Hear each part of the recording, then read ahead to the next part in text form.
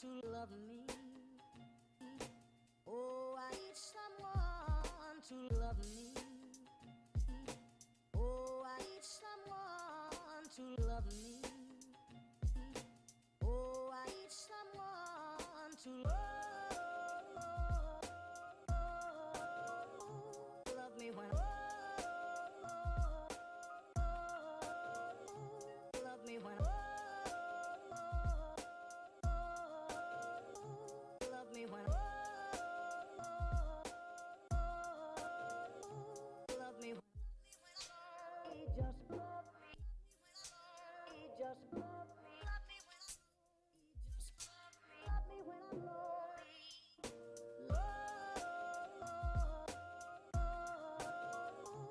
Love me when love me when love me when love me when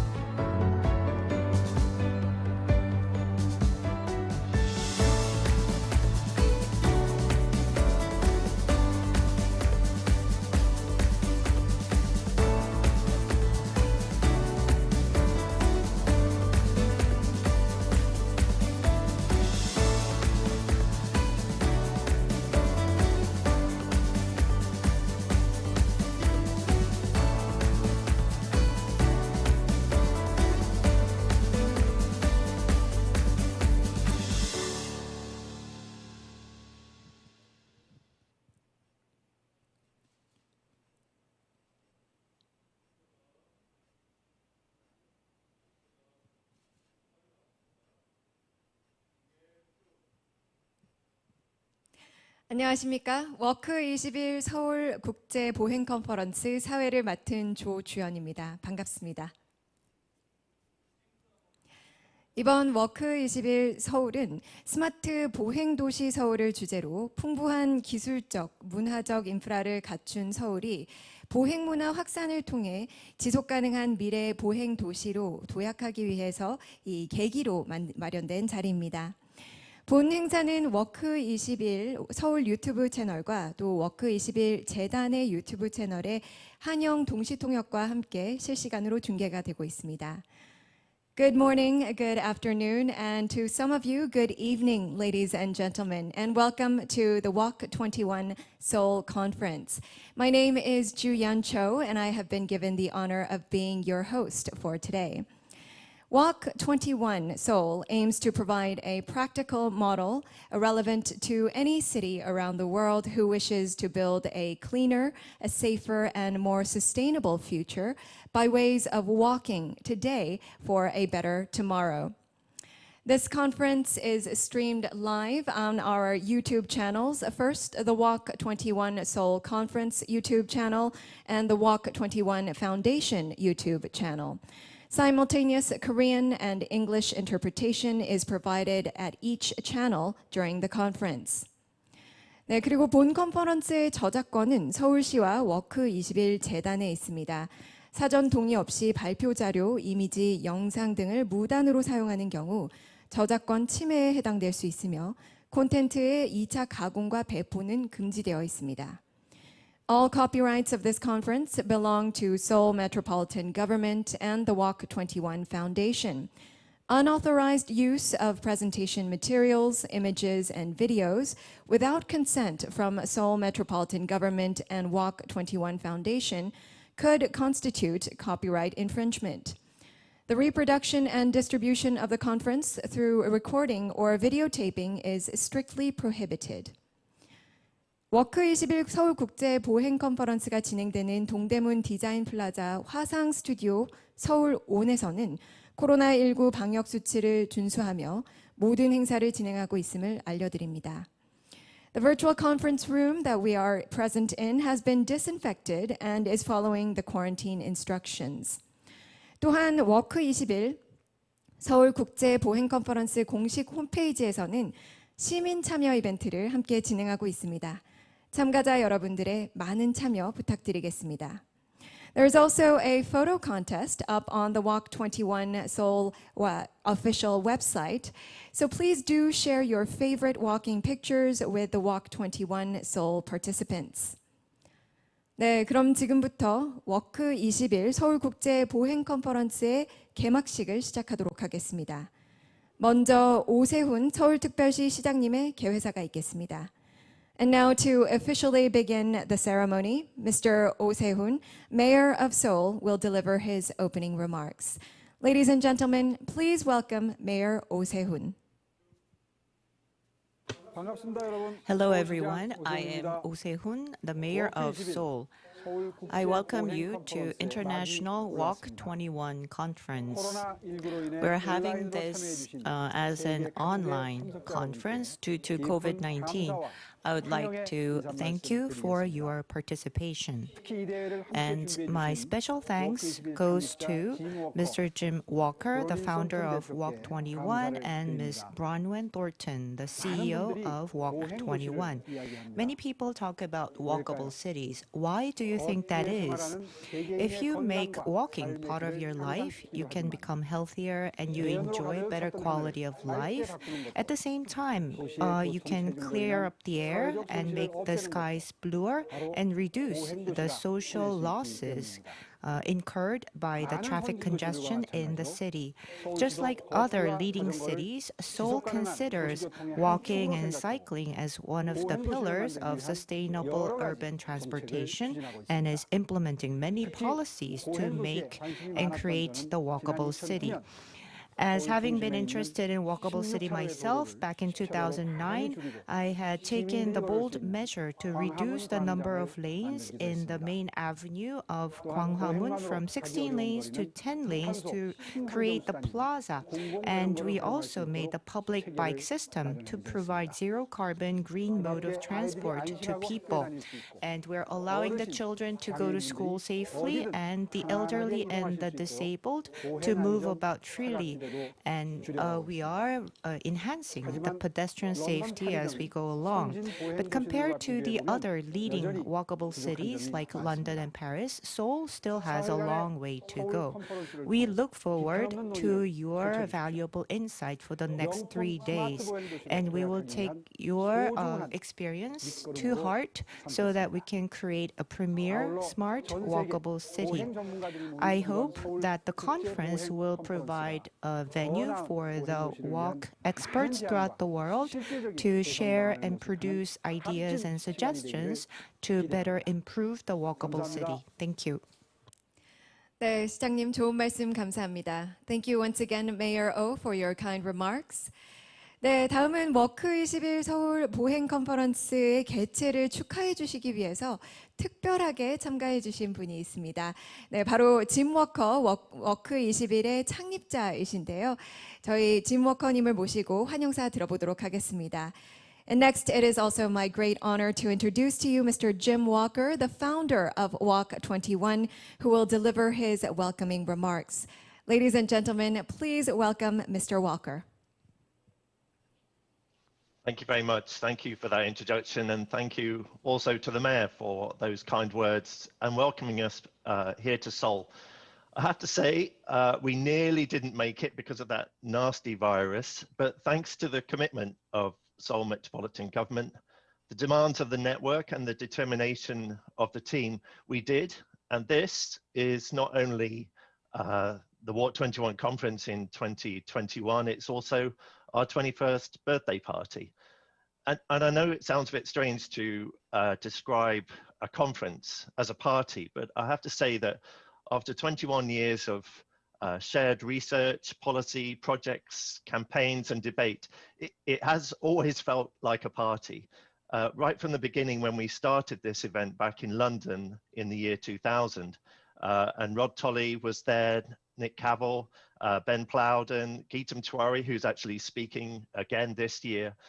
Many good friends. We've got now more than 5,000 friends who've joined us from more than 80 countries and has been now part of the network. It's actually been a really wonderful experience, and every day hasn't really felt like work. It's the sort of thing that we've continued to enjoy regularly. And there are many photographs on our website. And in fact, we've just put together a little summary video of the last 21 years, which I hope you'll have a chance to look at some point too.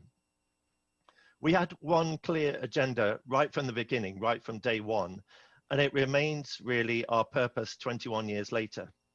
It was to find out why the activity that we're so keen to start as a baby and so slow to give up as we age is so often forgotten, devalued, and dismissed, despite the impact that over the years the network has very much helped us all prove that walking deficiency, if we were to call it that, i.e. not walking enough, has real negative consequences on the state of the environment, the state of the economy, our health, and what we've learned over the years as well, even our happiness. Now, anyone with teenage children will recognize that there's a certain amount of angst and growing up, I guess, as part of this coming of age process. And the years that are spent, as you do as a teenager, certainly, about working out what is true and what matters, trying to get the attention of other people, deciding how you're going to fit in and be the change that you really want to achieve in the world, it takes time. But by 21, I think most people, I guess we have to be conscious that you're a long way from knowing it all, but you're often on the right path by 21. And I think you will always have a sense of at least going in the right direction. Now, thanks to our board of trustees, our advisory group, the team, and the many friends in the network, I'm very glad to say that the Walk21 Foundation certainly has both a clear path and a strong sense of going in the right direction. We're immensely grateful to all of those who've helped us make that path both safe, accessible, and also inclusive and welcoming. And it's no accident that these are the same values that we now support advocates to campaign for, politicians to commit to, and practitioners to be skilled and confident to champion and deliver. This year, it is our first time that we've been fully online. And of course, that means that we will miss the hugs with old friends, the coffee chats with new people, all that swapping of business cards. And I know I normally lose my voice at some point in the event because there's so much talking as well as walking. But of course, we'll also miss walking around the city and the dancing, especially sad after we had such an amazing rock band in Rotterdam. I think they were testing themselves previous to hosting the Eurovision just a couple of weeks ago. It really was a great event and we've always had a good time. I think it's important that people who are involved in the walking process feel valued, feel special. And that's something that we've tried to make sure we deliver on every year so that people feel part of a community. Even if you're the only voice in your own organization, you recognize that you're part of a group of people internationally working towards a common goal. And Seoul, if you haven't been, you'll see plenty of pictures. I would highly recommend that you do go at some point. It's such an attractive and friendly place to walk.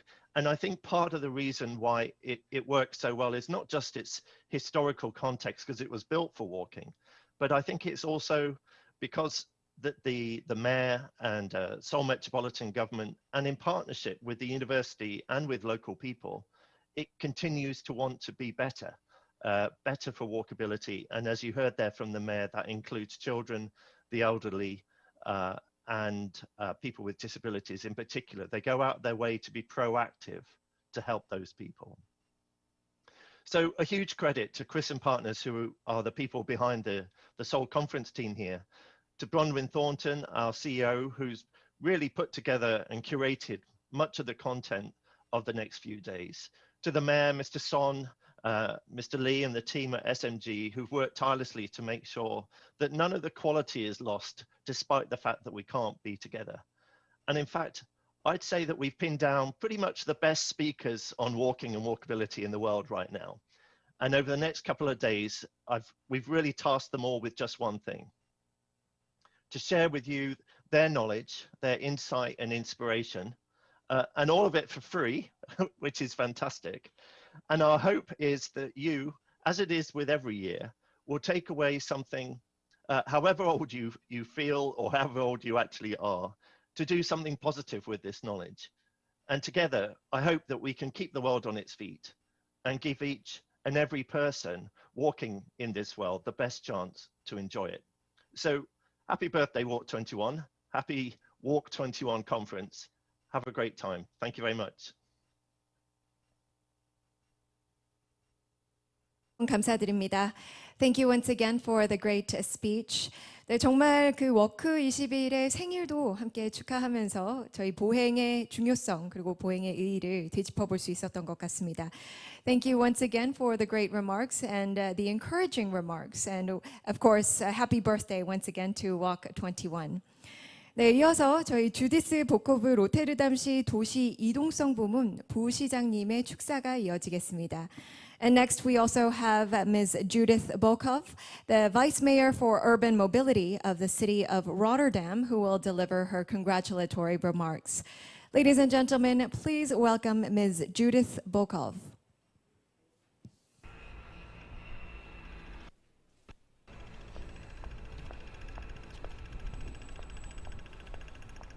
Good afternoon, Seoul.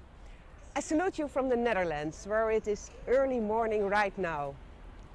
Congratulations on hosting the Walk21 conference this year. It's a pity that we are not able to visit and to wander around your beautiful city. And yet you have managed to deliver a marvelous program, under difficult circumstances. And you have made it possible to share this conference with everybody around the world. That's why I am convinced that a lot of people and policymakers will be really inspired by your conference. Personally, I'm very much looking forward to the keynote of today by Shane O'Mara about the mental benefits of walking. The municipality of Rotterdam hosted this conference in 2019. And up until this day, that conference still works as an accelerator for us. We have launched our very first agenda on walking policy last year. It was launched in October 2020 during the National Pedestrian Conference. Rotterdam was one of the Dutch cities to sign the National City Deal, linked to the National Agenda on Walking. This agenda is a collaboration of cities, ministries and social organizations that want to create more space for walking. There are also visible examples. Last month, the Koolsingel, this street where I am standing right now, was reopened after a renovation that took 2 years. We have reduced the amount of space for cars and gave more room to pedestrians for walking, because we found out that more people were walking rather than driving.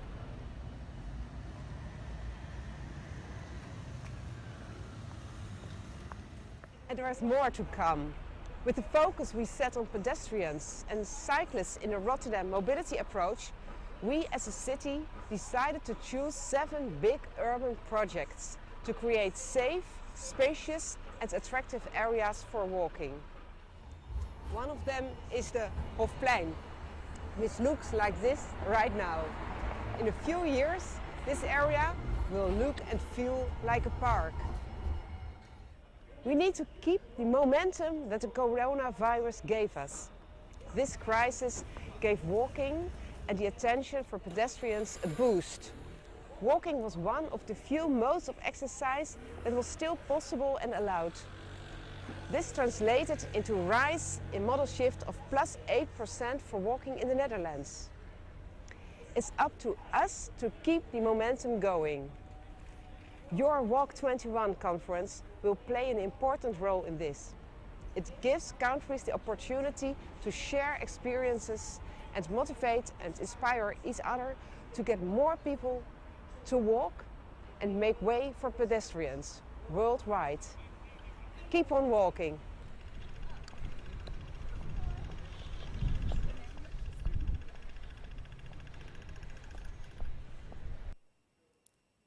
네, 좋은 말씀 감사합니다. Thank you once again, Vice Mayor Judith Bokov. 네, 다음은 이상국 서울특별시 보행정책과 과장님께서 서울 쇼케이스를 진행해 주시겠습니다.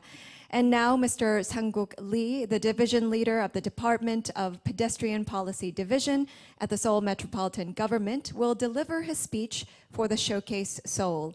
Ladies and gentlemen, please welcome Mr. Lee. 나오나요? 예, 안녕하십니까. 서울시 Hello everyone. It's great to see you. I am the Division Leader of the Department of Pedestrian Policy Division at Seoul Metropolitan Government.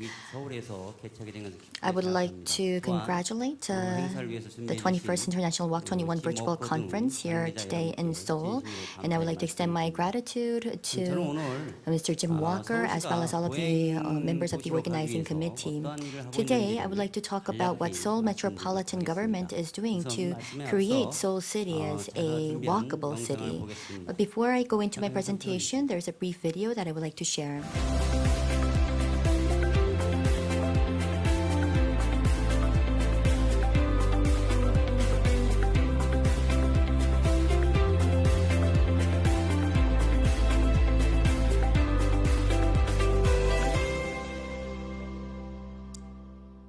예, 여러분이 보신 이 영상은 서울시가 This video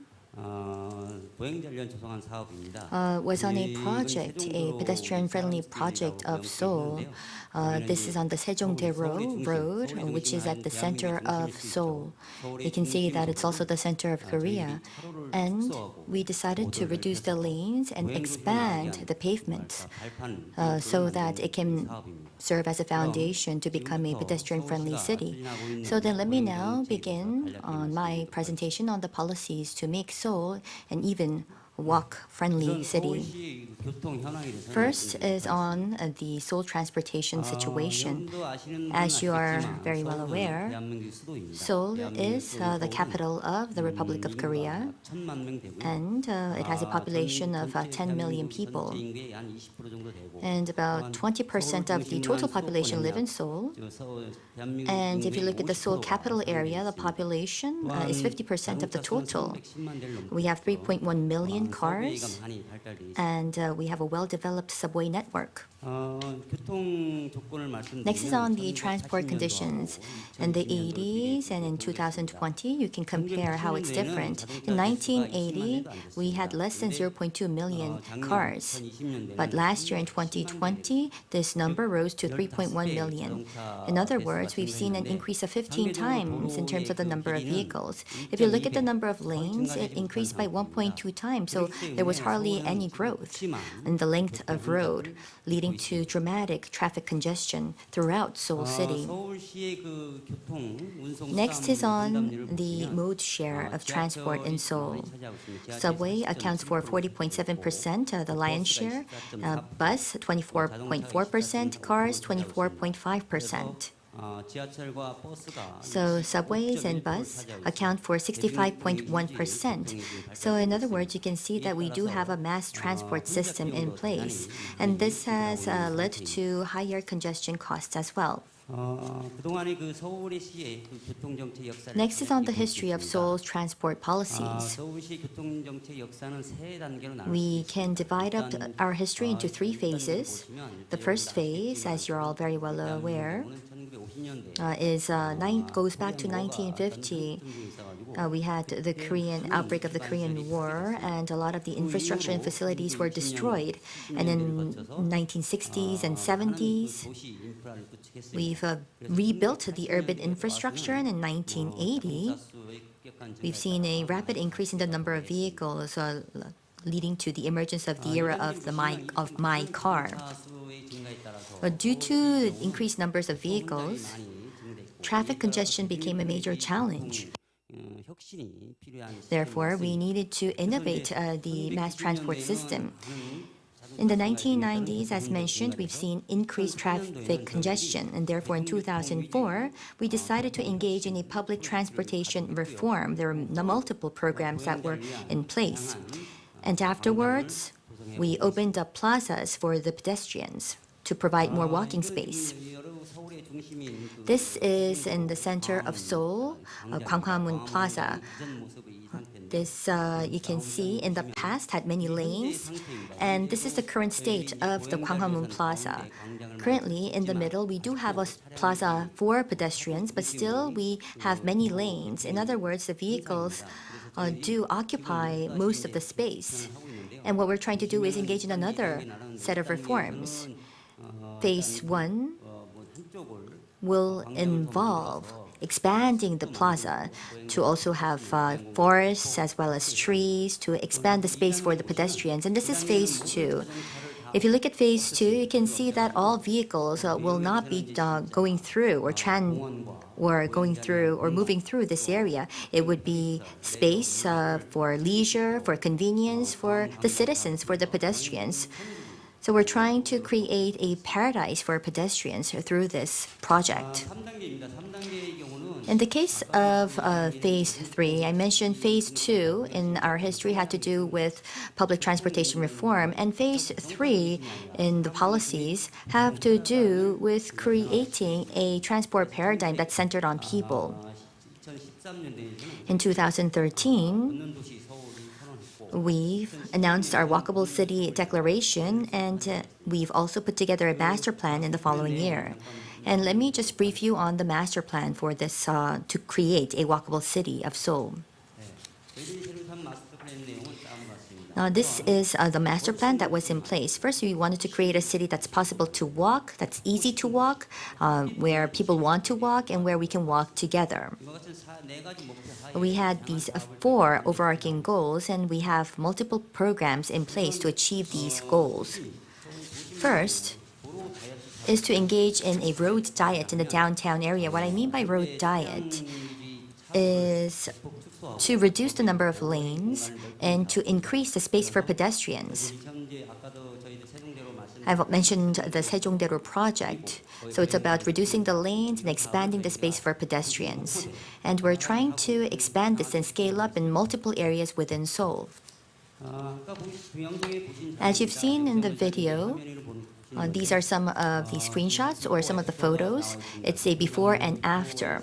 If you look at the before photos, it's quite narrow for the pedestrians, but the after indicates that the space has increased by 2 times. And the picture on the right is a bird's eye view of how it changed for the pedestrians. This is the Namdaemun Gate. If you look at the before version, it was quite inaccessible, but the after version shows that there are many lanes for cyclists, as well as pedestrians. This is a part of the Sejongdaero. Once again, we've expanded the space for pedestrians. This was our program last year under the Namsan. This is Twegebro. We've engaged in this road diet program. As you can see here on the before pictures, it was occupied by vehicles. But what we did was expand the paved ways for the pedestrians. This is in Jongno, the downtown area. It's the CBD of Seoul. And you can see that we have these we have a scrambled crosswalk, a diagonal crosswalk for pedestrians so that they can cross the streets in a convenient fashion. And this is another program that I would like to introduce, which is expanding safe zones across Seoul. School zones are also included in the safe zone category. So across Seoul, we have more than 1,700 school zones so that young children can go to school in a safe fashion. We have those that go to kindergartens, elementary schools, and to foreign schools, and we've put together these school zones so that they can safely go to school. And there are some other programs for children. We have the yellow carpet program, where we have this waiting zones colored in yellow so that the car drivers can see the pedestrians. And we also have the smart crosswalk, where sensors are used to make sure that the pedestrians, especially the children, are aware that they should be mindful of the traffic. And we have the before and after, both top and bottom. And if you look at this picture, there was hardly any space for pedestrians. So we've changed this. As you can see here in this after version, these are small alleys and narrow roads where we've put together pavements to make sure that it's a pedestrian first road and next comes cars. So this, as you can see, is a shift of priority. And on the right, it's to expand the crosswalks to make it convenient for the pedestrians to walk around the city. In the case of Seoul, in order to expand this pedestrian culture, we also have car-free streets. We have 147 streets that have been designated as car-free streets. The picture you see here is right next to our city hall. This is next to the Deoksugung Palace, the Deoksugung Gil. And it's a car-free street where we have many cultural activities and programs springing up. This is the Safe Speed project. This is the 5030 project. What we're trying to do here is to have a speed limit of 50 kilometers for the arterial roads and 30 kilometers per hour for the side roads. We want to make sure that we reduce accidents that have to do with speed. And for areas where we have school zones, And where there is high pedestrian density, the speed limit is 20 kilometers per hour to make sure that pedestrians are convenienced while they do walk around. In order to engage in some boom up to vitalize the programs, we have multiple campaigns. We have the Walk Festival, the Bike Festival, and through various parades and events, we're trying to promote the fact that walking is good for your health and that it can be enjoyable.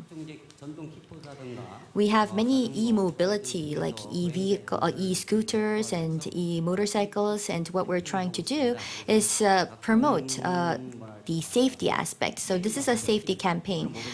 There's also notion of the personal mobility, which is to make sure that we encourage safe use of such mobility modes. So we've conducted these safety campaigns to promote safety. So then, Seoul, as a pedestrian-friendly city, what is it trying to do in the future? We are looking into multiple options. You can see that we see this quite often across Seoul. This is what it looks like, where the priority is on the cars and the pedestrians are trying to make their way throughout these groups of vehicles. So what we're trying to do is change the situation. And one option, or maybe one future vision we're looking into, is something like this, what you see here on the slide. We are trying to construct more bicycle and PM lanes, to have pedestrian priority zones, delivery robots where they can move around to provide services to the pedestrians. So this is what we're trying to put in place. We're reimagining our future. And we hope that Seoul citizens can really enjoy the city as a pedestrian-friendly or a walkable city. Seoul's goal is to become a walkable city, as I have already mentioned, and as you all know, it's a growing city, it's a city of development. What we want to do is to make sure that it's a growing city, but it's also a healthy city. Not only that, we want to support the marginalized, so we want to be a city of equity, an equitable city to make it more attractive. I believe that a walkable city is a livable city. So Seoul Metropolitan City is aiming to become a city that's walkable, that's easy to walk, a city where people can walk together, and we want to become the most livable city on earth. That is all. Thank you very much. 네, 좋은 말씀 감사합니다. 저는 서울 시민으로서 정말 이 보행의 도시의 장점들을 정말 다 누리고 있는 수혜자 중에 한 명인데요. 앞으로도 더 좋아질 보행도시 서울을 기대해 보도록 하겠습니다. Thank you once again for the great presentation. As a Seoul citizen myself, I'm also one of the benefactors of the great perks of a walkable city. I look forward to even more improvements in the future.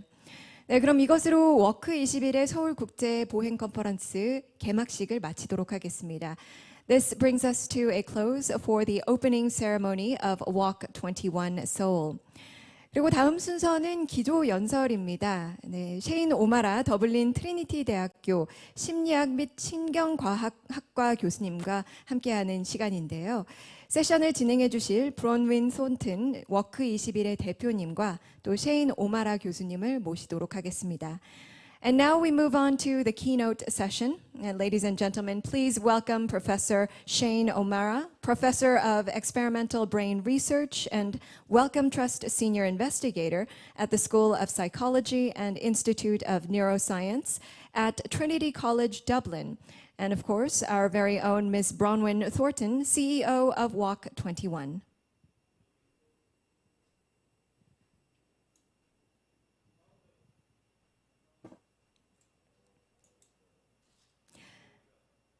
Ms. Bronwyn Thornton, I think that you may be on mute. We cannot hear you right now.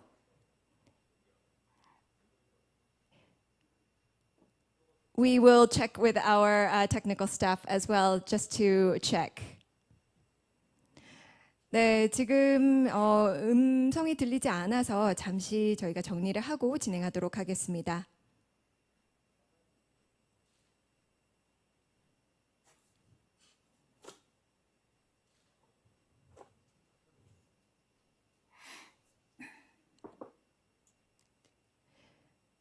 So, Ms. Thornton, hello, can you hear us?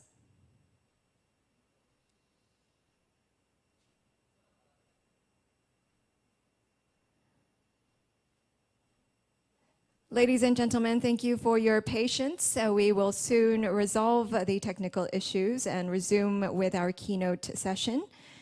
Just for your reference, our keynote will be delivered by Professor Shane O'Mara, the Professor of Experimental Brain Research and Wellcome Trust Senior Investigator at Trinity College, Dublin. And to do our moderation, we will invite Ms. Bronwyn Thornton, the CEO of Walk21.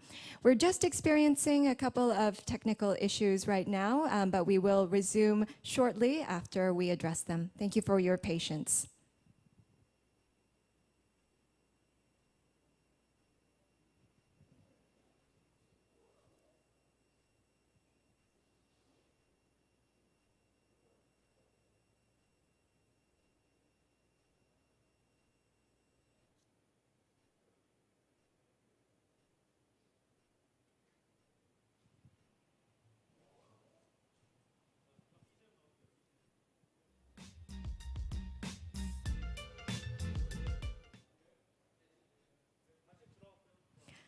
Can you hear me now? Yes, we can. Yes, we can hear Okay, you loud and fantastic. clear. Thank you very Thank much. you. Well, thank you for your patience. Thank you. And once again, Ms. Bronwyn Thornton, CEO of Walk21. Please, everyone, please give her a virtual round of applause. Thank you. Thank you very much, everybody. When we meet in person, we have flight delays and, passport control hassles and jet lag. And when we meet virtually, we have technical hassles and microphones that aren't working. Such is life.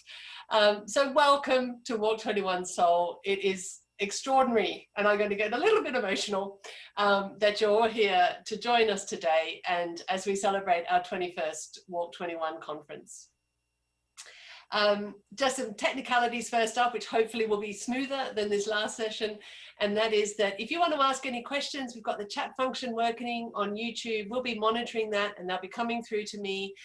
We've got a question and answer session after the speakers and 4 panelists. So please pop your questions into the chat function. So here at Walk21, we talk all the time about our feet. And fittingly, for a conference where we can only see down to our collars, we're going to start this morning with talking about our heads. I'm delighted to be introducing our keynote speaker, who is all about what's inside our heads and why we need our feet to look after it. And if you're like me, you've got your virtual conference slippers on this morning rather than your outdoor boots. But hopefully you've been enjoying some walks over these next couple of days as well. Shane O'Mara is the Professor of Experimental Brain Research at Trinity College, Dublin. He's a psychologist, neuroscientist, and writer. He's widely published researching reaching both popular and academic audiences. With a PhD from Oxford University, he's a fellow of the Association for Psychological Science in the US and is an elected member of the Royal Irish Academy. He's a very distinguished guest. You can read more about him in his speaker's biography on the website. He serves up small, medium, and large slices of writing on brains, behavior, and lots in between at his brainpizza.substack.com. He's got a new book out, and luckily for us, it's about our favorite topic, In Praise of Walking, a new scientific exploration, and we're going to hear all about that today. I'm absolutely delighted to welcome to Walk21, Shane O'Mara. Thank you so much, Bronwyn. It's a delight and a pleasure to be here. I would love to have had the opportunity to visit you all in Seoul, but unfortunately, this year has been a strange one, so it's not going to happen. But hopefully we will all meet in the near future.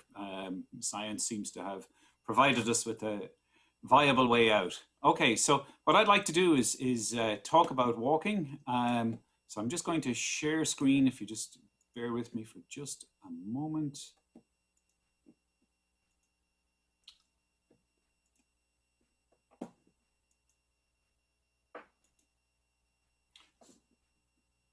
And what I'd like to do is talk about walking in its most general sense, how we humans came to be the preeminent walkers on the planet. And indeed, why this is a very much overlooked aspect of our behavior. But as we've seen in the presentations to this point, it's wonderful to see that Seoul and other cities around the world are rediscovering the importance of re-pedestrianizing our streets. After all, the experiment with the motor car is about 100 years in progress. Prior to that, we did not have cars, and we've remade our city in favor of cars, despite the structure that our cities had for perhaps millennia before that. So I look forward to a future where we remake our cities again in favor of people moving under their own steam rather than worrying about metal boxes on rubber wheels. Okay, so let's talk about walking. So there's a view in the general scientific literature which is captured by this phrase by John Napier, the British anthropologist. And he says walking is a unique activity during which the body, step by step, teeters on the edge of catastrophe. What I'd like you to do is just have a quick look at this little GIF of John Cleese from the Ministry of Silly Walks. Now, if you notice what he's doing, he's throwing his legs around in all sorts of strange and wonderful ways, and he's still moving forward. He is not falling over. But he also does something else. As he's moving along, he nods to somebody, he catches their eye, and he keeps moving. So the argument I want to make is that at its core, our walking just doesn't serve personal transport, our own personal mobility. What walking does is serve an intensely social function, and this is a function that has been overlooked through the years and which is being reinstated and rediscovered as we re-pedestrianize our towns and cities. When we walk together, and we walk together for social purposes. After all, this is how humans conquered the world when we made those multiple journeys out of Africa 100,000 or so years ago. We did it in families, we did it in tribes, we did it in groups, we did it together. Now, let's think about walking for a moment in terms of its evolution. We, of course, are land dwellers, and we like to think of walking as something that first evolved on land.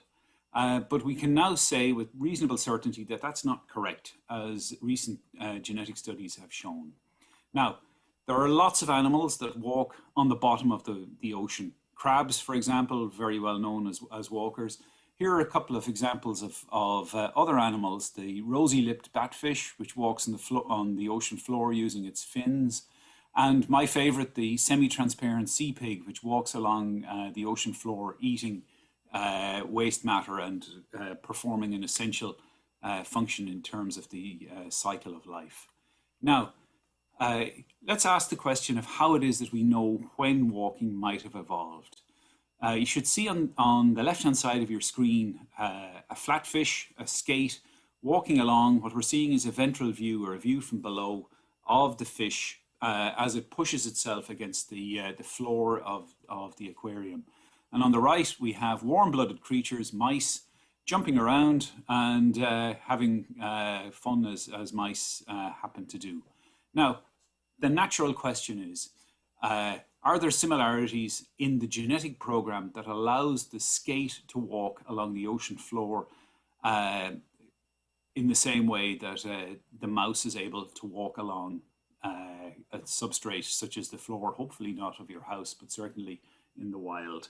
Well, modern technology now allows you to compare the genetic programs that control the development of the spinal cord, and in particular of the control of the muscles and bones that develop that allow you to walk on your own limbs. And what you find, remarkably, is that the same gene complex that controls the expression of that movement in the skate is the same as the gene complex that controls the movement in the tetrapod, the mouse. It's doubled up because you've got forelimbs and hind limbs, but nonetheless, the core program, the FOXP1 program, is the same in the mouse as it is in the skate. And this is an astonishing finding. The last common ancestor of these two vertebrates, both of these animals of spinal cords, existed about 420 million years ago. In other words, genomics can now show that the program for walking didn't evolve on land, It evolved in the sea at least 420 million years ago. Now, let's move from evolution to development, or evo-devo as it's sometimes referred to as.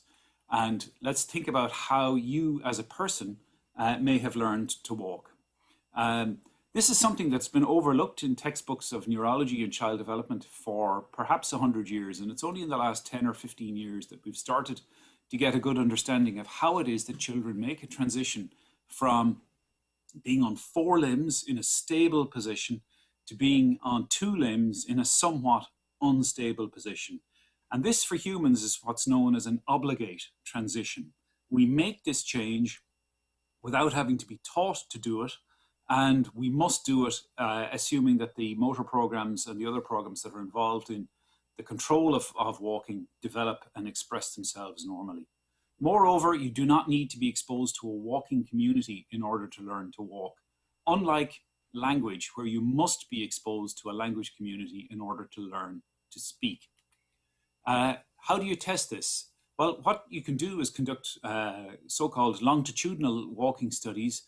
You bring children regularly to a walking laboratory. This is the work of Karen Adolphs and her colleagues, where you ask, or you give the child the opportunity to engage in free-range exploration for an hour a day over a period of months, and you track them using video cameras. And then you look at each child in terms of the change that occurs over that period of time using this method of longitudinal sampling. And this is what you find, something quite astonishing. The average 12 to 19-month-old child averages about 2,300 steps per hour, and initially at least falls without catastrophe about 17 times per hour. They pull themselves up, they flop back down, they pull themselves up, they move, they flop back down again. So in order to learn to walk, to train the spinal cord and the circuits within the brain that allow you to move around in the world, you must have enormous amounts of practice over a variety of different surfaces over a sustained period of time. And walking unfolds naturally if given the environment within which to perform that activity. Now, how much do you walk as an individual? Well, the child walks, as we've seen, perhaps 2,000 or more steps per hour. Sadly, in high-income countries, we adults walk much less than we perhaps could or should. We see that on average, adults walk around about 4,000 to 4,500 steps per day, with the Japanese walking perhaps the most. We know this from capturing smartphone data, where they walk around about 5,000 to 5,500 steps per day. And there's a very important point here, which is the built environment.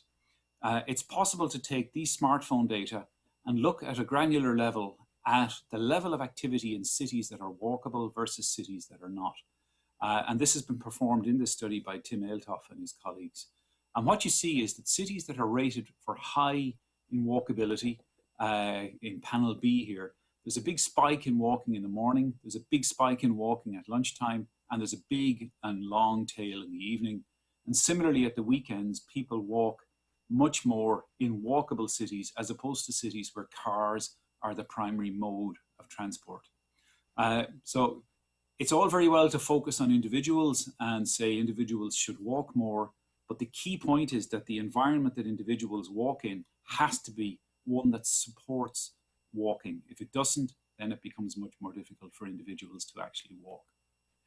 Now, one of the earlier speakers mentioned that walking is good for you for all sorts of reasons. What I want to do is just focus briefly on why walking might be good for you in mental health terms, in terms of how it might boost how you feel. So here's a very nice study of college students. In this study, what they do is ask the students to come to the lab to do a task. And the task is very simple, just to rate the beauty of buildings around the Iowa State University campus. And they either look at the pictures or in the lab, or they go and walk around the campus, what's called incidental ambulation. And they're asked at the start and at the end of the study to rate how they feel.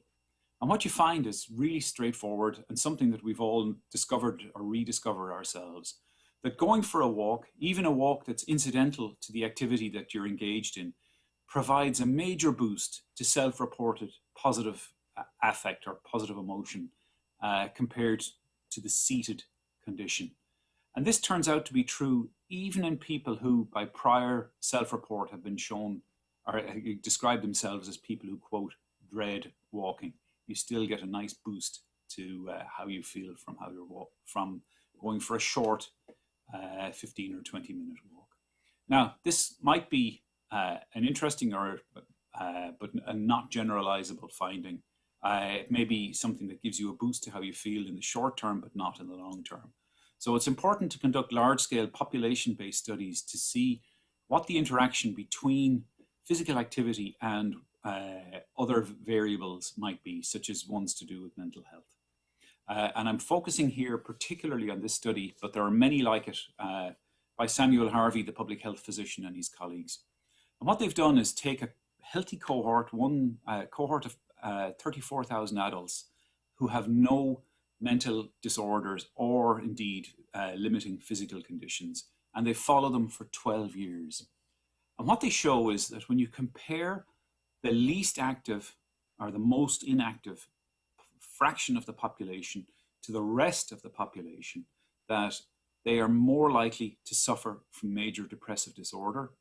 Moreover, that if people engaged in, as they summarize it, at least 1 hour of physical activity per week, that about 12% of future cases of depression, major depressive disorder, which is, as the World Health Organization has stated, one of the major forms of loss of quality of life and is a coming plague in mental health terms on the planet, could be prevented by engaging in walking or engaging in some form of physical activity, but walking is a particularly useful version or a useful form of activity. And let's put this a different way and an easy way to remember it. What's good for your heart is also good for your brain and is also good for your mental health. Now, it's often said that going for a walk is a good way to boost your thinking. And you'll see plenty of anecdotal evidence from writers and artists and others that they like to walk before they write. What I'd like to do is just tell a short local story, local to Dublin that is, and this is the story of Sir William Rowan Hamilton. The mathematics that allow us to talk to each other today in part were developed by him about 150 years ago. These are known as quaternions, and they are used extensively to power graphics engines and other things in computers, but also in, remarkably, your electric toothbrush. And Hamilton was a renowned walker. He would walk from the Astronomical Observatory in North Dublin and in Dunsink to Trinity College, which is a walk of about 11 kilometres, thinking and out loud about quaternions. And one day he discovered figured out the equation. And that day he happened not to have a pen, but he did have a tobacco knife. And he cut the equation into a stone on the bridge, which is now the site of an annual mathematics walk held every October in Dublin, so that he would not forget this remarkable equation. And he describes it in the following terms, that the notion dawned on him. And as it dawned on him, an electric circuit seemed to close and a spark flashed forth. That wonderful aha moment that is so often talked about where creativity is concerned. Now, does walking actually make you more creative? Will it facilitate the production of more ideas? This is something that has not received great attention within psychology or neuroscience until the last number of years. And here's a very good example of how it might. So a good way of testing how good you are at generating creative ideas is to hand you common household objects and ask you to generate alternative uses for them in a defined period of time. So you're given a can of beans, how many uses can you come up with for that? A paper clip, a book, a writing pen, or whatever it happens to be. And in this very nice study by Opezzo and Schwartz, what they've shown is that people, when they're seated, generate perhaps an average of 6 alternative uses for an average household object. But if they've engaged in a period of walking immediately prior to generating these divergent uses, they generate about twice as many, about 11 or 12 on average. And this is true even for getting up and moving on a treadmill as opposed to being sitting on a chair on a treadmill. And it's also true for the generation of novel analogies, that people generate better quality analogies for things when they're required to move. And recently, another group has replicated this data, comparing older people, people in their late 60s and early 70s, to people in their late teens or early 20s, and find exactly the same effect, that people who are older who get to walk generate about twice as many ideas as young people who are seated. So walking can actually be a bit of a hack to generate more creative ideas. The take home here is get up and move if you're stuck on a problem. Don't sit banging your head off the keyboard. Now, I want to talk about navigation for a moment, how we get around in the world, how we know where we are. And there are lots of ways of testing this, but one is to focus on a population that are often overlooked in urban design, and that is people with visual impairments. Now, as those of us with normal vision might be forgiven for thinking that vision predominates our sense of navigation, and that may or may not be correct. Or it may be that our navigation sense is actually something that is powered by the confluence of a variety of different senses. This study by Loomis and colleagues takes people who are blind from birth, who become blind during the course of life, and who are normally sighted but wearing blindfolds, and asks them to engage in a triangle completion task over a couple of meters. So they start at a start point, they walk to a point, they make a body turn, and they come back to their job is to walk back to the origin. And what they find is that all groups are extremely good at this task. In fact, there were only slight performance differences between groups, and they were not large or consistent across tasks. In other words, the results provide little indication that spatial competence, at least over short distances, strongly depends on prior visual experience. And I think we all know this. If we think about it, you can find your way out of a suddenly darkened room. You can find your way to the door with relative ease. And this is because we generate a cognitive map of the environment, something we can think of as a GPS system for the brain.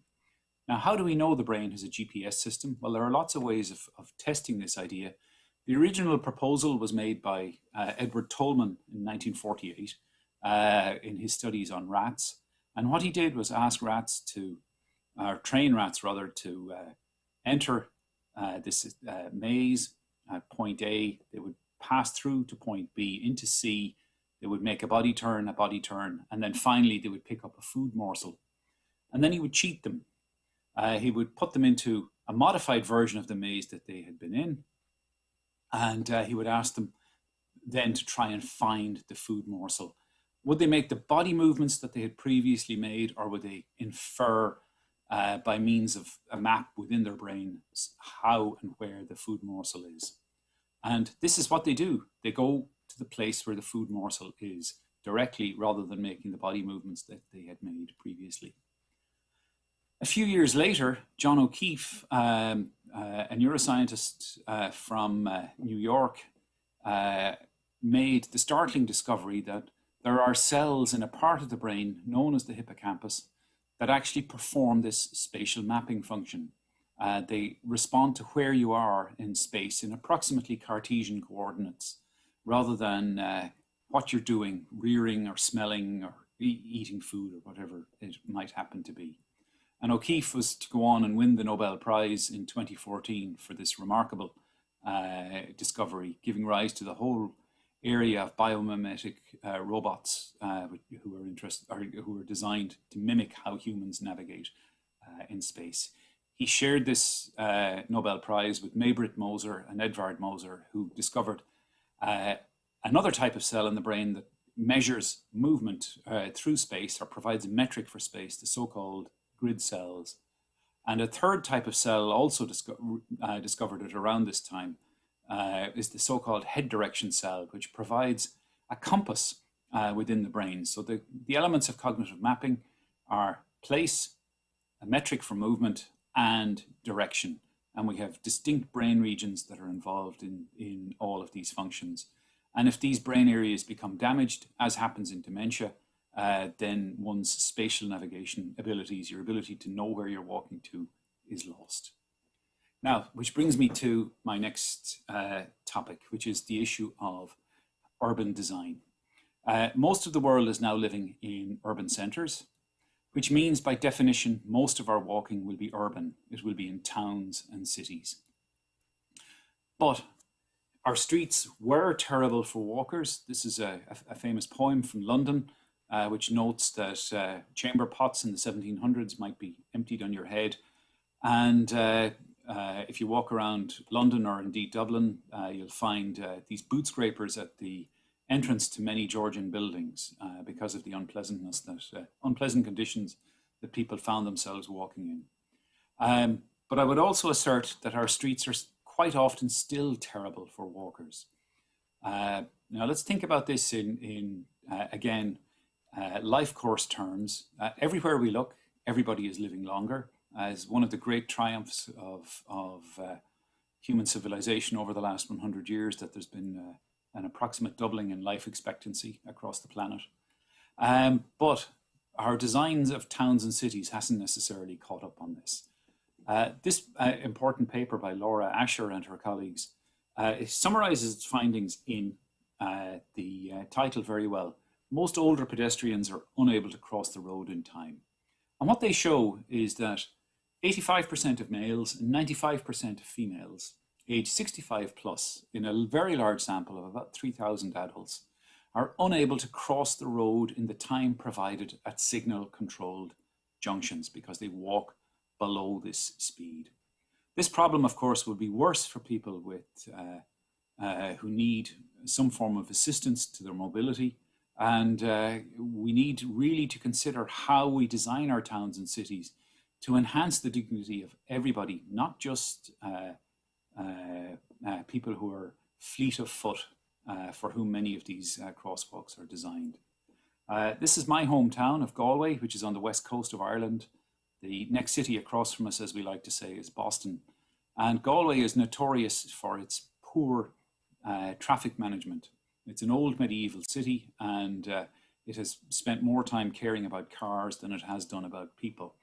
And here's a very good example. This is a new junction on the western approach to the city.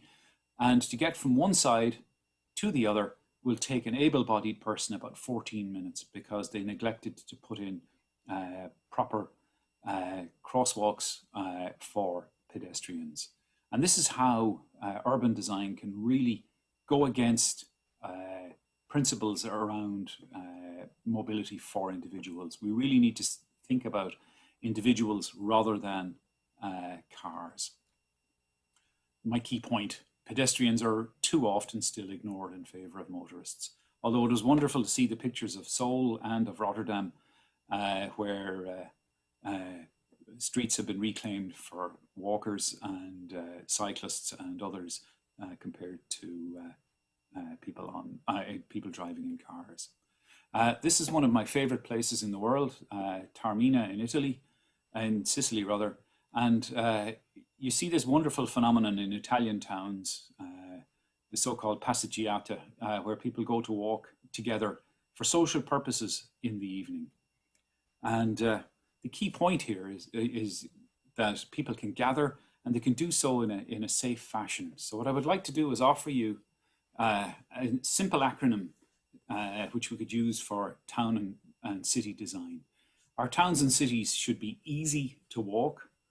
They should be accessible to all. That means everybody, people with mobility impairments, with sight impairments, to the elderly, everybody. They should be safe. In other words, cars need to be kept in their place and not mixed with people. And of course, they should be enjoyable. People should be able to gather easily and enjoy life together. Paris is moving in this direction with the 15-minute city vision, and this is being adopted widely around the world, which is a really great idea that you have all of the functions of everyday life within a few minutes of your front door.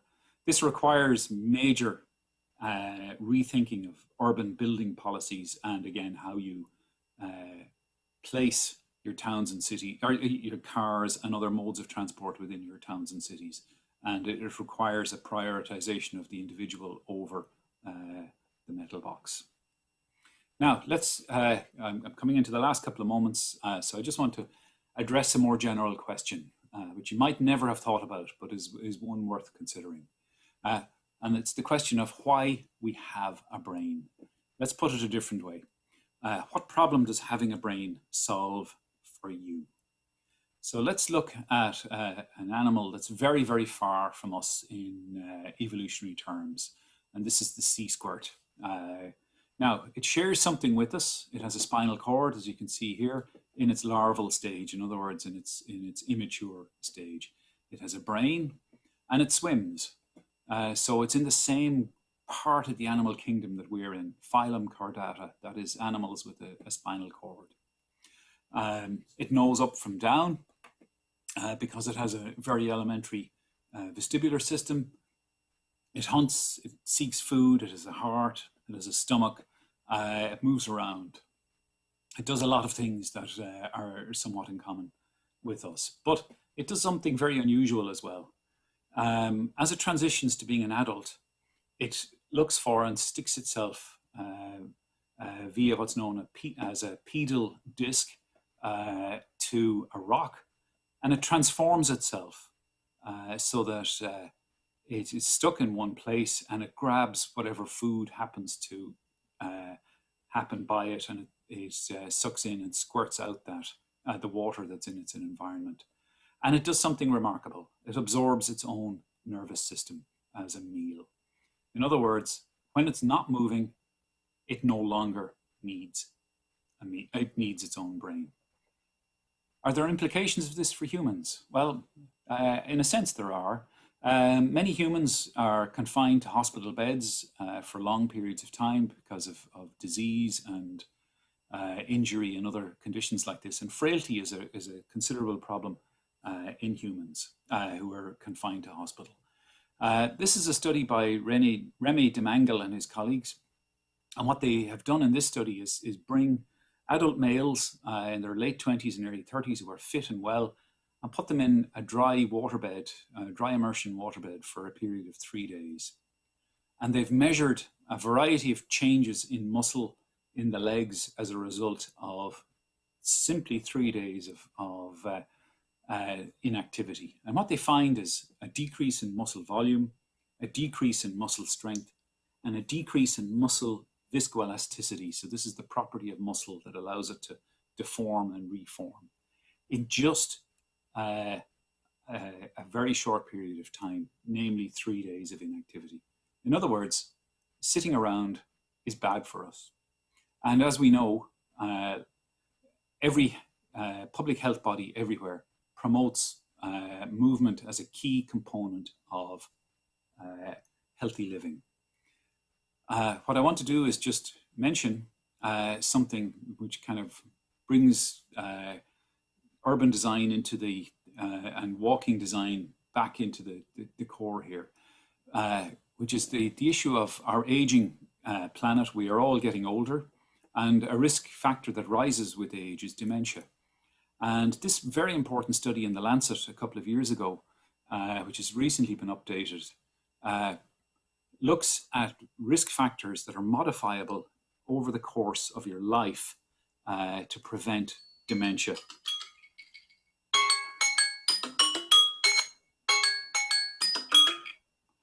Apologies for that. That's my timer telling me I need to stop soon.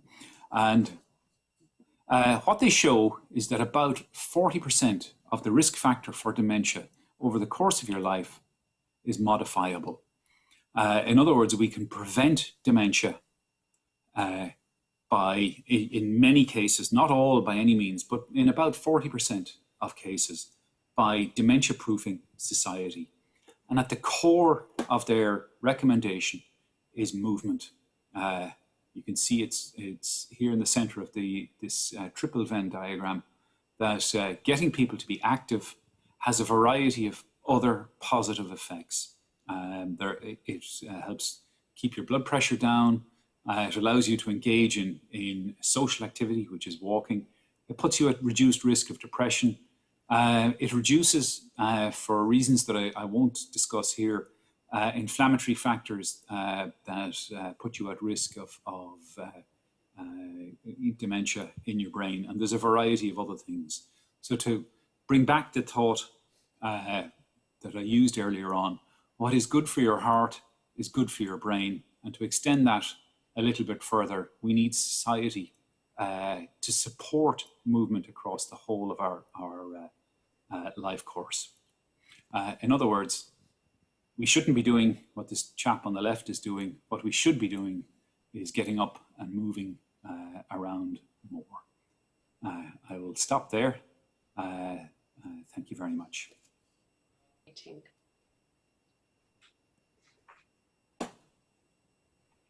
Thank you so much, Shane. That's fantastic.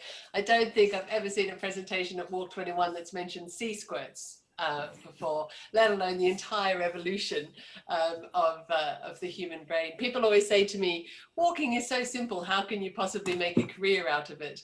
And I think you have beautifully illustrated actually how complicated it is, how fundamental it is to our humanity, and therefore critical that we get our built environments and our access to nature and public space right. Thank you so much for being our opening plenary and putting us on a path for Walk21 Seoul with these foundation messages for the rest of the conference. We're going to wrap it here, everybody, and have a break, and we'll be back for our opening plenary panel and speakers in about 10 minutes. Thanks very much for your time this morning, and we look forward to seeing you at the next session.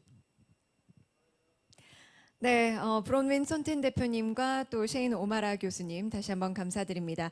Thank you once again, Ms. Thornton, for your moderation, and of course, Professor O'Mara for such a great and insightful keynote presentation.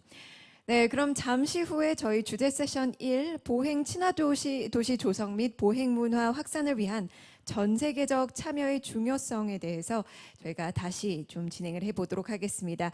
많은 관심 부탁드리고 또 휴식 시간 이후 다시 뵙도록 하겠습니다. So before we continue on to our next session, as was mentioned, we'll have a short break. The next session is Plenary 1, and under the topic of global imperatives for supporting more walking and creating walkable cities. We will see you in just a few minutes. Thank you very much.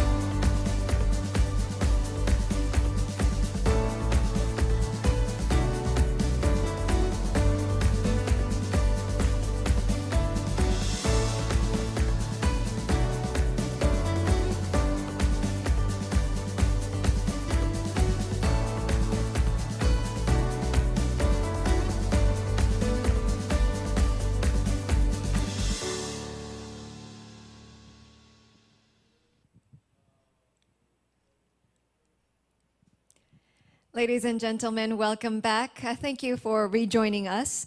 And now let us begin our Plenary 1 session under the topic of global imperatives for supporting more walking and creating walkable cities.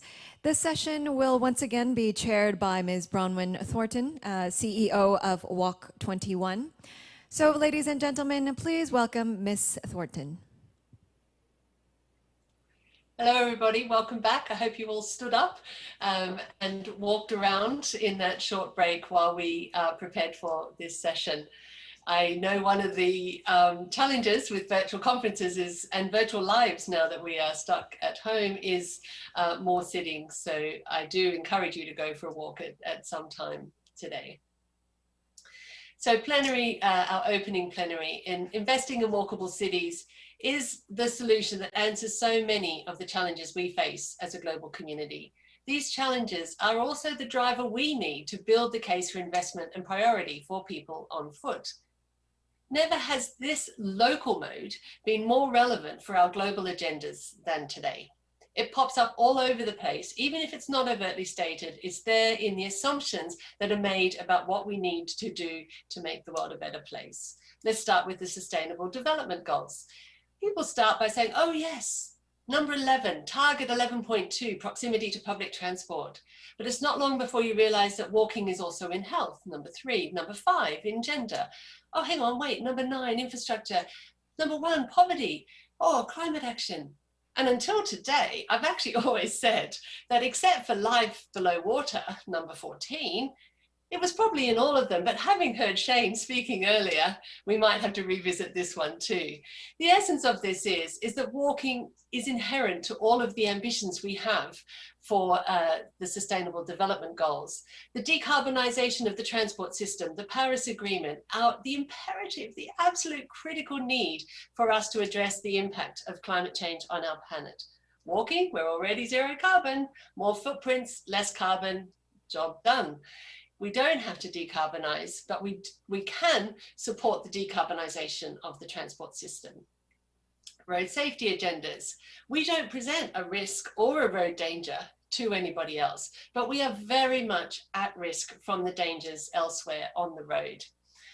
Public health. Walking is the starting block for our physical activity, and on I could go, as you all know, I have done for nearly the last 20 years, talking about the efficiency, the economic value, the inherent goodness that walking is for both ourselves and for our communities and for our planet. We have a fantastic panel and speakers with us today. So this morning we started talking this conference about our feet. We started with our heads. For this conference about the local mode, we're going to start with the planet. And it's a multimodal solution that we need for our planet. And our speakers bring their multidimensional responsibilities to this discussion. We have speakers representing all of those different elements that I raised with you this morning. But we are going to start with an opening speaker who establishes the parameters for this discussion and shares with some of us some of the most recent work in this field.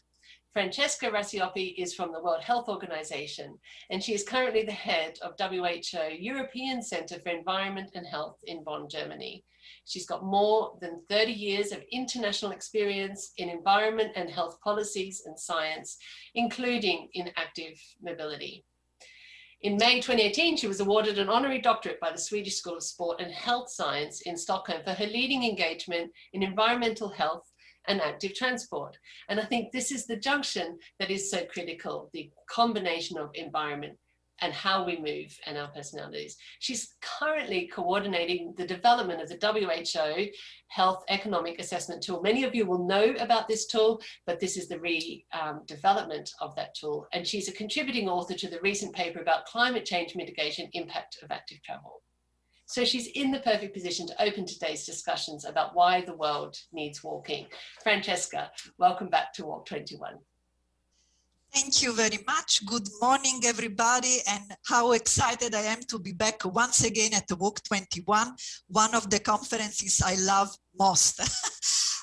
There is always so much excitement, so much information that we are able to share that even if this is the first time I'm participating in the virtual space, I believe that I feel the good vibes and the excitement. So many thanks for inviting WHO, and there are many contributors from WHO at Walk21. Dr. Krug will follow as a part of the panel, Fiona Bull. So some of the leading figures worldwide from the WHO are joining us today, and I feel humbled to be part of this group of speakers. So when you invited me to prepare for this presentation, I started scratching my head and said, oh, what kind of title I can get for this? Let me think. And then I thought, no, but the title of the session is just great. This is exactly what this presentation should and could be about. And I will start with sharing my screen if I succeed. Yeah. Do you see it? Can you see my screen? I'm trying to share it. Not yet? No. Oh, it works. Of course, whenever you do the rehearsal, it works perfectly. Yeah. So now you are. Okay, there you are. So why not having as a title, the title of this session? Because this presentation is going to elaborate on what I believe are the three main global imperatives as of today to promote walking. And for this presentation, I'm very indebted to my co-author, Christian Brando from Oxford University, because we have been managing to bring to you today some very new research. So why we should be so excited about walking? We should be so excited about walking because not only whatever Brownen has just reminded us is true, but because now we are also able to quantify it. And this is a very important difference compared to just a few years ago, when people would think, yeah, of course, yeah, walking is good for your health in general terms. Yeah, it does make sense. But we did not have the numbers to prove to policymakers that walking saves lives and walking saves the planet. So this is why this, we are at the point in time which is so exciting. So three main imperatives. The first one, we want to promote health and reduce non-communicable diseases. We want to increase urban resilience to pandemics. And this is a new imperative that has emerged from the tragedy that we have been collectively living through over the last year and a half, and protecting the planet by reducing carbon emissions.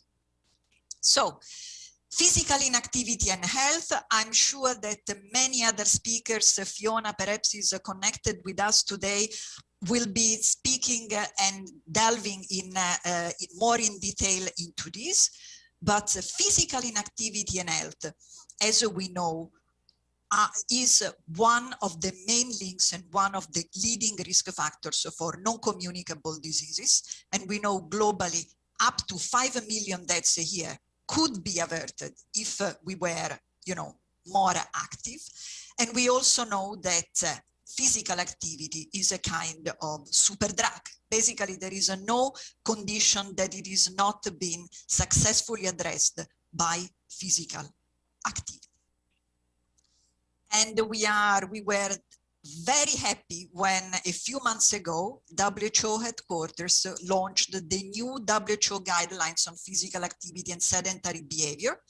First, because for the first time, we are bringing sedentary behavior, prominently on the agenda, but also because we give here a new important message. You are probably all very familiar with what we have been recommending over many, many years, 150 minutes of regular moderate intensity physical activity per week in the adult population. Of course, this is, we provide the recommendations for different age groups, but look here, we have been increasing the range. We are saying basically at least 150 to 300 minutes. So we are raising the bar. We shouldn't be scared by that. The key message here, the more we move, the better it is. And this is why walking and in general active mobility come so prominently to the fore. because it is one of the easiest way of integrating physical activity into our daily lives. Now, the great news is we have a lot of information about physical activity and health in general, different types of physical activity.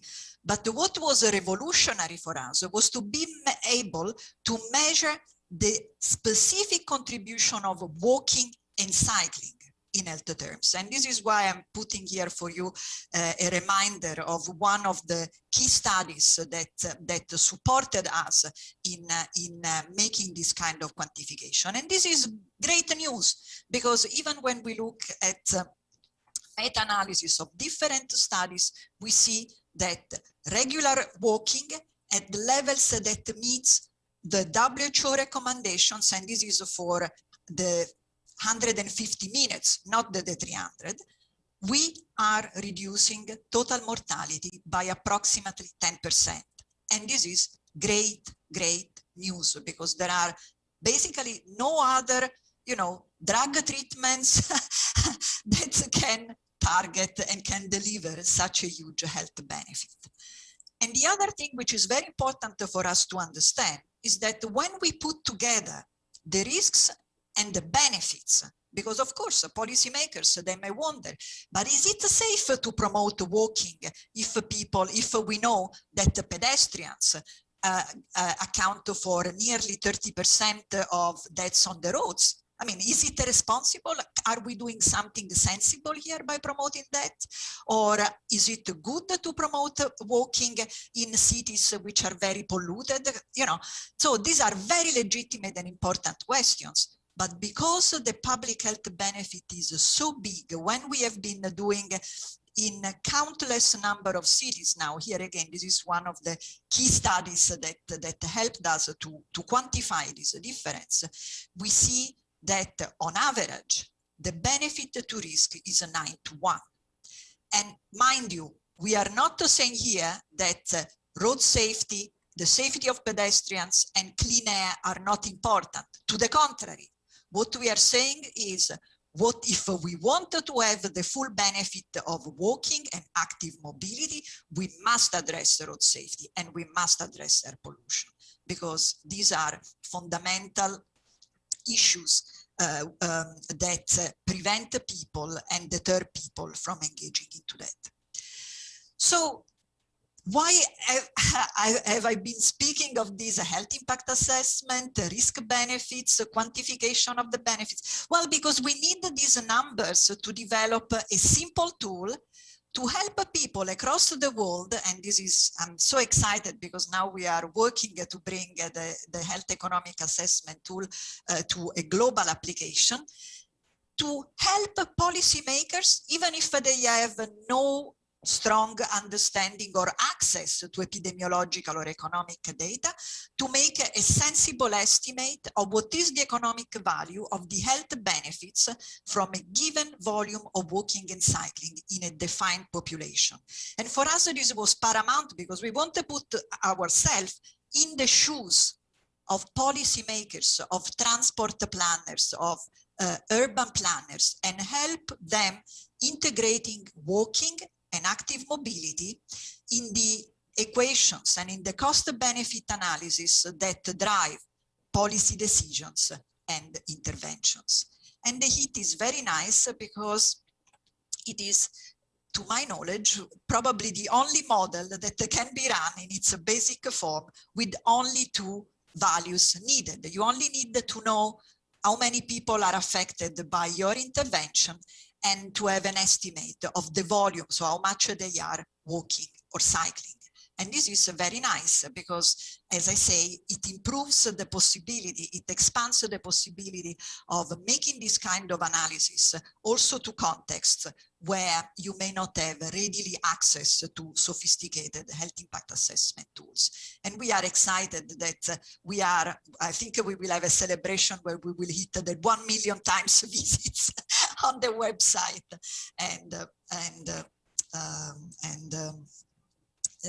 a broader application of the tool. Now, these photographs were taken by me in Bonn a few months ago during the first lockdown. And as you can see, we see desert streets, we see desert playgrounds, and it is a very, very depressing situation. And this has been the same all around the world.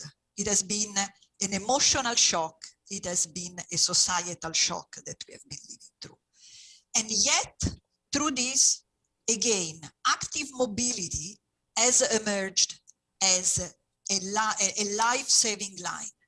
Walking and cycling have provided us with the connection that was necessary during the time when we couldn't move around because of the lockdown. And they kept us safe because they helped us to maintain physical distance. And they kept us healthy because they kept us moving around a little bit. And we could do that because we have been changing our way of using the urban space with much more use of proximity places. And it has helped us to reduce the need for private motorization. So we have been promoting this very strongly throughout the world. But there is more to that. Because if we want to increase urban resilience to the pandemic, there is no way we can achieve that without rethinking overall the balance of transportation system. And now we are reassigning and distributing public space. So once again, walking and active mobility have become paramount, and they have become the pillars through which we have been able to support the viability of public transport. Public transport has been the greatest victim in terms of non-health policies of the lockdowns, because, you know, for safety reasons, to keep safe distances, people have been encouraged or discouraged from using public transport. And walking and active mobility have been paramount to alleviate some of the pressure on public transportation systems, making them and keeping them alive and available to those who have to travel longer distances. But of course, this doesn't come in isolation. You need a system of supportive policies for that. Different timetables for walking, different services like, for example, home deliveries. And the beauty of all of this is that this helps us to achieve global environmental goals. This, as I said, goes hand in hand with the rethinking of land use and planning, so that we are seeing more and more cities that are shifting their way of organizing life in cities, people living much more within their neighborhoods, and therefore being able to access services, education, amenities, leisure within 15 minutes. So you might have heard that a city like Paris has gone for La Ville de Carte d'Or, the city of the 15 minutes. This is a new urban development concept, which goes hand in hand with the promotion of walking. And let me now go to the last part of the presentation. Why it is so important for us to be able now to put some numbers here. So we all know that there is, as a part of the rebuilding of our economies, there is, and the coupling and the reduction of carbon emissions, we are pushing strongly towards electrification of cars. But think for a moment, we need the change now. And even if from as of today, all the cars, the new cars were electric cars, it would still take 15, 20 years to replace the current rolling stock with electric cars. So are we waiting 15 to 20 years to see any benefits, or is there something else that we can do about it? Well, walking, we can do it now. And walking is a part of the must be recognized as a mainstream in the race to zero.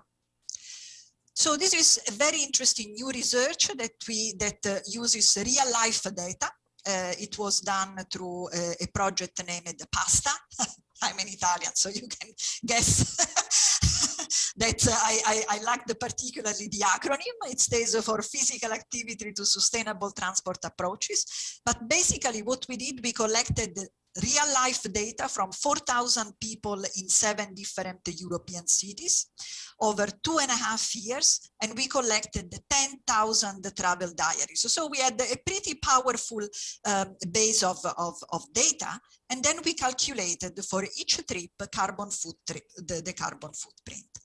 So to cut a long story short, and without going into the detail, let's just look on the right side of the slide, the big headlines of this study. And it is, the big news is that we can, by switching to bikes and walking, we can reduce significantly the amount of carbon emissions. And this is hugely important because in a few months in Glasgow, member states will discuss the follow-up and the new commitments of the Paris Agreement in the COP26, the United Nations Climate Change Convention. Walking must be part of the discourse. And we must be very strong in saying walking has its place in the race to zero. So if you take, just to give you an example of what this would mean, if we have an average person shifting from car to walking on one trip per day, you could cut your carbon footprint by 2.5 kilograms. And if you bring this behavior over a year, then this is equivalent to reducing the emission of one-way flight from London to New York. This is not negligible because billions of people in the world can walk, and this is the power of it. So now, where from here? We do need to be excited about this news and to move forward together with the partners and member states. We need first and foremost to go to the bottom of the road safety problem. We don't want to see more than 100,000 pedestrians dying every year on our streets, particularly in the countries which are less affluent and particularly among groups that are already vulnerable. We want to have the campaign of the 30 kilometers per hour, and I see Etienne has his background already turned on that. This is the big message from WHO. Let's make the system and the cities inherently safe for us to be able to walk and safely. Let's also be inspired by the WHO manifesto for a healthy recovery from COVID. It gives us some practical prescriptions, one of which is about building healthy, livable cities and promoting a quick, healthy energy transition. There is a big movement behind this. Let's help our governments to build forward better.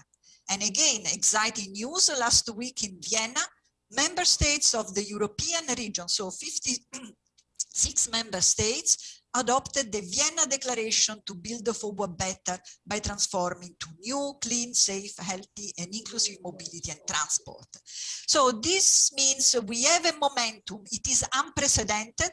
It is huge. It is wonderful. Let's push forward. Let's do it. Let's take not the first, but the second, third, the fifth, 1,000 steps to make this happening. Actually, 10,000 steps per day, as we often preach. Thank you very much. Francesca, thank you. That's absolutely fantastic. We should all actually get up off our chairs and go and walk instead of sitting here talking, but we'll do this first and then do the next thing. As always, deeply, deeply inspiring and so exciting to see the number crunching happening, the numbers that we desperately need for this opportunity. Francesca, I know that you're off camera, but if you could keep your microphone on for a minute, we do have a question that's come through. People are particularly interested in the relationship with physical activity and wondering if normal relaxed walking is enough for moderate intensity activity. And there's a lot of discussion about how much walking, how vigorously. Before we go back to the planetary discussions, let's start with this individual question about somebody going for a walk, please. Yeah, okay. So on this one, we know that physical activity is, the health effect of physical activity depends on how frequently you do it, the intensity in which you do it, and for how long you are doing that, okay? So these are the three variables. So the more, energetic, as we say, the brisk walking has, of course, a more important effect, and it takes you closer to the definition of moderate intensity physical activity than, moving from one shop window to the other. But again, the important message that we are giving from a public health perspective is that even little is better than nothing. So we have to be activated, because if you move from a completely or a very sedentary lifestyle to just already starting to be a little bit more movable, you are already placing yourself on the upper benefit curve. So the more you walk, the better, the brisker you have even more benefit. But please do move, walk, walk, walk. Great, thank you very much. I think that's great. The message is do anything you can, do some, and then try and do more and keep doing it. Thank you so much, Francesca. It's been absolutely inspiring to have you open this plenary and to bring together those different messages around personal health, that constant challenge around air quality, road safety, and physical activity when you're particularly walking in our public streets, and also then bringing in this climate mitigation impact. It's very, very exciting. I'd like now to move to our panel and welcome them to the discussion. As you'll have seen in the program and heard, I've brought together 3 speakers who could talk across a range of these elements, both the road safety, the physical activity, climate imperatives, city resilience, equity, economics. And I'm very pleased to introduce them to you now. So Dr. Etienne Krug is Director of the Department for Social Determinants of Health in the World Health Organization based in Geneva, Switzerland. He leads global efforts to prevent violence and injuries, to address social determinants of health and promote healthy aging, something we're all going to need. So that's a critical factor. He oversees the development of intergovernmental resolutions and global reports, the implementation of multi-country development projects and advocacy campaigns, and most notably, as Francesca has mentioned, last week's UN Road Safety Week Love 30 campaign, Streets for Life. He chairs the International Organizing Committee for World Conferences on Injury Prevention and the United Nations Road Safety Collaboration. This is not all he does, albeit that's impressive. And he is certainly bringing together the health and the road safety agendas for our discussion today. Secondly, I would like to welcome Marusha Kadama. She is the Secretary General of the Sustainable Low Carbon Transport Partnership, SLOCAT to those in the know, albeit they're very fast on their feet. She's passionate about social, economic, and environmental justice over the past 20 years. Marusha has worked with leaders in government, parliament, multilateral institutions, activism, philanthropy, and business across continents to advance equitable prosperity and climate change solutions. And I know I've been involved with SLOCAT a long time, and when Marusha came on board, she brought with her not just a capacity for the work of SLOCAT, but a background with cities and communities to bring into the transport agenda, into a transport organization. She brings a broad perspective and capacity to her work. She brings health, climate, transport, and city agendas together, and she's absolute expert at multi-stakeholder coalitions. SLOCAT is a co-chair of the UNFCCC Transport Focal Point for the Climate Action Pathways. Welcome, Marusha. And finally, we have Rachel Cahill. Rachel is Head of Transport Infrastructure Ireland's Chief Executive Office and Sustainability Lead. She leads key strategic cross-organizational initiatives and programs, most notably their sustainability strategy. As a lead transport agency within Ireland's community and the body directly responsible for delivering transport infrastructure and operating Ireland's public transport light rail system, they have a responsibility to provide a sustainable transport network for everybody. And in light of that, she's recently published Traveling in a Woman's Shoes, which we'll hear about shortly. Rachel comes from a background as a chartered accountant for over 25 years experience working in complex and demanding financial and operational environments, and the last 15 years in the transport and mobility sector. So we've got the economics, we've got the equity, we've got health, climate. We are all here to make a fantastic discussion today. I'm going to invite all my speakers to make short opening comments to some questions, and I welcome you all to the to Walk21. Thank you for joining us. Let me go first to you, Etienne. We sit here just after UN Road Safety Week. We've heard about it already, and it was a tremendous week. The theme, of course, very close to our hearts. We are at the beginning of the second decade of action for road safety, and it's no small remark to say that road safety has seen a paradigm shift over the last decade, not only to a systems approach that is now very widely adopted, but one that recognizes the importance of reducing road danger and supporting the inherently safe mode shift to walking and cycling. This shows that these paradigm shifts are not only needed, but actually possible. What do you see? Please share with us the key differences with the second decade of action for road safety and this newly articulated agenda and how it's going to help people walking. Thanks, Etienne. The floor is yours. Thanks so much, Brown, and I'm really happy to be here today at Walk21.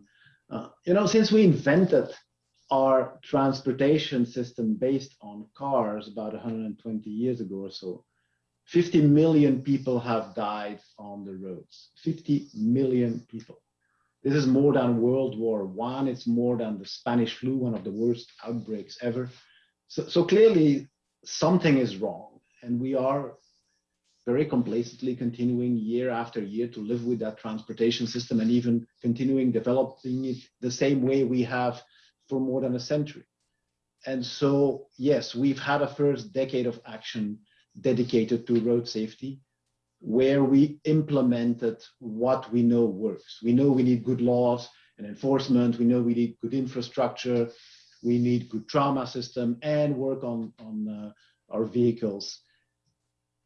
We will continue doing that in the next decade because clearly these are the things that work, and we have seen them implemented in countries in Europe, for examples, or Australia, New Zealand, where rates of death have reduced by 70, 80% over a few decades. But we want to do more. So in the new decade, to answer your question, we're going to focus more on a modal shift. We cannot continue basing our transportation system on cars only, and Francesca has clearly made the case for that as well. We will be promoting more walking and cycling and public transport, that's for sure. However, we cannot just blankly promote those modes of transport, particularly in some places where they're not safe. Some kids are obliged to walk to school in Africa along new busy roads without sidewalks, without safety at all. It is sending them to death by saying, yes, yes, please continue walking. We have to put the emphasis on safety.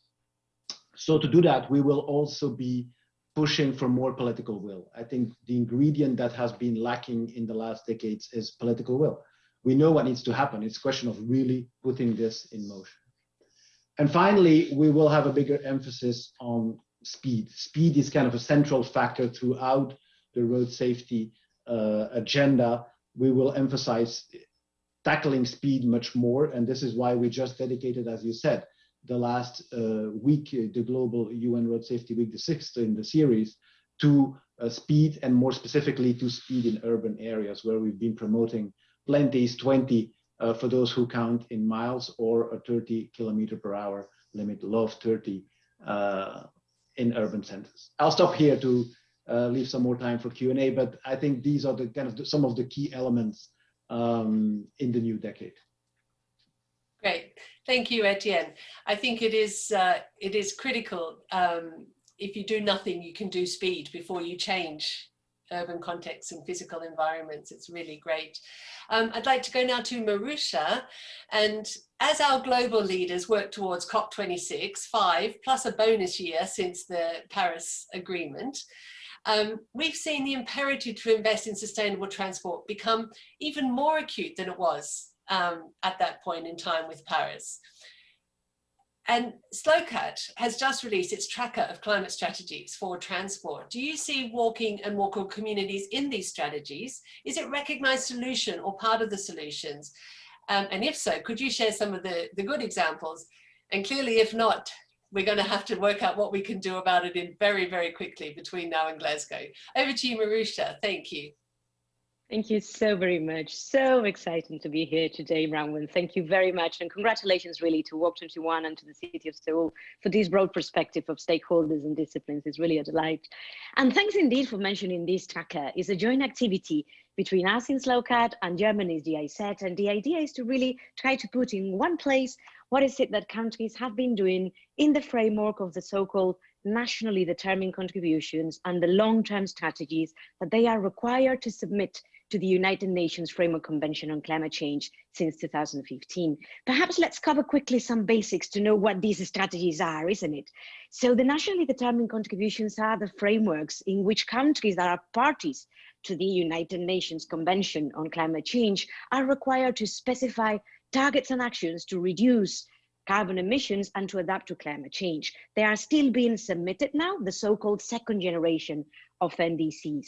And as well as the NDCs, parties are encouraged, though not required, to submit long-term strategies to show their trajectories to less carbon-intensive societies by 2050. Of course, setting national ambition is already a phenomenal aspect. So only because of that, the NDCs and the LTSs are really a very welcomed effort. But the devil is in the detail. And that is why in the tracker, we really take a moment to look into what is it that countries are specifically saying they're going to be doing to meet these efforts. And in general terms, what we are seeing is increased ambition for transport. There are more specific targets for CO2 emission reductions in transport. And so far, with the second generation NDCs that have been submitted and the long-term strategies, we can say that there are already more measures dedicated to walking that there were in the first generation of NDCs. So that is great news already. In the database, which is at the core of this tracker, we have one specific indicator on walking and a general indicator on active mobility. And on that basis, I can tell you that 9 out of the 52 second generation of NDCs, so a 16%, do include measures on walking. Some good examples here. Cabo Verde's NDC, which is actually addressing home and work urban cycling and walking networks, sound urban planning, or the promotion of low carbon mobility. Costa Rica is another great example, setting a target for 5% of all trips to be completed by either walking or cycling by 2030.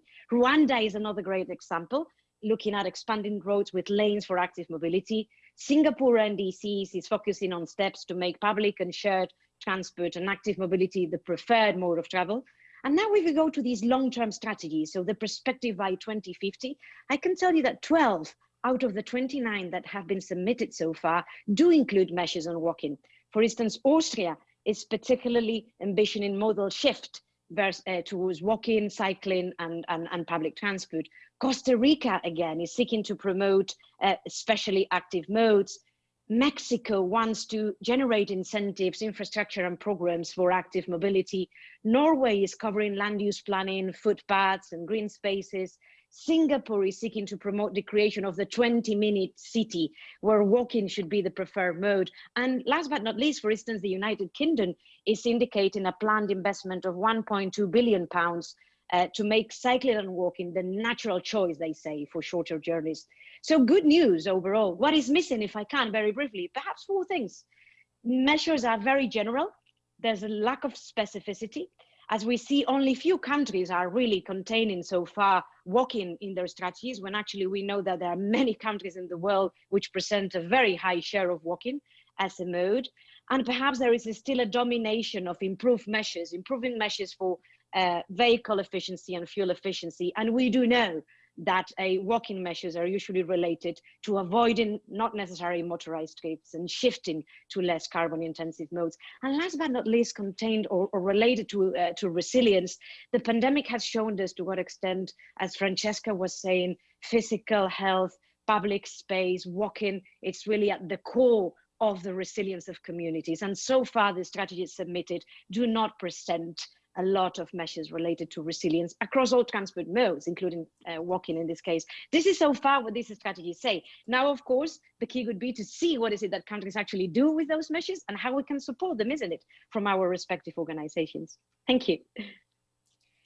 Fantastic, Marusha. That is a really great overview and insight on that. And sometimes my sense is that countries are doing more. They just don't actually realize that walking should be captured in these NDCs and captured in their contributions to the agenda. And perhaps that's as much as actually doing it is the thing that we need. So thank you for that overview. I'll go now to Rachel Cahill, and talking of investing in walking, you are creating a lot of headlines at the moment with the fantastic national investment in walking, and it's almost €1 million a day on walking and cycling. It's just mind-blowing from our perspective when you've always felt so underinvested. And your recent report, Traveling in a Woman's Shoes, the very central gender issue, which some research shows that women definitely walk more. They certainly walk very differently in terms of local trips and trip chaining. So could you share with us the findings of your report? Were you surprised by the results? And did it identify where you might like to spend some of that, those millions of euros that you've allocated in your national agenda? Thank you, Rachel. The floor is yours. Good morning, Bronwyn, and thank you very much for that introduction. As Francesca said, you know, she felt humbled being part of this panel discussion today. I certainly feel humbled being part of this panel discussion today, so thank you for inviting me along. Just by way of context, just to start, as you said, Bronwyn, my name is Rachel Cahill, and I am head of the Chief Executive Office with Transport Infrastructure Ireland. We are a public sector transport agency with responsibility for delivering sustainable transport infrastructure and services at a national level, and this does include active travel solutions. So for us, the question is, how do we ensure that we're building and designing and operating sustainable transport infrastructure and services for all, for everybody, for men, women and children? As we know, women make up 50% of the population. However, we also know that transport is not gender neutral, and that women's needs, which are very different to men's, are not understood, and as such, currently do not enter the equation when it comes to transport policy, planning and design. Given the climate crisis and the urgency of getting people out of their cars and onto more sustainable forms of transport, including walking and cycling, the question for me is, well, how do we do this if we don't understand the needs of 50% of the population? And as a major transport infrastructure provider, we need to know this. We need to know what motivates people when they're choosing their primary mode of transport as they go about their day-to-day. So it was in this regard, or this context, that we conducted our study to develop a better understanding of women's travel needs in a bid to influence and inform future transport policy and design. And as you say, it is more relevant now than ever, given our national investment in active travel solutions. So our report, called Traveling in a Woman's Shoes, as you mentioned, it tells the story of several women and looks under the bonnet of what motivates women in Ireland as they choose their primary mode of transport and as they go about their day-to-day. In terms of some of the findings that the study revealed, and including some that took me by surprise, obviously there were many findings, but I'd like to share 5 that stood out for me, and I'll share 5 with you this morning. The first finding, the role of the family. The role of the family is huge. Transport perceptions and behaviours are formed from an early age, and as such, positive transport experiences as a child translate into avid walkers, cyclists or public transport users as an adult. And the opposite is unfortunately true for negative experiences, where one bad experience can have a devastating impact and can fundamentally alter a person's travel behaviour, particularly for women. The statistics around caregiving roles surprised me, although I don't know why, because it is consistent with global trends. Women in Ireland shoulder more caregiving responsibility, and we found that amongst women with children, 84% consider themselves to have the sole or lion's share of responsibility for childcare, compared to 48% for men. And we also found that 30% of women surveyed provide primary care to another adult, whether in a professional or personal setting. Many of the women we spoke to referred to the joy and the freedom that public transport brings them, and also the independence. And many who drive every day find the car a burden and actively seek public transport or alternative forms, for example, walking and cycling, as a break and as a treat, particularly at the weekends. Children hold the key to many areas and are central to educating their parents about climate change and the impact of travel behaviour on the planet. And the last finding that I'd like to share today is around safety. And safety is an issue for everybody. The perception of safety in particular, or feeling unsafe, is heightened for women when they're walking or using public transport. And tackling this perception of safety is a big issue. And linked with that, many of the women spoke about the strategies that they deploy to keep themselves safe. And this came up time and time again during our study, and that really took me by surprise, which surprised me because many of the strategies I deploy myself, but you know, things like wearing headphones with no music, or having keys in their hand, or making sure that they have flat shoes so that they can run. These kind of strategies come up time and time again, and I have to say the whole safety, which we know is the biggest barrier for women as they go about choosing their primary mode of transport. So that's everything for now, Bronwyn, on that. Thank you. Thanks, Rachel. I think we've got now a very clear and coherent oversight of how walking is woven into all of these different agendas. And I appreciate the different perspectives from our panelists. I think we are going to be all on screen. Let me just check. Yes, that's great. And thank you for that. And actually, Francesca, I see that you've joined us as well, so I might have to get you to chime in if you like.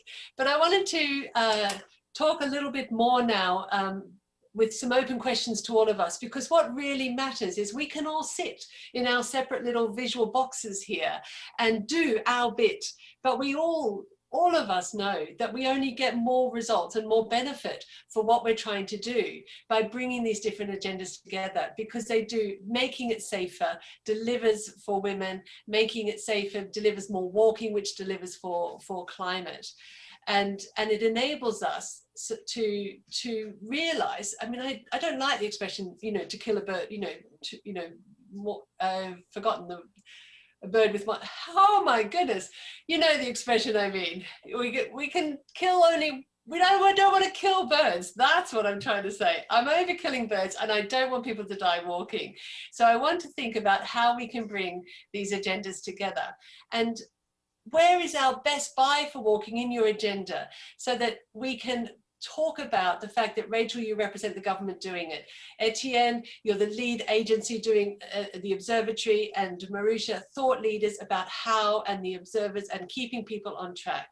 So with all of these different agencies, when they're managed in different silos within national energies, how do we foster the collaborations and co-investment in solutions and harness the synergies that we need?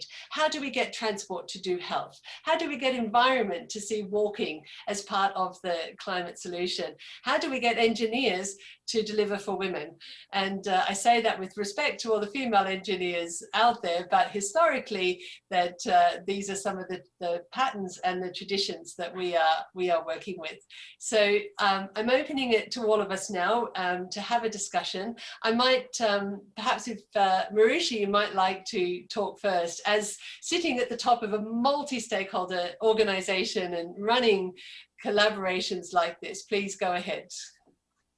Well, thanks a lot. It's so interesting what my fellow panelists are saying, and actually Francesca covered so much of what we do as well in Slogan and what we're trying to promote in her phenomenal presentation there. So where do we see the best buy for the walking agenda? Where do we start from? Perhaps from 3 entry point conversations, if I can call them that way.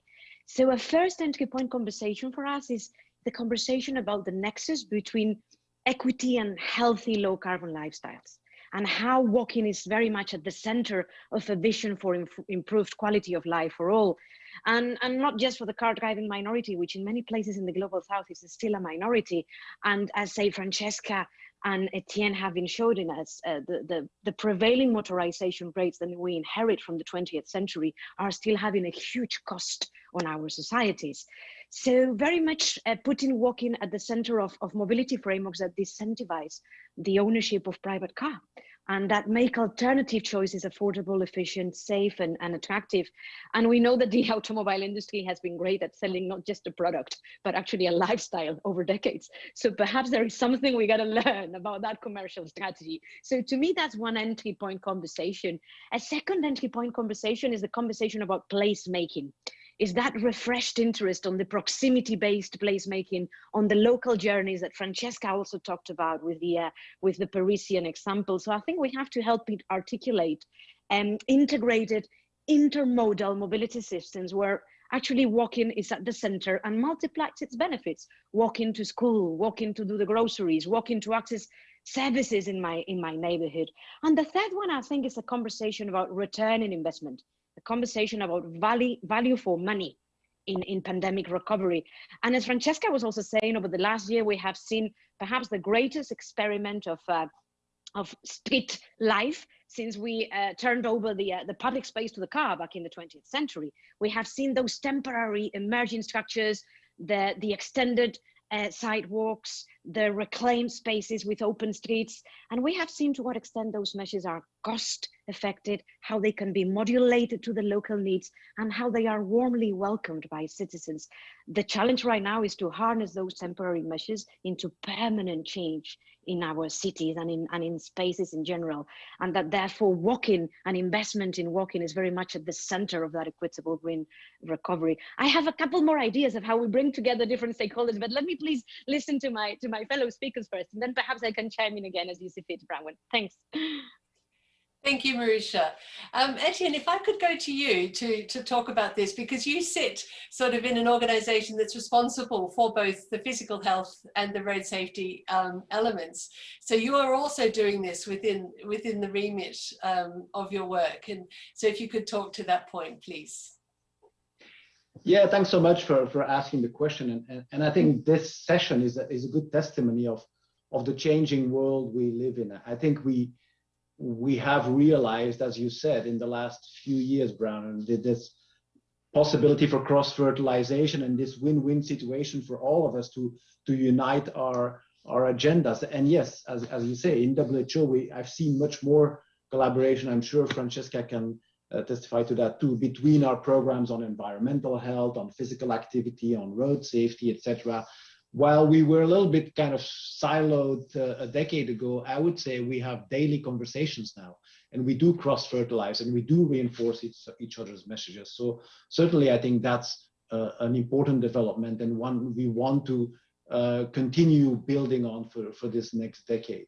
I also believe we need to continue, and we've seen the beginning of that, to have strong civil society voices.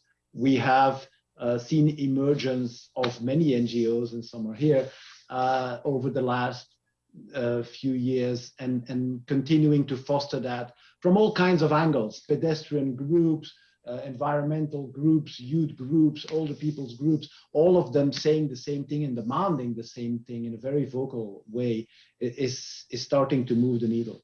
And finally, we have more and more success stories. We have seen cities do it, and it works, and people are happy, as we've just heard from Marusha, and publicizing more those success stories so that they inspire others is another way forward, I think, to move our agenda. Thanks.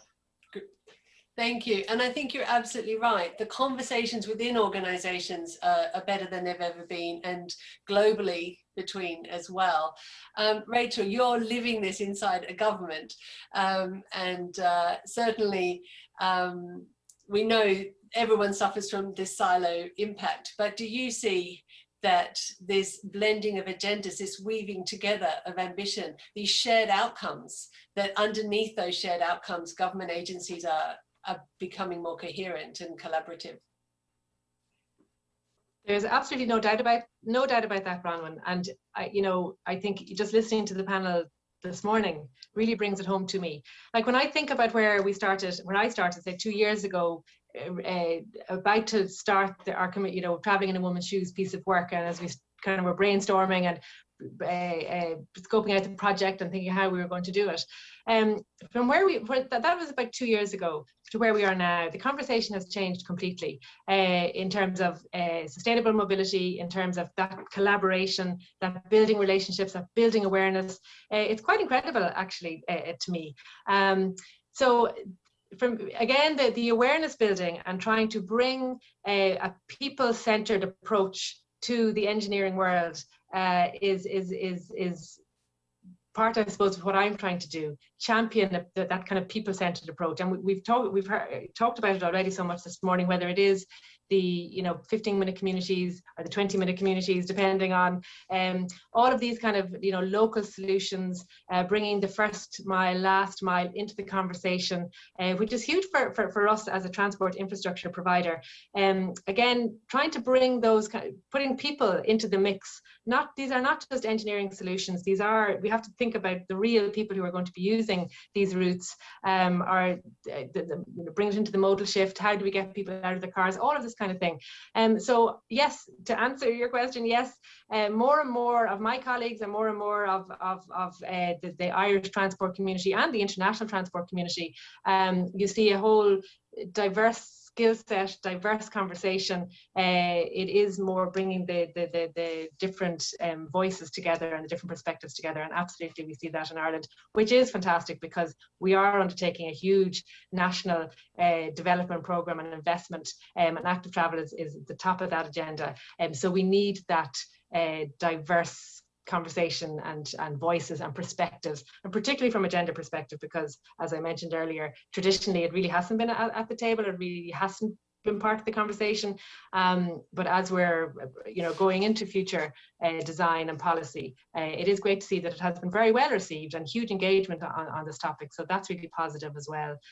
So big yes to your question, Bronwyn, a long answer to a short question, but it is very encouraging to see.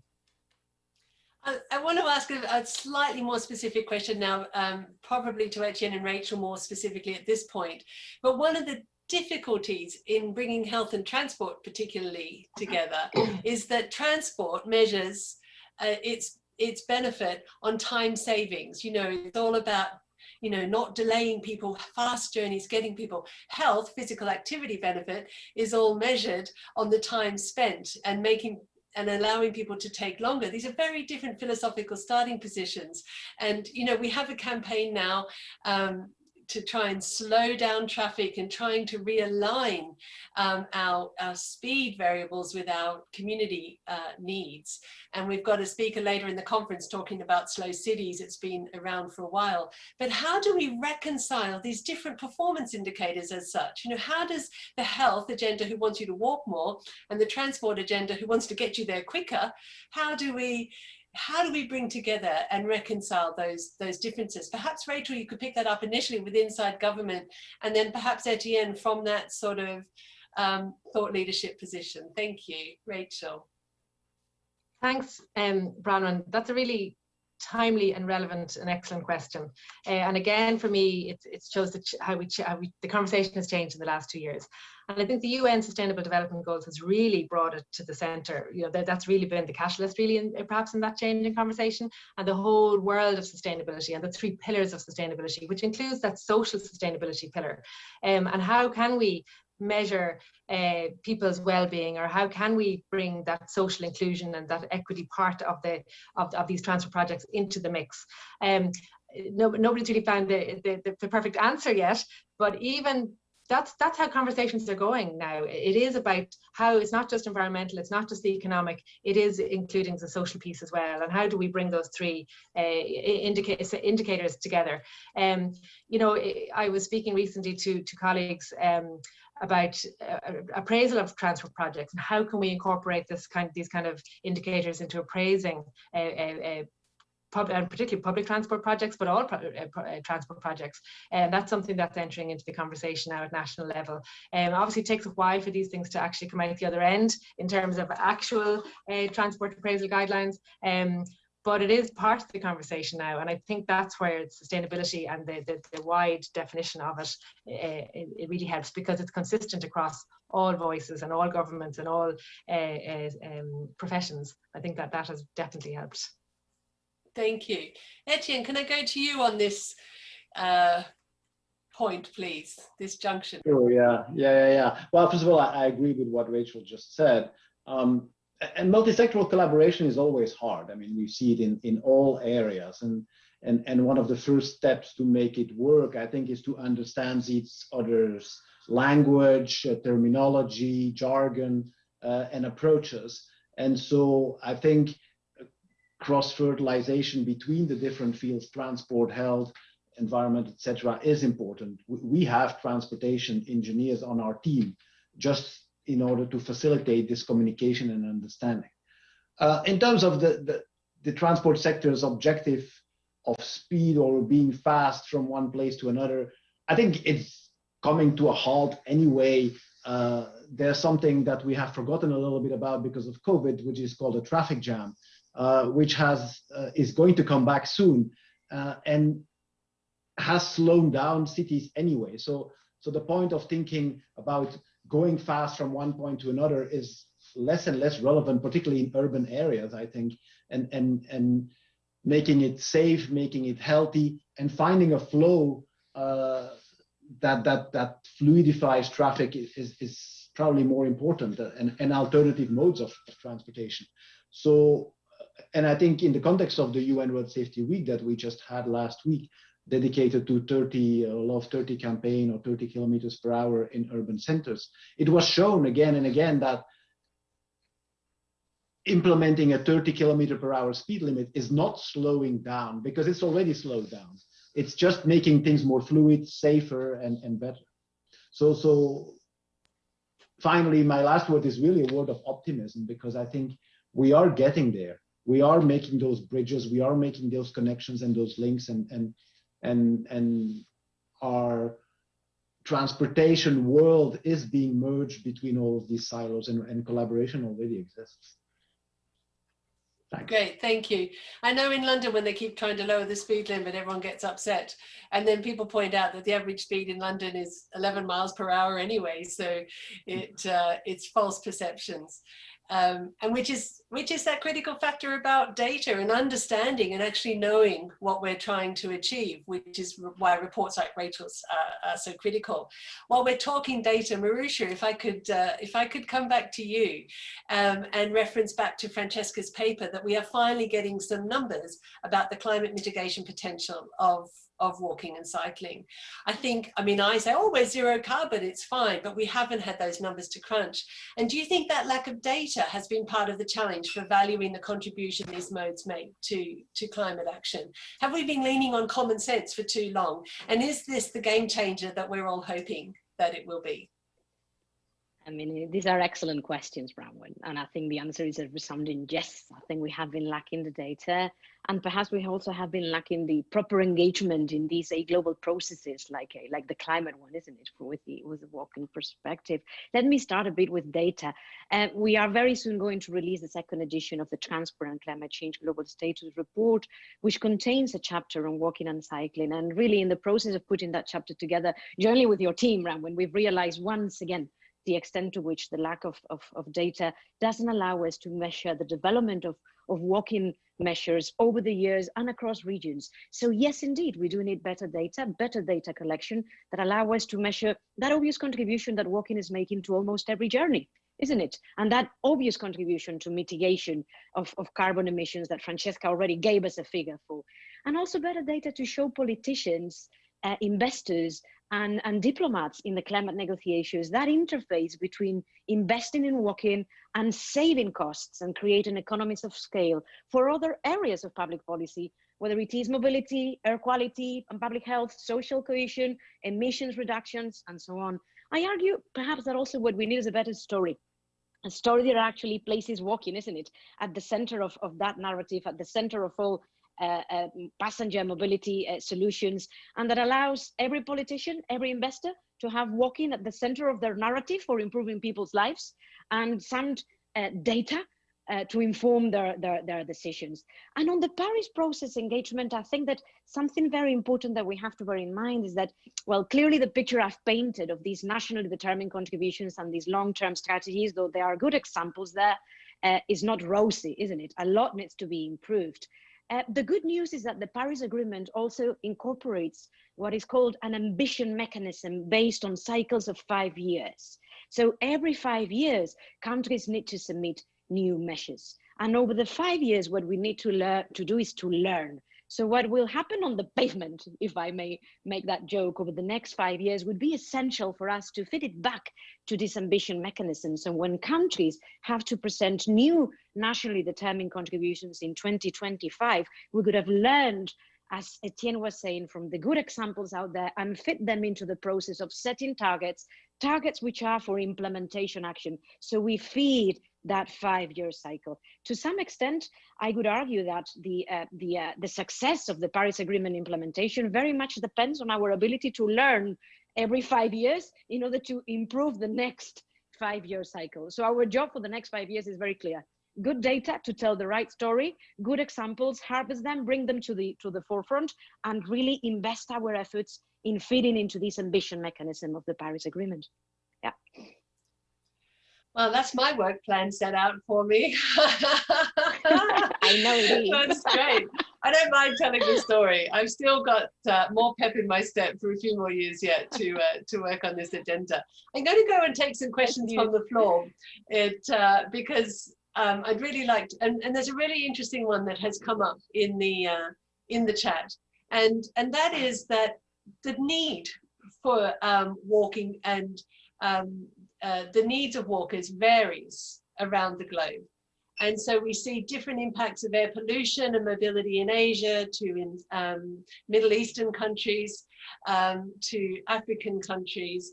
And how do we ensure that where it's needed most, we are taking these global actions, whether it be for gender equity, for road safety, or for climate action? We're all very aware that the people creating the biggest climate problem are not the people who are having the biggest impacts right now. And so let me just pull up the actual, I think here it is.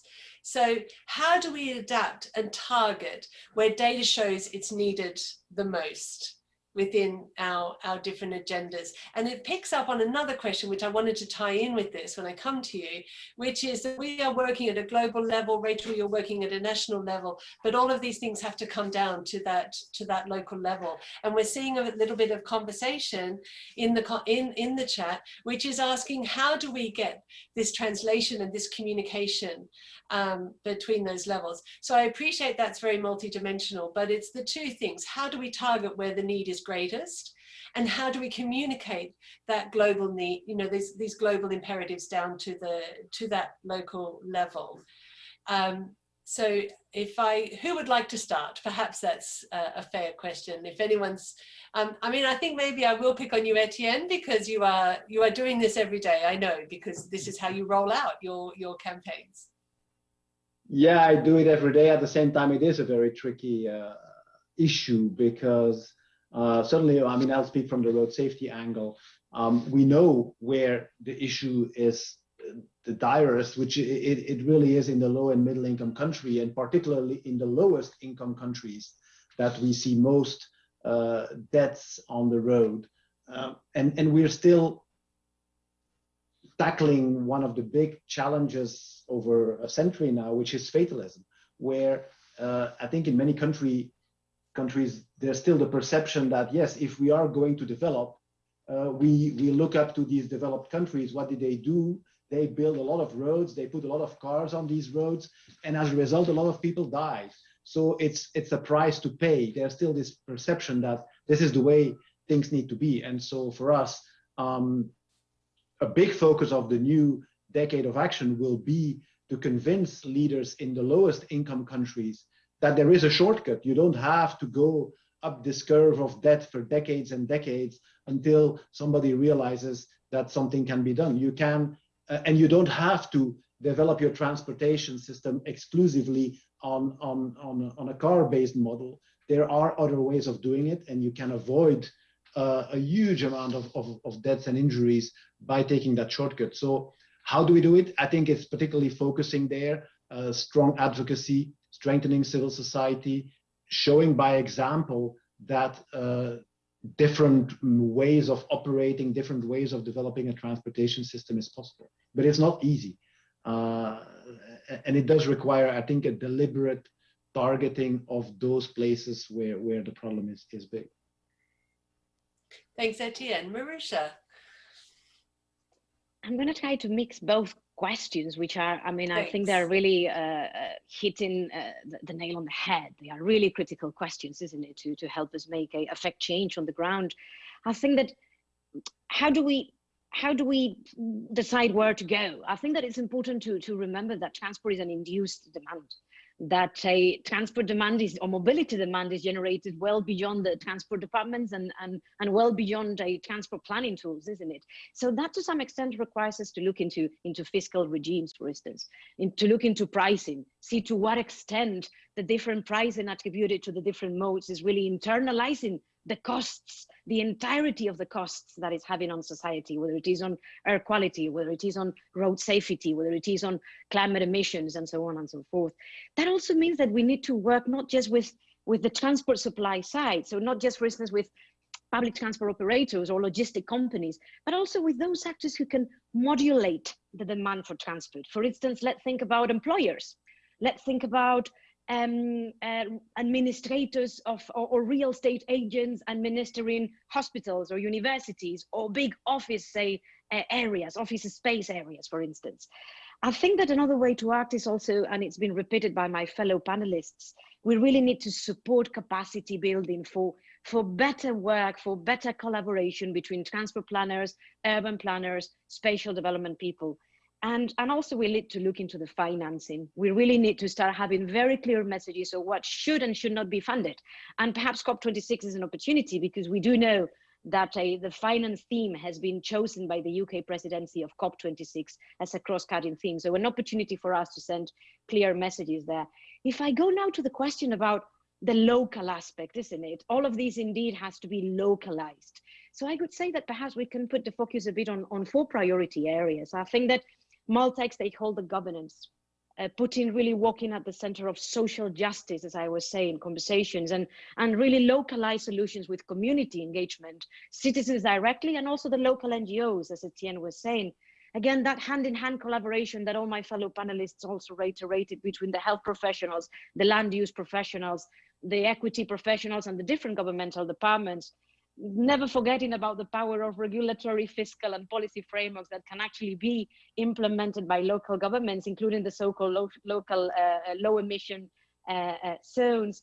And then the power of open data, really, and the power of IT solutions that could help the local politicians to make the right decisions. To me, these are some of the critical hooks, if I can use that expression, that will really enable or hinder the contribution that walking can make to climate change and to better quality of life for people in their local environments, really in their communities. So I think that we really need to work seriously and in collaboration across the different stakeholders on those critical areas. Thank you. Thank you, Marusha. That's comprehensive. It's really great. And I really appreciate you mentioning the fiscal mechanisms, because we see that happening, and we're going to hear about it from Robin in Queensland, in that when they now give money to their local authorities, they also give an expectation of what is built and what they get money for. And this is, you know, we hope that if you hold the purse strings, you have some of that authority, which, Rachel, is the perfect segue to you as the national agency with the purse strings and your investment, but also the need to identify where those needs are within your communities and to target those. And how do you approach these 2 questions of that national translation down as well as targeting need? Thank you. Thank you, Branwen. A really interesting question again. Well, just to clarify, we are a state agency. We report directly to the Department of Transport, so we don't hold the purse strings per se. We don't set policy, we implement policy. So just to say that. However, we are a leader in the Irish transport community and the Irish transport sector. So of course we can influence policy, and we can influence decision making, and that's a really key part of our role. We have a national role, as I mentioned, so it does bring us through both cities, urban spaces, and then into rural communities as well. We partner with 31 local authorities in Ireland. So it is that kind of, how do we get down from, say, government to us, and then right down into the 31 local authorities. And this might sound very simplistic, and it's not, but it is around that collaboration piece and that relationship piece, and having really robust collaborative relationships with those 31 local authorities that we work hand in hand with, knowing the people on the ground, knowing what their needs are. And it brings it back to that kind of people-centered approach, understanding what the needs of the various communities are. And that's something that we hold very dear to us, and it's something that we really value, those kind of personal relationships. I think schools and education, and I mentioned in the earlier part of when I spoke first about some of the findings that came from our Traveling in a Woman's Shoes study, and the importance, children hold the key to a lot of this, and they really are central to educating their parents and adults around the impact of travel behavior on the planet, for instance. So I think trying to tap into the younger generation through the school system, I think, is key to all of this as well. And I mentioned also that travel perceptions and behaviors are formed from a very early age. So if we can get independent travel for children, or by children, I think that's a key area as well. So in terms of where to funnel the money and investment, I think schools have a big part, and safer school programs. We have an excellent program in Ireland run by our sister agency, the National Transport Authority, trying to get more school kids walking and cycling to school. But obviously they have to be safe, they have to feel safe. So we have to invest money in those safe routes to school, and then make sure that the whole conversation is part of the school narrative as well. So I'm not sure if I've answered your question, Brandon. I think I'm going around in circles, but it is that collaboration, building awareness, education. I love the whole idea of learning every 5 years. I think that's absolutely fantastic, and that reflection and feeding it back in, all of that. So it's kind of soft, solutions, but hugely important. I'd like to just to pick up on that, Rachel. We don't have very much longer, but one of the critical things that we see, picking up on the road safety things you talked about, Marusha's commentary around the fiscal mechanisms, is the relationship with, and you've talked about schools, but another core destination for walking is public transport. And so when agencies invest in public transport, they invest in the system. They do lovely buses or, like train tracks and stations and ticketing and all those sorts of things, but they don't invest in the commuter catchments, in creating what we're seeing a change in that now. We're seeing cities recognize that those walkable commuter catchments are critical to support the public transport systems. And one of the things we're working on in Walk21 is getting the recognition that building a public transport system requires those catchments to be incorporated into the funding that is asked for, and that is built. And I would like to ask you if you see that as part of the way that you imagine, with all these dual hats, all these many things that you're doing with Transport in Ireland, if you see that as part of your remit. And to lead then into perhaps your closing remarks, and then I'll go to Marusha and Etienne as well. But if you could pick up on that, that would as part of that story. Thank you. Great. Brandon, and thanks for the opportunity just to say that. Absolutely, we're planning public transport systems, we're designing public transport systems, we operate public transport systems, and there's a huge part of the Project Ireland 2040. In the next 10 years, huge public transport infrastructure will be built, including extensions to our light rail system, but also our proposed Metrolink system for Dublin city centre. So I kind of almost felt under pressure in some ways, trying to bring my report, or the Traveling in a Woman's Shoes report, to life before before the design of these projects, because for me, absolutely, it is about how are women and men and everybody, children, going to get to these stations, going to walk home from the station, that first mile, last mile solutions. I really kind of felt I have to get this report out there before the designs are too well advanced, because it has to be part of the overall conversation and the overall planning process and the overall design process. The engagement that I had internally from my own colleagues in the design side of our house was just fantastic. People just couldn't get enough of, what more they could do to ensure sure that it was sustainable transport for all, for everybody. And obviously, you know, transport designers and planners, universal design for all, those principles are central to what they do. But when you bring that extra lens of gender lens to the party, there's still an extra layer of kind of granularity that may not have been there before. And it does really tap into that whole safety or perception of safety, and for walking to and from those transport hubs. You know, how do you do it? There's some very practical solutions to try and get through that, tackle that perception of safety. Obviously, I know where simple things like overtly family-friendly spaces and that public realm is hugely important. It brings children into the mix, it brings the elderly into the mix. People feel safer then because there's more life. So I mean, that's not too difficult to do, and that's all part of the conversation. You know, lighting is so important, not overly lit, not flood lit, just having the right kind of, you know, warmth LED type of lighting, not having too many overhanging trees or bushes on a walk to and from a station or on a walk to and from a bus stop. Making sure that all of that kind of beautiful, aesthetically pleasing greenery is well maintained is really, really important. You know, real-time information and making sure that people know how long they're going to be waiting at a bus stop or how long they're going to be waiting at a train station. These are all part of the conversation, that have to be part of the conversation when you're designing sustainable transport modes, which includes public transport, but also walking and cycling as well. So yes, we're absolutely, it's all part of the conversation. And as I say, 2 years ago, there mightn't have been as strong as part of the conversation, but absolutely now it is. And I really am so enthused and motivated by that. And again, that collaboration piece is it's so important. Great.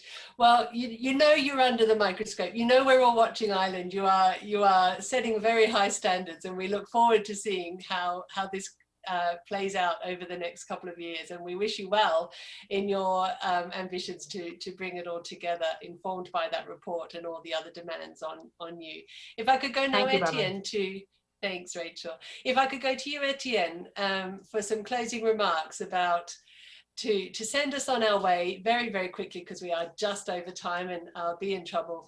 But just some closing remarks to send us on our way with hope and inspiration. Well, I want to pick up on this one comment about, you know, making sure that whenever we conceive project, it's a package. Every road being built in Africa being support, or I mean, I pick on Africa, but anywhere in the world really, with World Bank support, for example, should have sidewalks, should have bicycle lanes, should have all the necessary features. But as a way of saying goodbye, I think this was a great session. I think it bodes very well for our future decade of action, because this is exactly what I hope we'll see more of, this cross-fertilization between all of these different converging agendas, and as well as between the global, the national, and the local agendas. So thanks so much for organizing it, and looking forward to continue our discussion and see walking become safe in the coming years. Thank you. Thank you, Etienne. Finally, to you, Marusha, for any closing remarks. Thank you. Thanks a lot. I mean, very conscious of time here. So perhaps all I want to do is put the spotlight on these pandemic recovery packages. We are really assisting to the biggest ever mobilization of public funds in history. So it is really now that these pandemic recovery measures can really serve effectively to remove the prevailing barriers for taking walking to scale. Because certainly the decisions that are being made today will determine the transformation that will be or will not be possible over the next decade. So perhaps ending with the positive tone that the money is being deployed, that the opportunity is there, and now let's do it. Thank you so much, Branwen. I mean, thanks to you and to my fellow panelists. It's been tremendously inspiring, and we need much more of these, absolutely. So long live the Walk21 conferences. Thanks a lot. Thank you, Marusha. Thank you, everybody. I think it really does illustrate how walking sits at the heart of all of these agendas and all of these outcomes, just as it's the heart of our personal health and our communities. So thank you, Rachel. Thank you, Etienne. Thank you, Marusha. And thank you, Francesca, for earlier. I really appreciate that you've joined us today. It is our 21st. It is special, and it is a critical junction in the journey that walking is taking on the global stage. And we really appreciate your inputs. Thank you all. We're going to take a short break. We'll be back with our second plenary on the hour. And don't forget to take that walk. Thank you, everybody. Thank you so much. Thank you once again to all of the speakers, the panelists, as well as Ms. Thornton for moderating the session as well. A lot of juicy and thought-provoking ideas were expressed during our first plenary. So before we move on, we'll take a short break and come back with plenary 2. So when we do come back, we'll be discussing post-pandemic, putting our best foot forward for resilience and regeneration. So please do stretch out your legs a little bit, and we will be back soon. Thank you very much.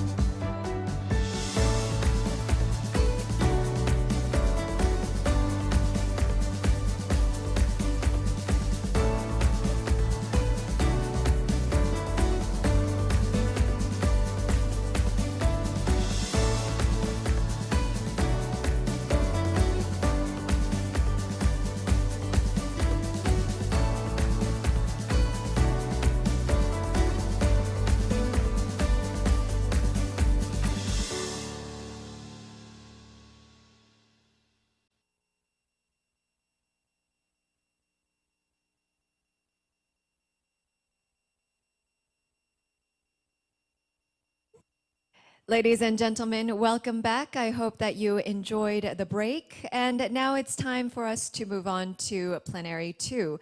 Plenary 2 will be held under the theme of post-pandemic, putting our best foot forward for resilience and regeneration. And for this session, we'll have Mr. Jim Walker, the founder of Walk21, to chair the session. So with that, I will now turn the floor over to Mr. Walker. Hi there, everybody. Thanks again for joining us. This session, as you can imagine, when we first started planning Walk21 in Seoul, we didn't dream that we were going to be talking about COVID and the need to think about how our streets were needing to actually connect and actually make it safer for people to walk. We just thought walking was good enough and something that we should be doing whatever. And in fact, even only a few months ago when we first titled this, we actually called it the post-pandemic, putting our best foot forward for resilience and regeneration. But I'm highly conscious that in many places in the world, if not probably everywhere, COVID is still very much a factor. And in fact, several of us have had COVID. And I think there are even people in the panel and some of our speakers who have suffered from COVID, and our thoughts are with everybody in this very difficult time. And we really appreciate that people have come and joined this session from different places all over the world. We are talking about COVID and the impact on the transport system.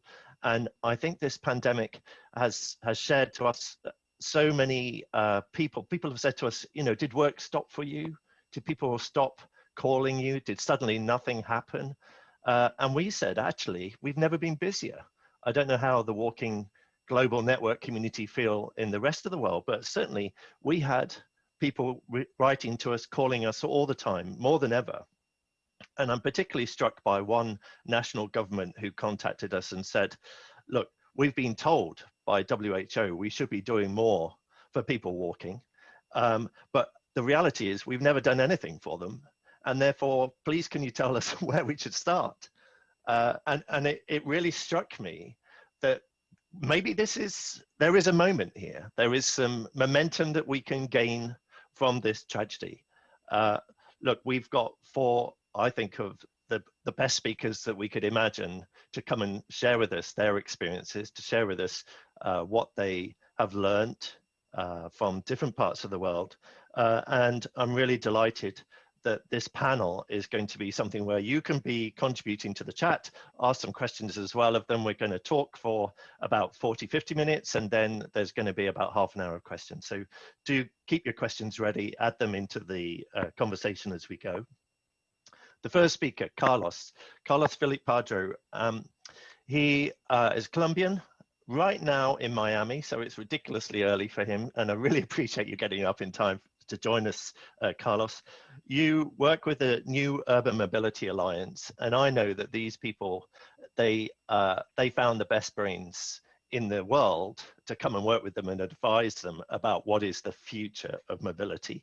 And therefore, I know that you have a big brain that has helped lots and lots of cities. And in fact, the last time we actually met, we were in a restaurant in Colombia, and I think the two of us, we filled the entire tablecloth with writing of ideas and things that we should be doing, and more collaborations, etc. So Carlos, I don't think I need to introduce any more than that, except I've still got a photo of that tablecloth, and I look at it every now and then and think, have we done everything we should, or do you think there's more? Maybe we should go and have another dinner and fill another tablecloth. Tell us, what do you think about this COVID experience, and share with us, please. The floor is yours. Tell us about the COVID response. Yeah, thank you very much, everyone. I'm very happy to be here despite being so early. It's anyway very easy to just connect and start talking to everyone so easily online. I'm going to be describing, I think, rather quickly the 6 different things that we've done, Numo and other colleagues, around COVID.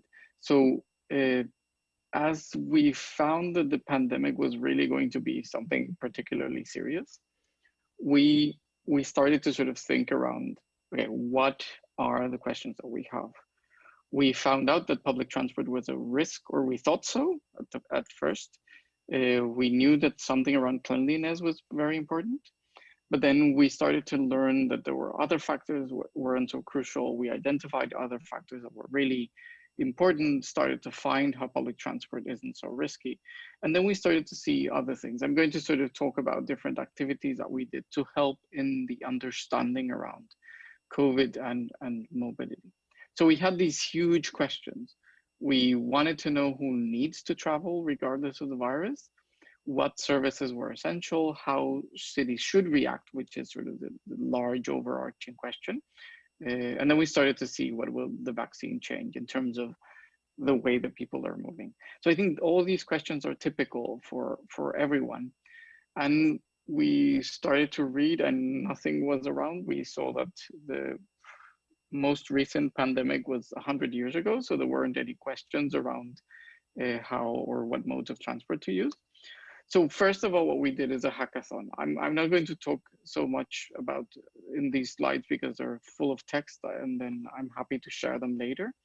But what we did in this hackathon was right at the beginning in March, we asked the questions for the specific case of Bogota. What did we need to do? What was the data telling us? How could we start to identify the groups that were important? And then we started to look at things that way, so that we could sort of understand. So we found that, of course, not every trip was necessary, but we had a lot of people from the hackathon who were not people from transportation telling us we need to get people on bicycles. So for us, of course, in sustainable transport, we were thrilled that somebody else was telling us you have to get people on board a bicycle. So that was interesting to see. And then we also got people to say, okay, start focusing on, if you're going to give people access to public transport, start improving their frequencies, the occupancy has to be changed, and then we have to manage all this having a very low cost of public transportation. That was one of the bigger challenges in terms of finding a way out of that. But then the last thing was, let's give people information. So that was one first thing. There is a very long presentation about this hackathon, and I'm also happy to share some details of the replicability of this hackathon. But so one of the things that came out of the hackathon was give people bicycles. It was just this very straight, direct, explicit recommendation. So what we did is that we talked to a bicycle provider in Bogota, and we partnered with the Espacio and the government so that we could give 400 e-bikes to public health workers in Bogota from March to April.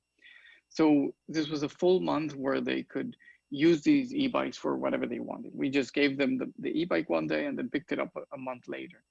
And then we started to ask people about their experience and how they felt and what they were doing. And this is one of the pictures of when the bicycles were being delivered to these people.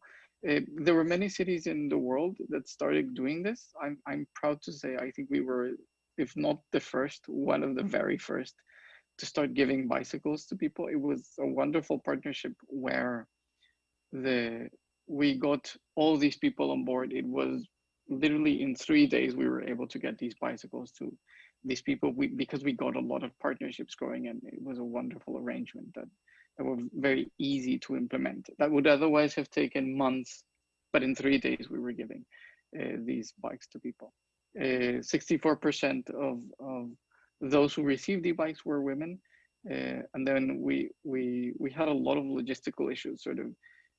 Well, of course, during the very first days of a pandemic, to go and give bicycles away because we didn't really know exactly what we had to do, what we couldn't do in that sense. So that was the second thing that we did. This is a map of where those e-bikes were used, just for scale. That map is 15 kilometers, so almost 10 miles in length. We found that there was an average travel time of almost an hour.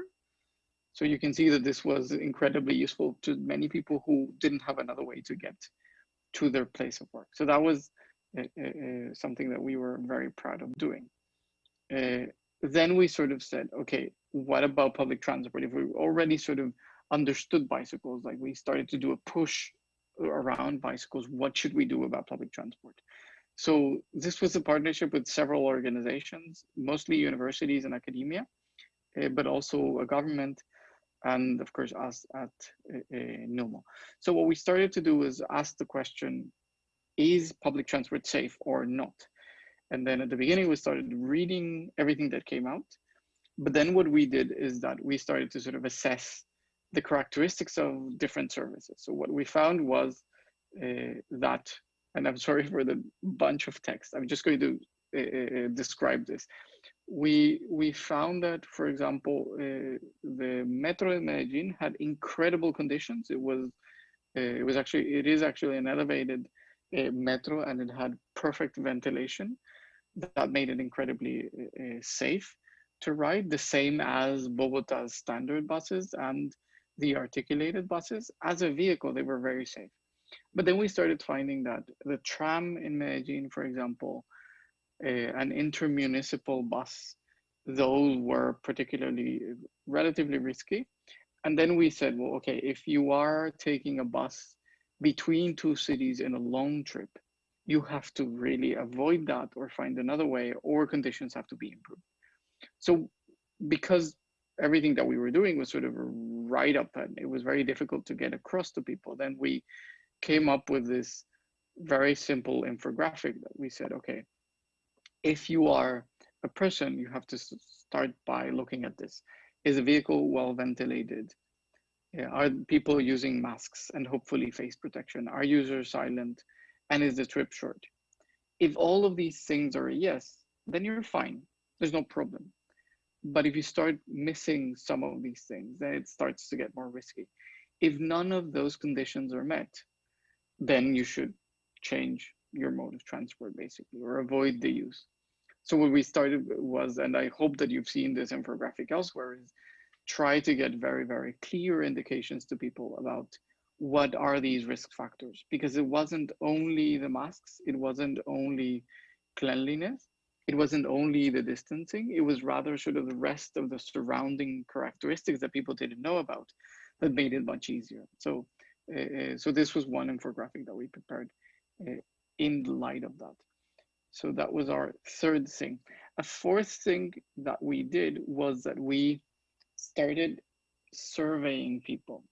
So we actually did 2 surveys where we asked people, okay, what is your mode of transport? What was your mode of transport before the pandemic?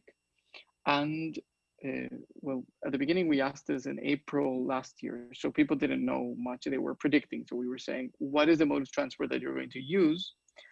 And in November, when we had already had lockdowns and were back to relative normalcy, we were starting to ask, okay, what are you doing now? And what will you do when people have had the vaccine?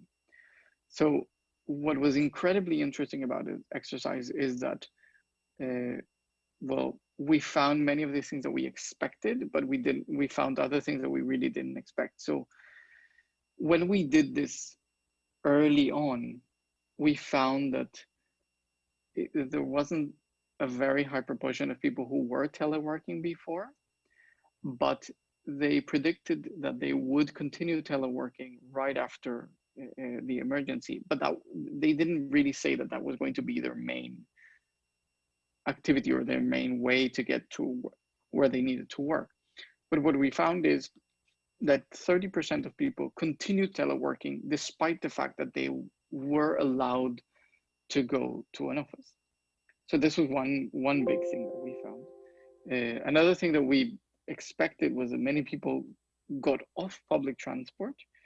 And another thing that we found is that some people started to use active transport, or walking and cycling, but they sort of were predicting that they would increase their use. At the same time, we also found that some people were predicting or had already switched to motorized individual travel. So of course, many people have seen a lot of these graphs right now, but when we were doing this in the last April, we were sort of trailblazers in the sense that we were really starting to ask these questions first, and then we started to sort of see these things, and then things started evolving exactly that way. In the positive side, people started to telework more, started to use active and individual transport more. On the negative side, they stopped using public transport and started using motorized individual travel, which to us is, we don't see this as something very positive anymore. We're sort of struggling to understand what is the best way to address this. So then another thing that we did sort of to complement is Dr. Tab Combs and I, well, actually she had a very interesting database that she started to collect information and started to get information about what actions were being done around COVID. And so I started helping her in getting this information. Then we supported the organization of the database, making it much more easy to analyze in quantitative terms. And we published a review of all these more than 1,000 actions that we found. Of course, this was done also very quickly and during 5 months. But one thing that is not in this data is sort of a lot of African efforts. We couldn't collect those. It wasn't so easy to find them. But in any event, we were able to analyze where the actions were, how they were being distributed. And then, of course, many of these actions were around street space for pedestrians and bicycles, or street space for commerce. And what's interesting is to start to see through time how some of these actions waned and some of those actions started being much more important. Like, for example, when you look at what is now being called the streeteries, which of course in developing countries we've had for a very long time informal restaurants in the street, but that was sort of something that picked up a little bit later, but anyway started to become something much more important, at least in developed countries in the global north, let's say. So that was something that we found, and I invite everybody to look at that article, which was an incredibly positive experience. And the last thing that we're working on now is trying to develop what we call an assessment framework, where we identify different phases of a pandemic or a disruption or a crisis, and what are the steps that need to be taken in order to act upon that disruption. So then it has been incredibly difficult to do this. We have identified the steps to a great extent. What we haven't been able to do is to actually sort of identify concrete actions that have been done by cities and whether these relate to an actual decline in the cases or the deaths from COVID. So I'll show you one. This is specifically for the case of Washington, D.C. So we started to sort of look at what was the level of stringency, the amount of the average weekly deaths reported, and the different actions that were done to confront the pandemic. So this looks a little bit disorganized, but it's essentially showing that governments were being very haphazard just because it was very difficult to know exactly what needed to be done. But then we started doing that. This is the specific case for Bogota, which is something similar, and that's sort of where we are. We're sort of, I feel that it has been incredibly useful to understand COVID as a phenomenon, and that transport has a role which can be very positive, but can also be very negative, depending on how we confront it and depending on how we act upon this, so that we can start that discussion and say, what should we do and how should we use this as an opportunity, but what should we be careful about, basically. So thanks for your time. Carlos, that's really helpful. Thank you. So much information in there, and I love the way that you can translate, this research, very quickly getting into the data, mapping it, trying to develop some quick thinking frameworks that people can adopt. And it's interesting, isn't it, that it's 100 years since we last had, such a global pandemic, and therefore the responses, are needing a new framework, very much so. Look, I was really touched by the thought that the plan was a 10% increase in in active mobility, walking especially, I'm sure, that the main response seemed to be giving more space to people for that safe walking. And this framework for decision making, obviously still work in progress, but very interesting to see that this is being developed and thought about. Thank you very much. We will be taking questions later, as I say, but I'm going to move straight on. Stay with us, Carlos, but I'm going to move on to Aswathi. Aswathi, you are actually one of the last real life people I actually saw. I think we were together in Berlin at a GIZ event where we were training up people from all over the world about walkability issues. I can't believe that was a year ago, and I know you are literally living in the pandemic at the moment, and I believe you've even had COVID as well recently. So we're really grateful that you've been able to join us today. You are known, I think, internationally as someone who can inspire people with the work that you've done. You're working here with ITDP. Your main focus is on complete streets, whatever that might mean, and I'm looking forward to you explaining that to us. But the passion and the vision you have about translating streets that are full of traffic into streets full of people, or maybe there's streets full of people and you still want to make them better. Please share with us, how did COVID react, or how have people reacted to COVID in your experiences? Please, the floor is yours, Aswathi. Thank you so much, Jim. I would have loved it if our streets were full of people and we just wanted to improve it, but that's far from where we are. Second. Yeah. Can you see my slide? I just wanted to check that. Yeah. So thank you so much to the entire team at Walk21 for giving us this opportunity to present our journey of reclaiming streets for people in Indian cities. So just like Jim said, Jim and I, and Bronwyn, we met last year in March in Berlin for a conference very much like this, but in person. And as I was coming back, little did I ever imagine that the tiny virus that we were actually talking about would bring the entire world to a standstill. Now, of course, our economy, we went into lockdown for months, and I think that was the situation with many other cities as well. And our economy was obviously plummeting. Along with that, cars and two-wheelers were no longer seen on our streets.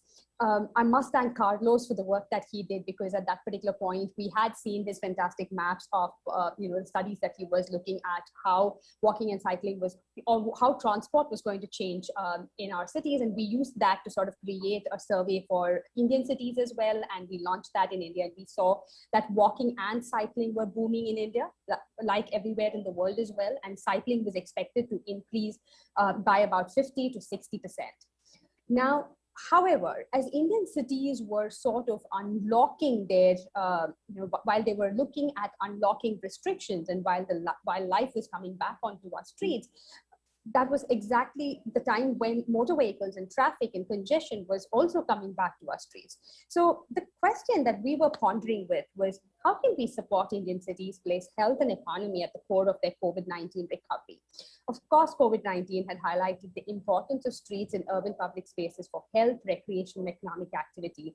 And just like Carlos had mentioned, we were seeing cities like New York, which saved 80,000 jobs during COVID through the Open Streets program, what we call the streeteries. And similarly, there were studies saying improving streets for walking could increase retail sales up to 30%, and so on. So, Indian cities were reimagining their streets. So, I wouldn't say, like Jim said, that maybe there are streets that already have people. So they were looking at reimagining their streets, and a few of them had already started converting these vehicular conduits into paradises for people. Unfortunately, these were just a handful of cities, and the number of kilometers or the amount of transformation that was happening was minuscule. What we required was transformation at scale. The question that really struck us was, how can we support all Indian cities quickly transform their streets into walking and cycling havens? How can we support these cities towards this transformation? In collaboration with the Ministry of Housing and Urban Affairs and the National Smart Cities Mission, we launched two programs, the walking and cycling programs, which are the India Cycles for Change Challenge and the Streets for People Challenge. The aim was to sort of bring together healthy competition between the cities to promote walking and cycling in cities across the entire country. The underpinning philosophy of this particular work was to embrace a test, learn, and scale approach where cities would test pilots in order to, would test pilots in both flagship projects, as we call them, which were projects which had a lot of footfall of people, where sort of maintaining COVID-safe distancing was very, very essential, but also looking at neighborhoods to make sure that we create an opportunity for our citizens to walk and cycle for essential services. The idea was to test these pilots, learn from these pilots, create a scale-up proposal of how these cities aim to expand this across the city, and also build support for walking and cycling, because there was a lot of stigma that was attached to cycling, which we were seeing could actually also become a new mode of transportation that we could really sort of capitalize or catalyze on. So this was the phase one of our work, which started last year. And in the heart of this was that we really wanted to work with the citizens, by the citizens, and for the citizens. So as Carlos mentioned, this was the first time that we were encouraging cities across the country to have perception surveys, focus group discussions, to listen to their citizens about what the challenges were across the city. Also map their issues on site using walking audits, handlebar surveys, which were meant to be surveys done on cycles, and include them or engage with them through the entire process of designing these solutions, but testing them and learning from them as well.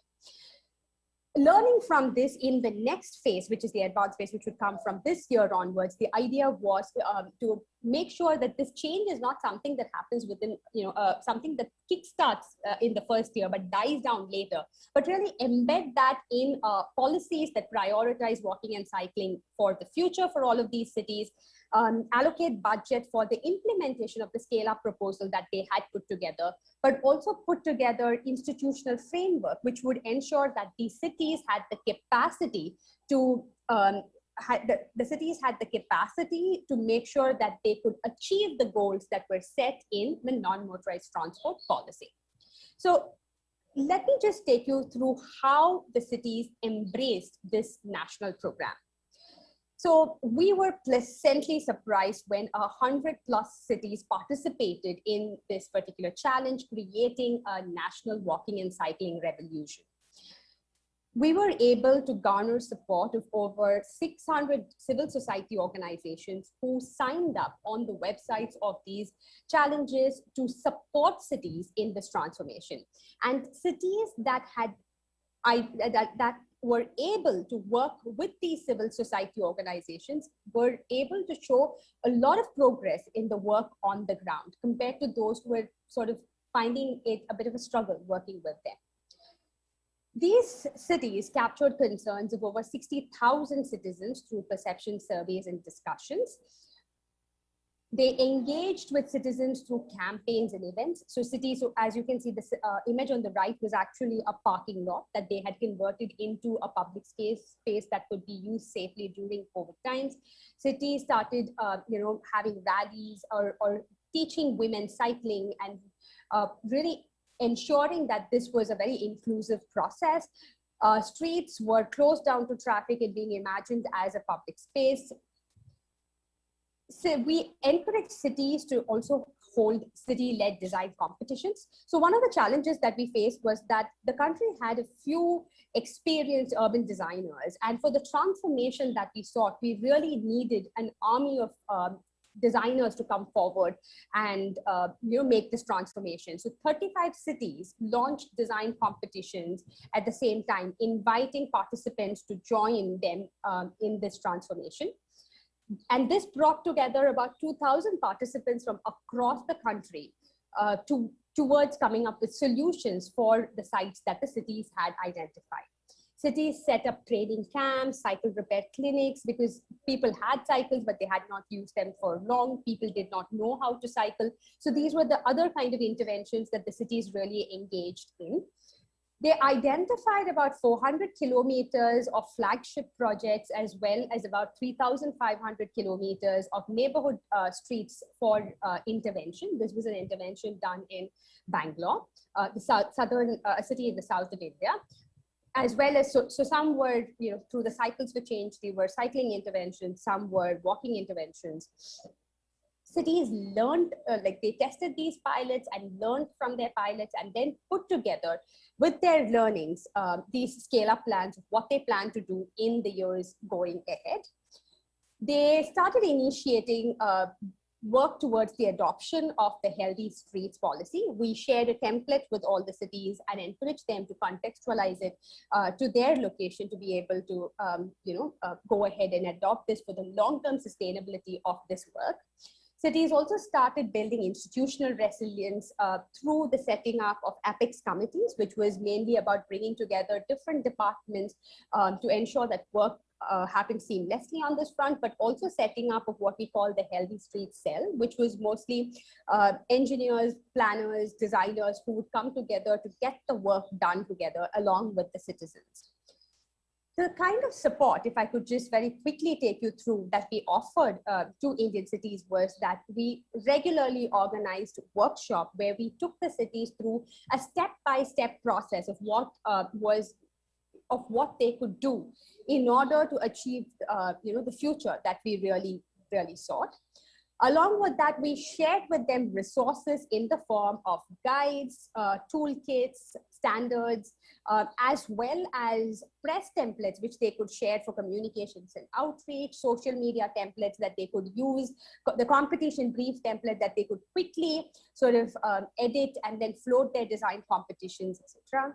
We also set up portals for collaboration and coordination. We did very simple things like bring all the cities together on Telegram and WhatsApp groups. And now a city in the north of India could know what a city in the south of India was doing. And we could really see a lot of peer-to-peer learning as well as encouragement from one another. Weekly, we had update forms to know what the cities were up to. We set up emails for the two challenges so that there was a lot of cross-coordination and sort of learning from one another. The success or what I would say is that the kind of change that this program was able to get, I must say that we are what I would say in a start of kickstarting a revolution. So there is a long way to go, and that's something that we could discuss going ahead. But this challenge has, these programs at the national level have paved way for two other new national programs which focus on public transportation. So I think what we are on a journey of creating happy cities through healthy streets. And I'd really like to take this opportunity to thank the entire team at the Smart Cities Mission and the ITDP India program, who've really worked relentlessly over this particular work over the last year. And just like Jim started off by saying that last year has been quite hectic, and especially in the last few months, the pandemic has been blazing and we've lost many lives. And I'd really like to dedicate this presentation and the work to many of them who really stood up for all of this work. Thank you so much. Swati, thank you so much. That's a really powerful presentation, and full of ideas about not just coming up with a formula that talks about testing, learning, scaling. That sounds so simple, doesn't it? But actually agreeing what you're going to test, being open enough to make sure that you do learn, are willing to learn, and then from that scaling it up. I think it does takes a certain approach, doesn't it? And I think what you're sharing with us, or the things that I particularly heard, was the concept of citizen perceptions being, that data seemed to be quite key at the beginning to actually get everybody on board. And then workshops, with decision makers seem to be critical to sort of turn that perception data into some actions. And then the third thing that I heard particularly here was about how you were then using things like social media, shared drives, you know, all the things that we've all become far too familiar with sitting so long at our desks to sort of be as efficient as possible. Is that right? Is it how it works? It's sort of, you're describing as sort of machinery, aren't you, to some extent? Yes, Jim. And sometimes, you know, we don't need something out of the world. We could just use these really simple things that we've been using often, but just bringing everybody together to the same platform could be of great help. Fantastic. Okay, thank you. Look, one of the things you talked about was toolkits and resources, and I'm going to introduce now Maria. Maria Jose Rojo Calizo is head of active mobility at Polis. Polis is one of those big European city networks. And look, we haven't actually met, but I have to say that we often get asked at Walk21 to comment on documents, you know, that get written by people that want to include walking in them. But often we find it's quite a lot of work. We often breathe in hard and think, okay, now, have you really understood walking? Do we really need to comment? Have you got the right examples? When we opened the guide, that sort of toolkit resource that Maria had written at Polis for Europe, I must say it was one of the best things I've read. It came across so well. And right from the beginning, I felt that Maria understood the needs about people walking and how to create walkable cities and how to respond in a pandemic to make sure that walking was included properly. So Maria, I'm delighted you're able to join us here and look forward to your presentation. The floor is yours. Thank you so much, Jim, for the kind introduction, and thank you to the whole team. It's really a pleasure to be here. So, well, I will be talking about how cities are walking towards resilience, and I will very briefly introduce my organization, which is I work for Polis Network, which is the network of cities and regions working together towards sustainable mobility. And currently, the network is formed by 90 cities and regions, as well as associated members, such as research institutions. And at Polis, we facilitate peer-to-peer exchange between cities on different thematic areas related to sustainable mobility. And this kind of exchange has become especially valuable since the COVID-19 outbreak to help cities tackle the challenges they have been facing. And one of the key topics has been how to promote walkability and how to reallocate space towards active travel in general, walking in specifically. So we know that every journey begins and ends with a walk, and well, including those made by public transport, and making it easier and safer to walk, both for transport and for leisure, can bring multiple benefits to society, not only reducing transport-related emissions, but also in improving health, building stronger communities, increasing pedestrian safety, and reducing inequalities. But yet, we know that the contribution walking makes has been historically undervalued due to car-centric urban planning, which has resulted in a lack of appropriate urban infrastructure for safe walking. And this has become very, very obvious during the pandemic, when there was not enough space to walk safely, while cars took up so much space of the city. So cities play a key role in reversing this situation, as they have competence to allocate public space in a balanced way across the different modes.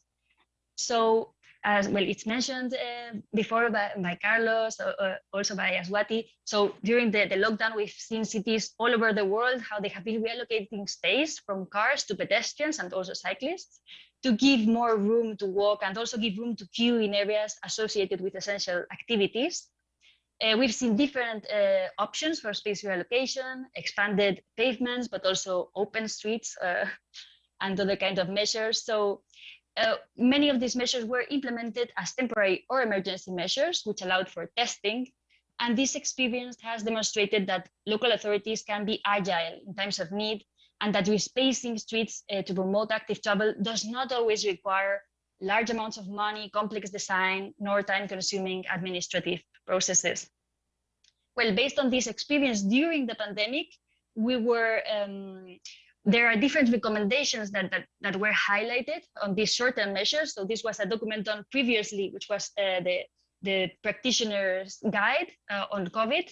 And we collected there some recommendations for short-term measures, such as, for example, ensuring access for people with disabilities and road safety that shouldn't be overlooked in the rush to implement these kind of measures. Also, space reallocation measures should be done considering the need of urban logistics sector, etc.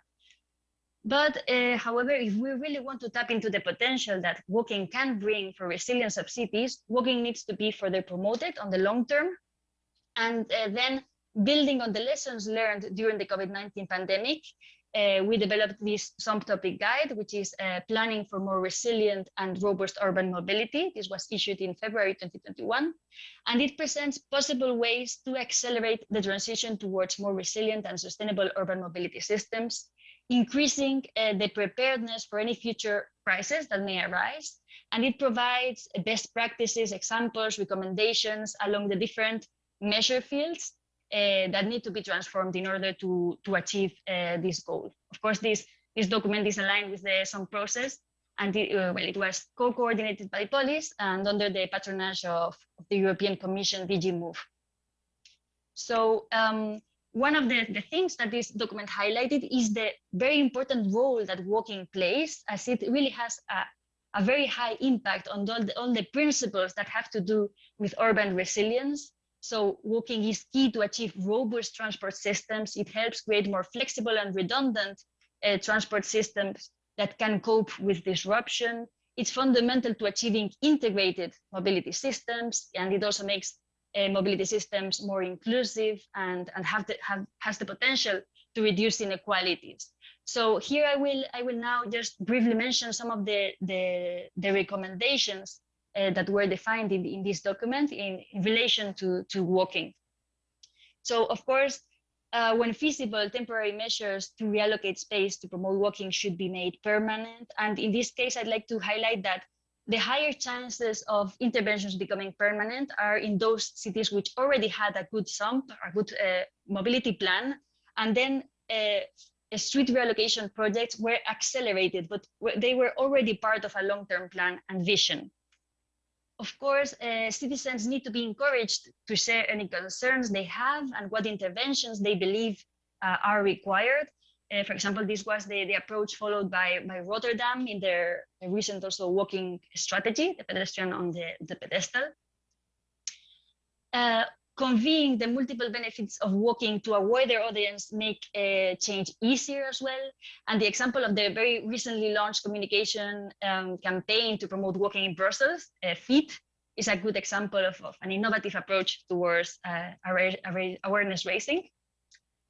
But in order to prevent new walking infrastructure from being misused, enforcement is key, and also to achieve the model shift that we aim for. Education is very important, working with target groups like kids. And this is, for example, the approach that has been taken for a long time by Vienna. In addition, this has already been mentioned as well, in addition to the existing guidance, guidance on street design during the pandemic and needs to be improved, expanded, and also connected. And the Planning for Walking Toolkit developed by Transport for London provides advice for planners and designers involved in the redesign or creation of the public realm in order to contribute towards creating a more walkable city. Well, and in addition to the carrots, also sticks are needed. And I'd like to mention urban vehicle access regulations can be a very useful tool, not just to tackle pollution, but also to improve livability in cities. Barcelona has demonstrated the benefits that Superblock model can bring. Now cities like Berlin, Vienna are working on adapted versions of this model. The Reveal project is developing currently a framework to support cities in the process of designing and implementing UBARs in a successful way. And as part of this project, also Vitoria-Gasteiz is working on the implementation of several superblocks throughout the city. And not only spatial interventions are important, but also tackling speed is crucial to create more walking environments. Many cities also reduced speed limits during the lockdown to ensure safe walking. And on January 2021, Brussels introduced a citywide 30-kilometer-hour limit. This applies equally to all vehicles and aims to create safer roads and a calmer city for everyone. And currently, other cities are also implementing citywide 30-kilometer-hour limits for example, Graz, Grenoble, Helsinki, Valencia, and Zurich, among others. In many cities with a large-scale implementation, it appears that partnerships between transport organizations and public health officials, departments, and NGOs have spurred innovation. And a useful resource is the HEAT tool, the Health Economic Assessment Tool for Walking and Cycling, developed by World Health Organization, which enables policymakers at different levels to estimate the economic value of the health benefits of increased walking and cycling. Very briefly, there is a strong link between the potential for walking and the urban planning or urban layout. So complex, mixed use, dense, and compact urban fabrics are more suitable for walking. Cities that have everything that a person needs for living in their daily lives have the potential to be more sustainable and resilient. And cities like Paris and Milan have realized this and now are working on implementing their 15-minute city concept. In many cities which have quickly implemented measures, a mayor or council member has often been included in or at the forefront of the decision, as well as in its media portrayal. For example, like in the case of Paris, and this shows that strong support for walking and for livability can also lead, for example, in this case, to a re-election. So just to finish, mention that walking is integral to society's recovery from COVID-19 and to creating resilient cities that are less car dependent. The COVID-19 has further highlighted this, yet there's a lot to be done, and cities play a central role in prioritizing walking and this way harnessing the potential that walking can bring.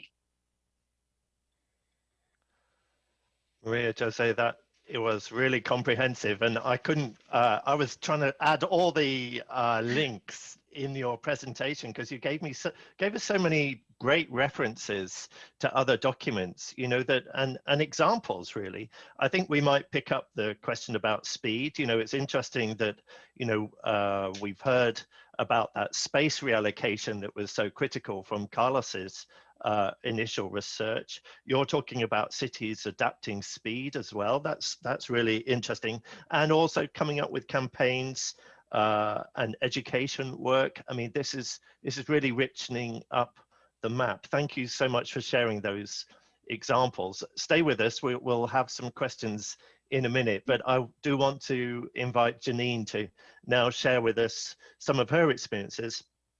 It's interesting where, Maria Jose showed us the slide there about Milan and suggesting that 45%, I think, of the sidewalks or the footpaths in Milan weren't wide enough to be safe. I wonder what you think about that from a perspective of your work, which I know has particularly looked at things across Africa. Look, Janine Tunis, I should introduce you. I feel like we talk almost every week. You're so involved in walking and cycling and trying to help develop the policy as part of the UN Environment Programme Share the Road project. It's an absolutely fantastic project, and I know Carly Koenig would have been with us today if she could have been, to share with us some of this big ambition that she's worked on for so many years now. You're part of that team. Can you share with us, please, about all that you've been doing to help communities across Africa to make sure that walking and cycling policy and practice in response to COVID is as positive as possible? Janine, the floor is yours. Thanks. Thanks, Jim, and thank you so much for having me here. It's such an honor to be in this panel and talking after such great participants as well. As Jim has said, I'm going to chat a bit about the impact of COVID-19 on walking and cycling policy and practice in Africa. First off, as Jim mentioned, I work for the Share the Road program, which is part of the UN Environment's Sustainable Mobility Unit. And we focus on helping developing countries move towards investing in infrastructure for people who walk and cycle. Mostly our work is aimed at creating benefits for the environment, accessibility, and road safety. So deep diving into the content of this, in around August of last year, we came across, much like Carlos mentioned, we weren't sure what was happening on the ground. We knew that there was COVID-19. We knew that this was the moment for walking and cycling, but we wanted to try and capture what was going on the continent. So in May, the COVID guidance for transport sector was released by the African Union, and amongst other things, including physical distancing on public transport and ensuring that there is constant cleaning of public transport facilities and social distancing. Another measure that was also introduced was considering alternative transportation options that allow for appropriate social distancing measures to be maintained, for example, walking and cycling. So we teamed up with Walk21 and the Manchester University, among some other great organizations, to develop a survey, which we then subsequently disseminated amongst our Sustainable Mobility Unit networks and on social media to try and capture a moment in time of what was happening on the continent. We wanted to do three things: predominantly ensure that support that was available matched the urgent needs, to showcase the best practice that was actually occurring at that moment in time, and to develop an evidence base for future collaboration and action. So just a quick snapshot of some of the things we captured in our survey responses. We found that there was instances of footpath widenings in Nairobi, Kampala, and Tanga in Tanzania, and also lots of campaigns to encourage walking and cycling in Nigeria, Egypt, and Ghana. These were mostly social campaigns, although some infrastructure projects, and I'll get to some detail on a few of those in a second.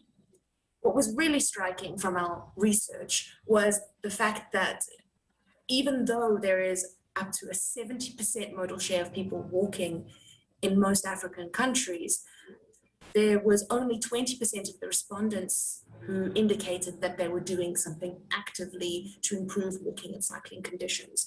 Now, I just want to note that about 30% of our respondents were from national government and 24% were international NGOs. So it really just goes to show that there is this huge need, this huge existing need, and this new momentum, and a lot of focus and emphasis on this opportunity to do something, but still a little bit of a backlog in terms of action and measurable activities. That being said, there were some really brilliant initiatives that happened in the year that we were able to track, and one of them was the launch of the Ethiopian non-motorized transport strategy. And although that was planned before the pandemic really allowed that policy to have the space it needed to really capture the attention of a lot of different stakeholders and to really just create an environment in which the walking and cycling agenda can remain relevant and can remain on the priority lists for the ministries of transport and all of the relevant actors working in the area. Now, one thing that I wanted to note is that since this policy was launched, they also have constructed an NMT committee, which is meeting regularly and planning now to introduce more walking and cycling infrastructure in the secondary cities of Ethiopia, which is really brilliant. A lot of momentum being generated there. Then something which is a personal passion of mine, which is these open streets projects. They were banned for quite some time in the capital of Rwanda, Kigali, but after introducing some new COVID-friendly restrictions, they reintroduced them and they were able to have both the health dimension of walking and the transport dimension of walking brought into the same sphere and really emphasize the importance of really allowing people to feel that their city is their own and that the streets are for the people. Since then, this is something that was planned in 2017, but since then they've initiated the project for what's called the Mbuga City Walk, and it's a completely pedestrian-friendly region, and the activities have really been accelerated in these last few months to make it a reality. I think Maria also alluded to this in her presentation, this idea of accelerated implementation. So Nairobi has had a walking and cycling policy since 2015, but there's been really measurable change in the last year or so in many of the core areas of the central business district. And just last week, we had a discussion for the business case for investing in walking and cycling. And the general who is coordinating the NMS, which is the Nairobi Metropolitan Services, it was really brilliant to hear him say, yes, we've done a lot, but we really want to do more and we're on our way to doing more. Something that I noted outside of the survey itself is more of an update from current time is that there is a bit of a shortage of bicycles in the arena and bicycle paths. So perhaps an opportunity for intervention is to make the accessibility of bicycles more relevant and more accessible for people. Although I will say this is not maybe the topic for this particular discussion, because we know that walking is the #1 priority for this region at the moment. What we also found from our research is that more research is essential. We integrated our survey responses with existing databases and found that the Google mobility data suggested that instead of, as was happening in the rest of the world, a decrease in mobility, there was an increase in mobility in some African countries. This has been attributed to the fact that there is still an essential need to move, as people are relying on mobility for their daily income and to survive effectively. So as I mentioned, only 20% before had been doing something actively to promote walking and cycling and to ensure the safe infrastructure. But from our survey respondents, we found that 93% confirmed that they wanted to do more. There were a number of reasons for them not doing more now. For example, the classic of not having enough funds, but there was also a need to have more capacity development, more learning, and more networking amongst African countries to understand the lessons learned across the continent. So what we found and what we then put together is that ultimately we need to adopt a post-COVID-19 vision for mobility that's healthy, safe, equitable, and safe, and sustainable, so extra safe, double safe, in order to retain, protect, and enable people that are already walking and to create an environment for them in which it's more desirable to continue to do so. We need to build back better and to do something with this new enthusiasm and to effectively lean on each other to grow. I pulled this from a recent report that was released from the United Nations Environment Programme on how much spending has been done for green recovery so far. And although a large chunk has been for green transport and 4.3 billion of expenditure has been for walking and cycling, ultimately the report finds we're not quite there yet. There's still a lot of work to go in terms of the investment to make walking and cycling a comfortable, safe, and sustainable reality for a lot of people in African cities. Regional governments are definitely seizing the opportunity to build smarter and more resilient cities. We have a few examples from around the continent. For example, in the Ivory Coast, the mayor of one of the central business districts coordinated with cycling advocates who've been there with their pickets for years and said, come, let's build a network together, let's make this work. Then in terms of leaning on each other to grow, recently we launched the Africa Network for Walking and Cycling, which was one of the recommendations from the survey itself, this need for more collaborative networks of learning. There was a really big and really comprehensive interest in this network, which goes to show that there is an opportunity to work together and to learn from one another, which is really brilliant and really puts us in the right step for the next steps. Ultimately, what we found is the regions that had commitment, relevant data, capacity, and supportive policy frameworks accelerated what they had already planned previously and used it as an opportunity to jumpstart projects. Ultimately, there is still a lot of work that needs to be done, but it's really an exciting moment to understand that walking and cycling is on the agenda in a way that it has never been before, which is really brilliant. Janine, thank you. It's so good to include and remember really just how many people in the world are walking already and have to keep walking, as you say, for those essential trips. And we have a responsibility to make sure that they are as safe as anywhere.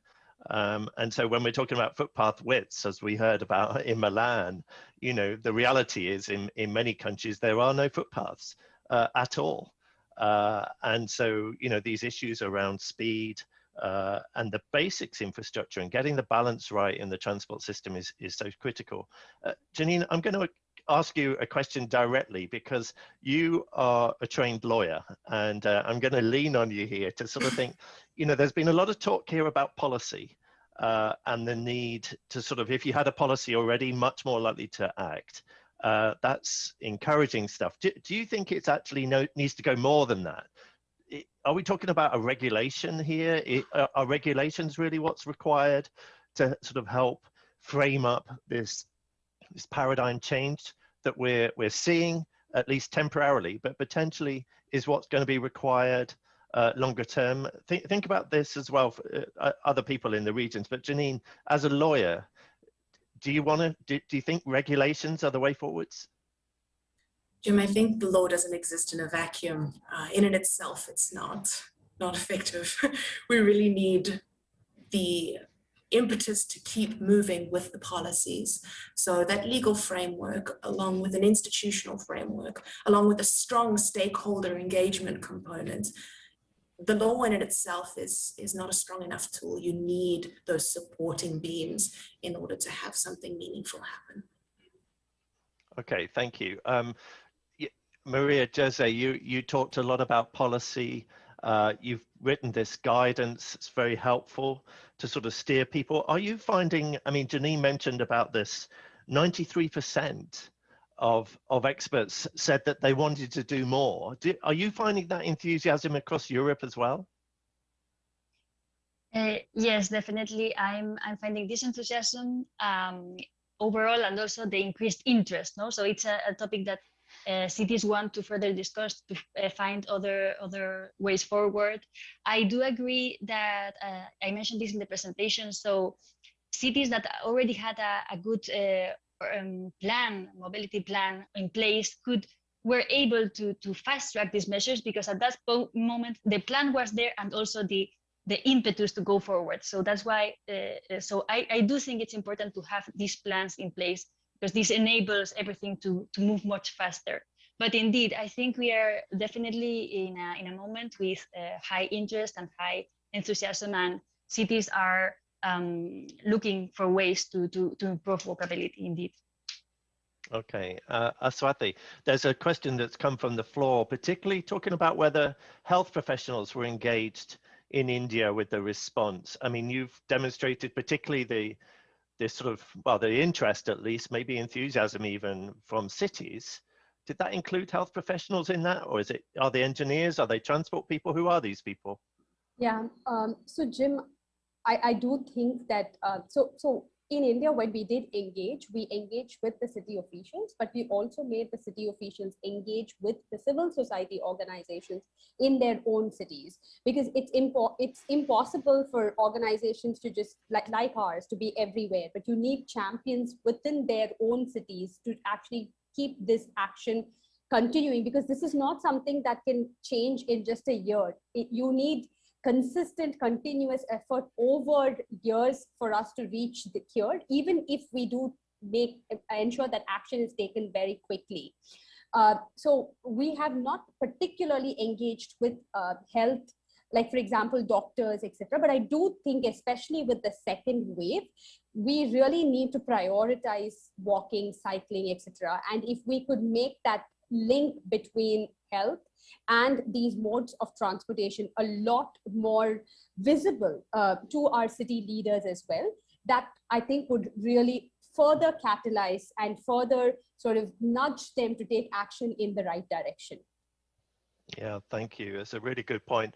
Carlos, you were showing us some pictures about those health workers, and you looked at their mobility charts. They were traveling 9 kilometers. You know, these are trips that, you know, seem to be longer than are practical to walk. Is that a pattern about sort of trip behavior in Latin America? Is that how it works? And, you know, is walking realistic actually? You know, are we needing to think, well, how do we deal with walking when it's these sorts of distances for everyday trips? I think that the case that we saw here with the e-bikes that we gave out was that these people who accepted the e-bikes were those who had very long trips. But I do think that there are many who have a walking trip. We didn't really focus on them, but what I do know is that those people who walk need a lot more improvement in the infrastructure and the safety, because mostly, I mean, the shifts that these medical workers have are not the typical shifts. It's 8 to 5. They have many of them, and then we were talking to them about, some of them didn't accept the e-bikes just because they said, well, our trip doesn't really work, and the time that we have our shift doesn't make it too safe to ride a bike. So that can be sort of explored. I mean, you can also extrapolate that for walking, because safety is a fundamental issue. What I don't know is, more specifically to your question, is whether there is a quick way of sort of improving conditions for people to walk or to be able to walk to their places of work. I mean, in principle, you would try and have them live closer to these places. Bogota is extremely large. It's almost 9 million people. And then the distances are very long in general, and it's difficult for many people to actually live close by. So that makes it more of a challenge to really get people to walk to their place of work in that particular population. Okay, so distance obviously is a factor for everybody, but space and speed keep coming up as two critical interventions that seems to be happening. They're the main things that seem to be happening all over the world in response. And I guess it's that potential for permanency of those issues. We heard this morning in the first session from Etienne talking about the importance of speed. And, we also heard from Francesca talking about, having to get the space right. So, and we can quantify this stuff. The data is out there. Who's got a sense that we are going to make this stuff permanent? The speed and the space, even if we just focused on that. Any chance that that is going to be permanent? What's the story in India? What do you think, Aswathi? Is this a long-term change we're going to see? So, Jim, I would say that, this is a long-term change that we want to see. In the first year, honestly speaking, the cities tested these pilots. What we imagined was that these pilots would last long. But unfortunately, the truth was that the cities tested it, they learned from it, and then, things are back into the normal stage. Now, in the next phase, we're really encouraging them to keep it longer because, so for example, even cities like New York have shown how before things became permanent, they've kept it on in the temporary nature for many months probably. And that's what we want to nudge the cities to do. And like I said, there are a handful of cities that have started reclaiming spaces from the streets and giving it to pedestrians. And more importantly, so the shift that we've been seeing is more for pedestrians, but not so much for cyclists, but definitely for walking. And if we could make sure that the other cities, the cities who have now shown their interest, which are mostly like even smaller cities, can actually start allocating space for them in a longer term, that would really make a huge difference for our citizens to use these space. And like you said, so when we had the challenge, since we had these two types of pilots, one was flagship and one was neighborhood, and the neighborhood was mainly to look at reduction of speed through very simple, maybe, tactical, maybe sort of traffic calming measures, so that the speed is brought down, but maybe if the speed is brought down to 15 or 30 kilometers, then there's no need for the space there.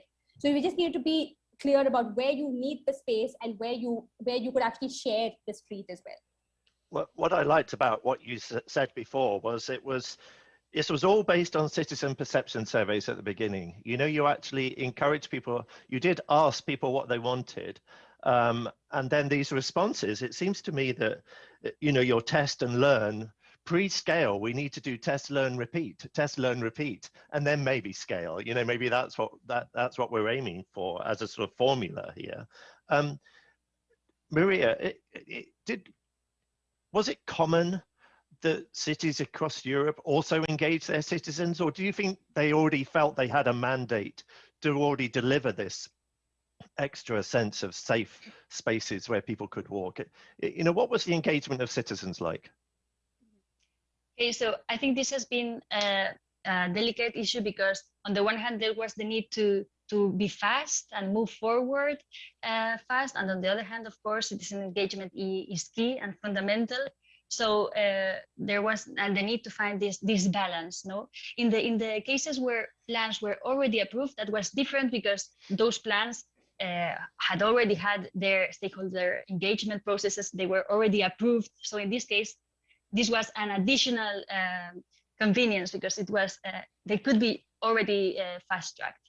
In other cases, there have been other measures that could not involve stakeholders as could be done. But on the other hand, we have the point that measures were trialing, they were experiments. So there was also the option of then adapting them. So they were not fixed solutions. And we have seen across Europe as well many reallocation measures or other measures that were put in place and then they were adapted for different reasons. So for different input also from communities.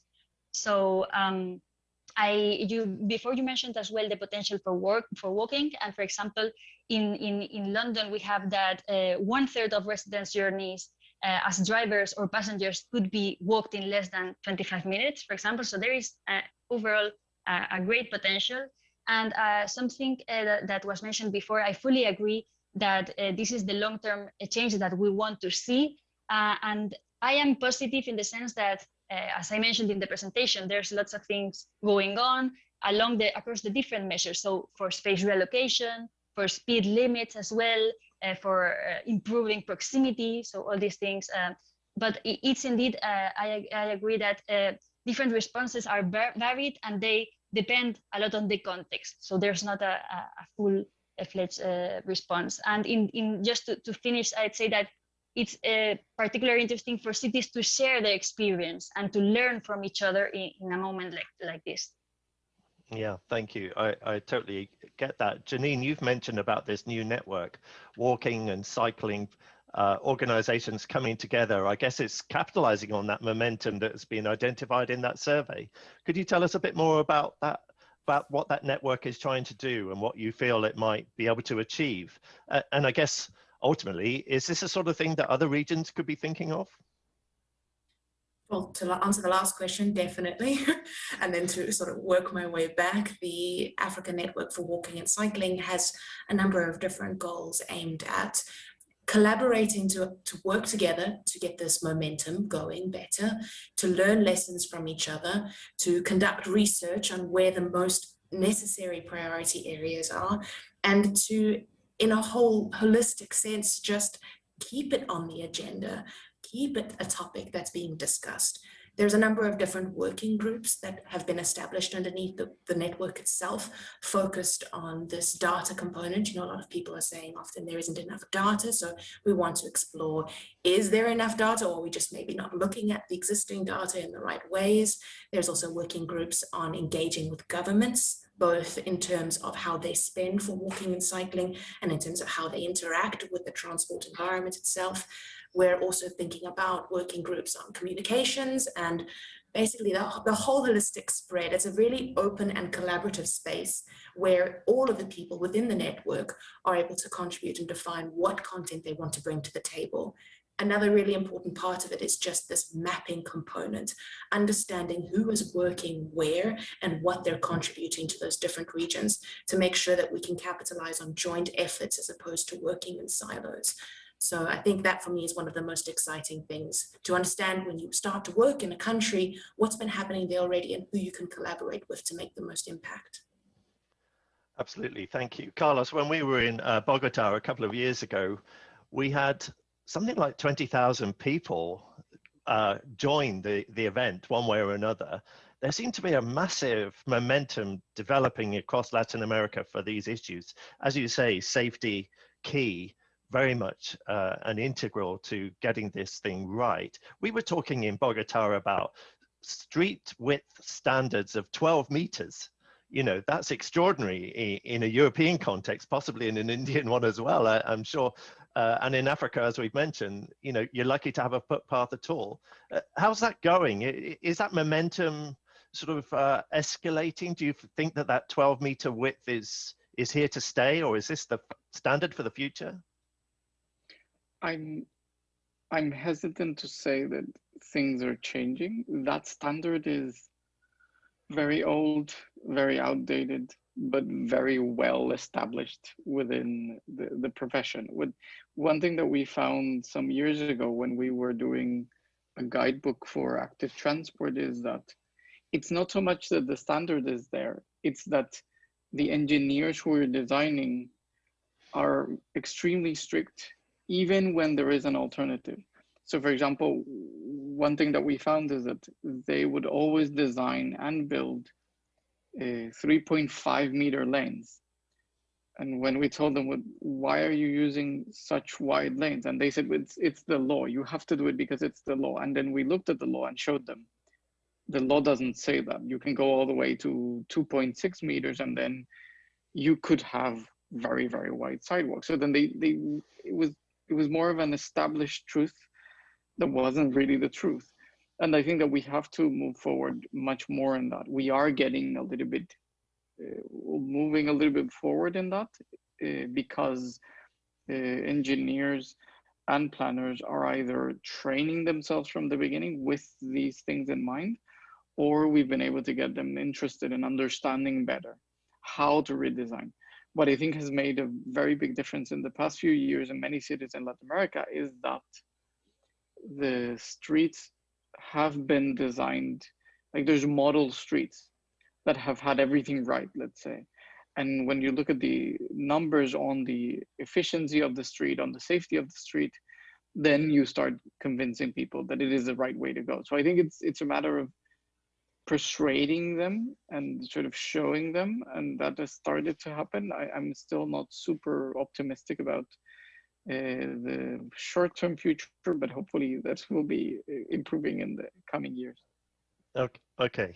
So look, we've only got about 5 minutes left. I want to wrap this up. We'll give you all a chance to leave everybody with a positive thought that if there could be some positive news from this pandemic, you know, how it may be that these responses that we've seen, and in the places that weren't ready, that didn't have a plan, that weren't able to capitalize and accelerate their good intentions, you know, what is the way things are going to go forwards, do you think, from here? We've talked about permanency, we've talked about speed and space and infrastructure change. I guess the thing that strikes me as really critical to understand is, do you think that the ability for it to change, is it going to come from citizens? Is it going to be led by politicians? Or is it, as Carlos was saying, you know, about changing the sort of mind in the engineering or in the planning department? I just wonder, what do you feel, who's going to lead this opportunity to actually capitalize on long-term change?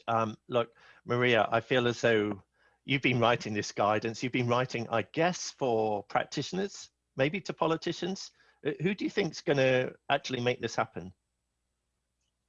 Well, I think it's, of course, a joint effort. So I think, first of all, from the politics side, this needs to be encouraged. Also, the plans need to be there, useful guidance for practitioners so that there's a common base of how, there's already a lot of evidence from the technical side on how things work. So, but it has to be out there, it has to be accessible. It has to be also improved, enhanced, connected, and shared as well. So I think actually it's a joint effort from citizens. Citizens engagement is key. We have another project at Polis, Sunrise, on how to build on how neighbors can be enhanced with input from citizens. This is also gaining momentum. So I think it requires support from everyone. But what we have now is the momentum to actually build on it, build on a lot of things that has to be done. Of course, there are threats. There is the threat of going to the private motorized safety bubble, of course, but we have seen how many actions have been taken in different ways, and we can build on them to build more resilient cities indeed. Okay, we capitalize on the momentum, we build on that resilience. Thank you. It does sound encouraging, and I know the number of people in your network and just how popular that guidance is. You know, you wrote it super fast, and I know people have really appreciated having that framework. If I may add, it was, of course, this guide as well was a joint effort. It was fed by many research projects, a number of projects. Yes. It was under the patronage of the commission, and we had these different measure fields. So it was not about walking, but about other measure fields. Yes, it was a quite tight schedule. But yes, understand. Thank you very much. Last comments from anybody else? Janine, what do you think? Community, or is it down to practitioners, politicians? Who do you think is going to lead this going forwards? really wish Maria hadn't given such a brilliant answer because I really just want to You can echo just say what yes. she said. Yeah, yes. But I wanted to add that there really needs to be a strong relationship between unlocking finance on a national level to support action on a city level. Fantastic. I think Okay, that's a really good point. Yeah, let's not forget the finance. Thank you. Carlos, anything to add to that? Yeah, I think that those who will lead are actually the people who have privilege to have the time, who have the power and the resources. When we began last year to work on this, it was basically because, well, I had the luxury of being able to think about these things and to invest resources into doing this.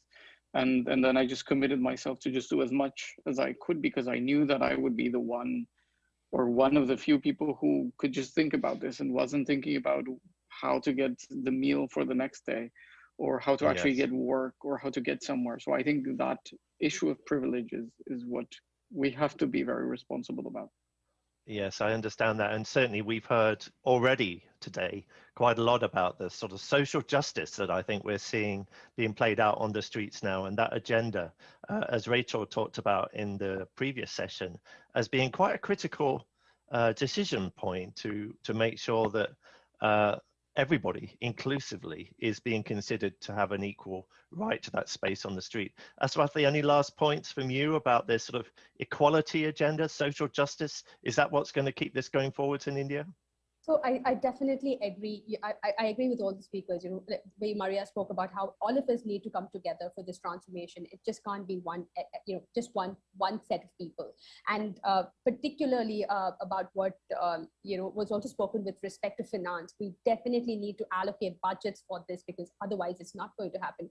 Along with this, what I would also say is that I think it's also essential. What we saw was a lot of importance also needs to be given to communications and outreach, showing this great work to more people so that this particular traction or the interest that we're seeing can catalyze a lot more people to take the right action, even with respect to behavior, to change their behavior, to walk and cycle, etc., but also to show that there's so much of interest that we really need to prioritize this going forward as well.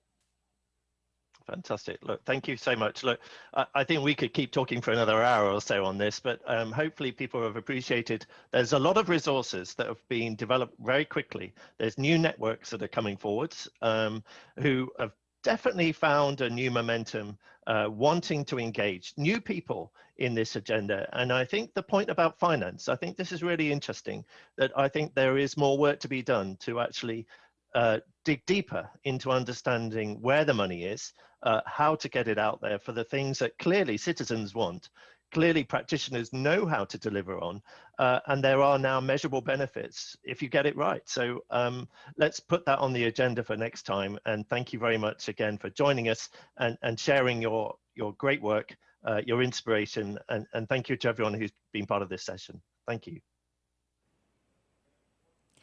Thank you once again to all of the speakers, as well as our moderator, Mr. Walker, for a great session.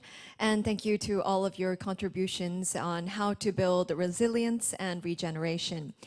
And now, before we continue on with our next oral presentation 1, we also need to take another break for you to stretch your legs once again. So please do take a short break, and we'll be back with oral presentation 1 on building a walkable city. See you in just a few minutes. Thank you very much.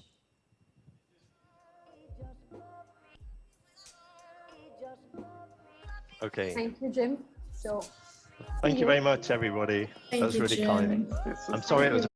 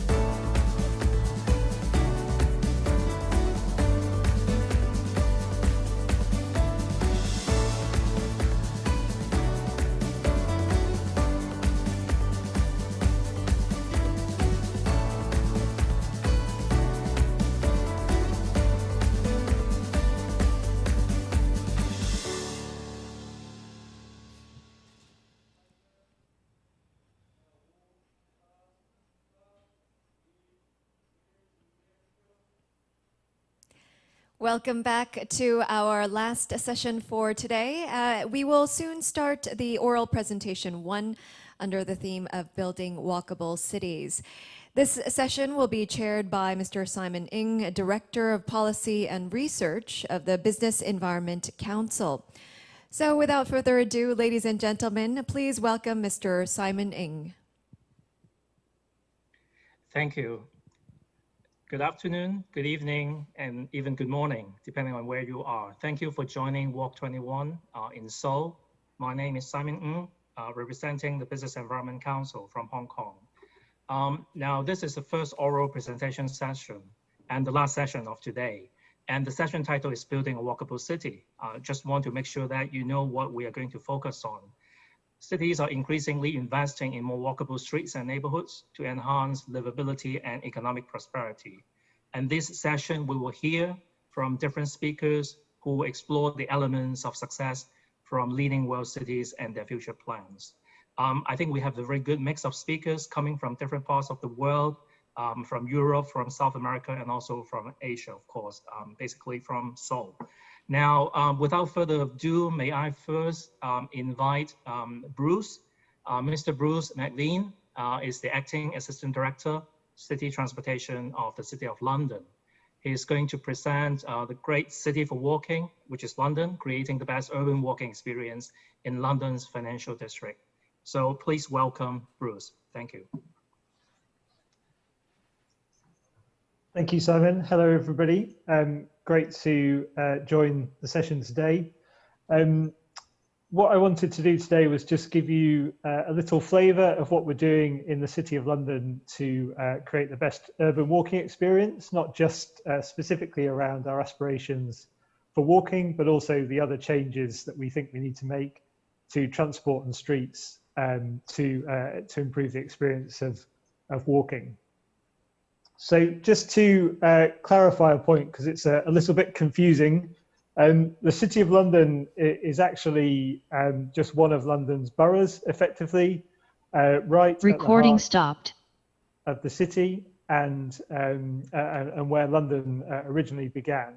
But not to be confused with Greater London, which is obviously the whole of London, and it is overseen by the Mayor of London and the Greater London Authority and Transport for London. So we're essentially the local authority for London's financial district.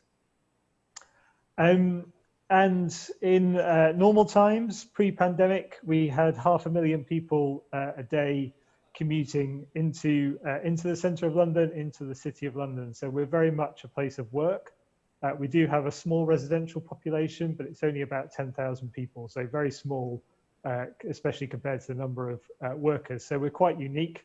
And one of the things that also makes us unique is that businesses have a vote in our council as well. So they elect our elected members alongside those residents. So I guess we're a great example of somewhere where if people ask you whether businesses want more walkable environments, then you can point to us and say that they definitely do, because not only do they vote for that, but they're very supportive of the measures that we're putting in place now as well. So 500,000 people a day, which means that our streets often look like this, especially in rush hour and at lunchtime, which is very crowded pavements. I'd say probably quite an unfair distribution of space and definitely not enough space given over to people walking. And as a result, not the best experience of walking around the city. And we want to change that. And that change is more important than ever, perhaps as we move into recovery from COVID-19. And like a lot of central business districts and central areas, we've really felt that and seen a huge change in what's happened in the city, but people are starting to come back now. And we firmly believe that, people will be back in their offices in the not too distant future as well. So I'll touch on our recovery plans towards the end. But we already had a plan to improve the experience of walking. This was our transport strategy, which is adopted in May 2019, and is currently being reviewed. It was due to be reviewed anyway, but sets out how we will design and manage our streets over the next 25 years. And this is our vision. And I just wanted to touch on the first part of this, so streets that inspire and delight. So, you know, really this is all about how we can create streets and spaces that are known around the world as great places to spend time, that are part of how we encourage people into the city to work and encourage investment and businesses into the city. And the delight part is all about that day-to-day experience of using our streets. So how do we make sure that people really enjoy the experience of getting, say, from the underground or the railway station to their desk, or increasingly, you know, the importance of well-being at lunchtime and during the day as well. So we have lots of proposals in the transport strategy, but the first one that we're trying to achieve is to make our streets great places to walk and to spend time. And as I'll come on to, I think almost everything that's in that transport strategy ultimately is about trying to make the City of London as a business district a much more walkable and a much more, you know, much better environment for people to walk in. And our key aim is that by the time that we complete the transport strategy, we will have 55 kilometers of pedestrian priority streets, which is essentially doubling what we had at the time that the strategy was written. That was by 2044. If anything, we want to now move quicker. And I think we have a great opportunity off the back of the changes that we made to our streets in response to COVID-19 to really accelerate those plans to create a more walkable place and give more priority to people walking. So just very briefly, some of the things we've done over the last few months, this will be familiar to lots of you, I'm sure, have done similar measures in cities around the world. But we've reallocated space on our streets to give more space to people walking and to people cycling as well. We've restricted motor vehicle access to some streets and introduced lower advisory speed limits on those to create pedestrian priority streets. And in some places, we've introduced closures at certain points on the street to only allow, say, cycles and buses through there to, again, reduce the traffic on those streets, but also give us the opportunity to create more screening and seating as well. And alongside all of those, we've rolled out a program of parklets and other measures to support businesses around it, and really worked in partnerships with our business improvement districts and colleagues across the council to create places for restaurants and bars and everything else to come out onto the street. Again, familiar with lots of people around the world, I'm sure. So we want to take those temporary changes that we've made and see whether we can make them permanent now as a way of speeding up and accelerating the delivery of those improvements for people walking. More space, more priority to people walking. But I just wanted to touch on some of the other things that we're trying to do, which are absolutely essential to enable us to deliver that vision. One is reducing traffic. So here you can see what's happened to motor vehicles over the last 20 years or so, and about a 50% reduction in the number of motor vehicles on our streets, and a huge increase, you can see there, in the number of people cycling. And we want to replicate this and see a further 50% reduction in the number of motor vehicles on our streets, working with the Mayor of London and encouraging them to introduce next generation of road user charging for London as a key part of that aspiration. And that's key because if we're going to reallocate space to walking, then obviously we need to reduce the number of vehicles on our streets. And one aspect of that is what we can do to reduce the number of freight and delivery vehicles on our streets. And this is a very unglamorous picture of one of our car parks. But we'll soon be converting 39 of these parking spaces in partnership with Amazon to a last mile delivery hub, which will begin in the autumn. And once that's operating, it will take 85 vehicles off the streets of not just the city, but central London as well, a day, which is 23,000 fewer motor vehicle journeys every year. So a key part of our efforts to reduce traffic is to switch them from deliveries from motor vehicles to cargo cycles, and also deliveries on foot as well. And this is the first of what we hope will be 5 last mile hubs in the City of London by 2025. Of course, one of the other opportunities for mode shift is to get more people cycling, and you saw those big numbers in terms of the increase that we've seen already, and we want to enable more people to choose to cycle, which means making our streets safer, more attractive places to cycle, as well as more safer and more attractive places for people to walk. So cycling, we very much see cycling as an opportunity alongside walking, and the two go hand in hand. what's interesting as well is I think is the opportunity for new technologies and new innovations to also support that shift away from motor vehicles. So we've had dockless cycles in London for a while, and we've been keen to make sure that those operate in a way that doesn't impact negatively on people walking. So for example, requiring them to use dedicated parking spaces on our streets so that they don't obstruct pavements.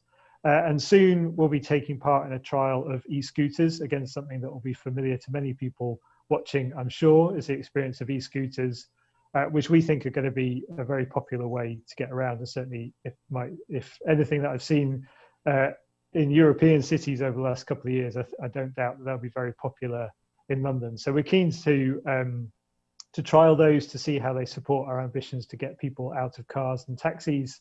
But again, as with dockless cycles, we need to make sure that they are well run, well operated, and left in places where they won't obstruct people walking. And of course, although we want to reduce the number of motor vehicles on our streets, we recognise that there will always be some motor vehicles, especially those that are needed for deliveries and servicing as well. So we want to make sure that those that remain are as clean and as quiet as possible. And again, one of the things we know from the surveys we do is people want our streets to be quieter places, to be less noisy. And of course, they want us to address air pollution issues and to tackle carbon emissions as well. So this is our first zero emission street, where we have banned access to this street for all vehicles unless they are zero emission capable. So essentially electric vehicles, or ones that can run in all electric mode for it. Very successful in terms of improving air quality, and we're looking at how we might replicate and scale this up in other places as well. And again, we're very keen to work with the Mayor and Transport for London to build on London's ultra low emission zone and see if we can make that into a zero emission zone in the future as well.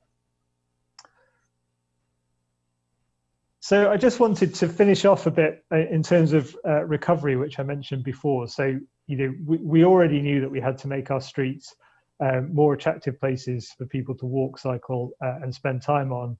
And really, the impacts of COVID-19 have just refocused our efforts on that and probably brought that, to the fore even more than it was already.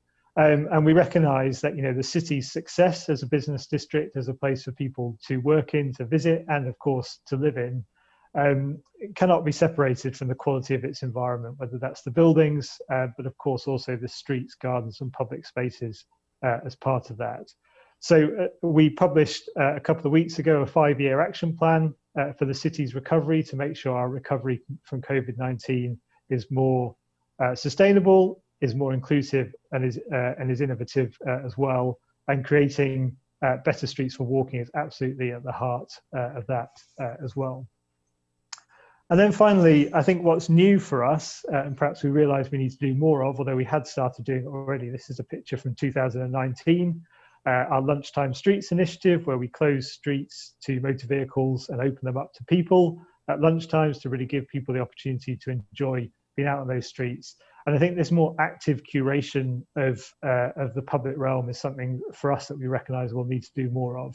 Again, I think partnership working is absolutely key to this. So working with the local businesses, business improvement districts and the like to deliver that. But I guess, for me, it's a reminder that we don't just need to kind of make it, functionally better for people to walk around, but we need to make it a really fun and good experience for people to spend time on our streets as well. So I hope that was a good overview, very quick run through. If you're interested in finding out more, then please do take a look at our transport strategy and get in touch. Thank you. Thank you, Bruce. I think we have a lot that we can learn from London, but let's save the questions until the panel discussion. Okay, so I would like to invite our second speaker, Ms. Jose Besselink. She's an planner from the city of Rotterdam, and she's going to talk about Rotterdam Walks 2025. So Jose, the floor is yours. Thank you, Simon. Thank you for inviting me and share the Rotterdam narrative after hosting Walk21 2 years ago. So my talk will be mainly about our strategy towards ambition and action plan, putting the pedestrian on a pedestal. For those of you who haven't visited Rotterdam 2 years ago, who don't know the city, we are the second biggest city in the Netherlands. And since the city was bombed during the World War, we had to kind of rebuild it from scratch, the inner city. And the urban planners were kind of given a blank canvas, which resulted in a car-dominated city center, so to say. They wanted the city to become the most modern city of the Netherlands. And nowadays, we have a lot of streets, car-dominant, and we see little people. But this has changed, actually. And as in other cities, we have seen a paradigm shift occurring towards a more people-oriented city, putting the pedestrians and cyclists first. And actually, when your street design allows it, people will come.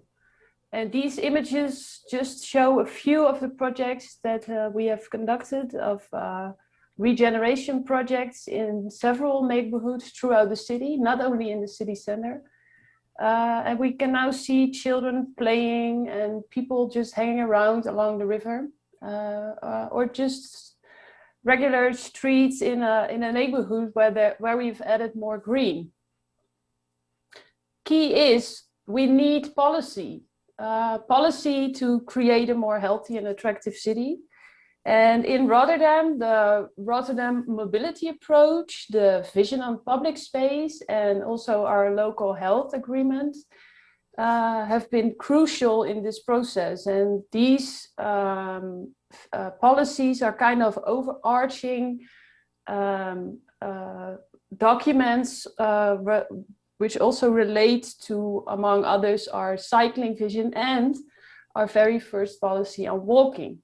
So policy is crucial, but hosting a conference is also very interesting for a city. At least in Rotterdam, it has really worked out well. And since our vice mayor has signed this international charter for walking and our collaboration with the Walk21 Foundation, we've taken some huge steps forward. So after hosting this conference, we were able, and I truly believe this was because of hosting the conference, to create an interdepartmental program team, not only with representatives like me from the urban planning department or my colleague, Andre, who will give a presentation later tomorrow of the mobility department, but also the health department, sports, safety, they are all included in our program team. And together with them and Jim, we have organized a few sessions, building a walkable city, the steps to a walkable city sessions. And this also helped in our process to get to this point and to create a framework for this vision on walking. So the pedestrian on a pedestal, it's the main focus of our ambition document. And as our vice mayor already mentioned earlier this morning in the video, we have implemented this last year. And the aim is to create a walking culture in our city that was before kind of a car-dominant city, and to make people more aware of the positive effects of walking and to integrate it in their daily routine. So I will now share the main concept of this vision of us. And we are now taking steps towards an action plan. And there's two concepts in the core in this vision. The first one relates to create a healthy and active city, an environment, a living environment where we can invite people to have an active lifestyle, but also the living environment itself, a sustainable environment. The second one relates to accessibility as well as proximity. So this concept of the 15-minute city, where I believe Alice will also talk about later, is another very important pillar of this vision. And we have created 3 so-called tracks in our action plan that I will now quickly share with you. The first one is link and place. And in this program, we are developing a pedestrian network. So for the first time in history, we have decided to just draw some lines on the map. Where do we want to prioritize the pedestrian in our network? And these street typologies are also detailing and determining the design principles as soon as we start to redesign or restructure our streets. So another very important topic in this program is to develop design principles. And we were, among others, inspired by the ones from London, but worldwide we have seen some good inspiration in order to develop a toolkit of our own to inspire our colleagues, our designers, to put this pedestrian on a pedestal while they are restructuring our streets. These pictures are emphasizing the importance of our program. We need to avoid situations like this. This is why accessibility is a very important part of this link and place strategy. Also during roadworks, we truly need to give way to our most vulnerable road users, pedestrians and cyclists, during this roadworks as well. Then the second track, this relates to the behavioral change we are trying to focus on to create more awareness among, on the one hand, our own colleagues. We are on a mission within the municipality of Rotterdam to create more awareness of the importance of walking in every single project we do, as well as awareness among our residents. So we are going to start a project to cut the pavement clutter. We want to promote the most attractive walking routes in the city and to organize some walking activities, for example, related to employment and this financial district, for example, like as in London. Then the third track relates to knowledge and research. We are currently developing a walkability monitor and data set on walking. We have been neglecting the pedestrian in our data set for years, and we are now taking some steps in that as well. Then gathering some more insights on the behavior of the pedestrian. And we are also partnering up in a national city deal. So it wasn't only our city, but in the Netherlands as general, the pedestrian really has been put on a pedestal the last couple of years. My colleague of the Ministry of Infrastructure will talk about that later tomorrow for those of you who are interested. But we are partnering up with other cities as well as ministries and social organizations. And this really helps to just team up and gather some more knowledge on the pedestrian. Besides these projects, we are also conducting a few pilot projects to carry out this strategy in a few neighborhoods. In one neighborhood in the northern part of the city, we are focusing more on the software side. So we are collaborating with a local GP, with the church, with the mosque to stimulate the local residents in this specific neighborhood to just start walking more and to integrate it in their daily routine. In another part of the city, on the southern part, we are more focusing on investing in infrastructure, in public space, and conducting some quick wins, for example, crossovers in the streets over there. Besides the projects that we are running ourselves as a program team, Rotterdam Walks, this is a list, and this is not even all of all the projects, activities, and developments that are running in our city, and where we can find this connection with.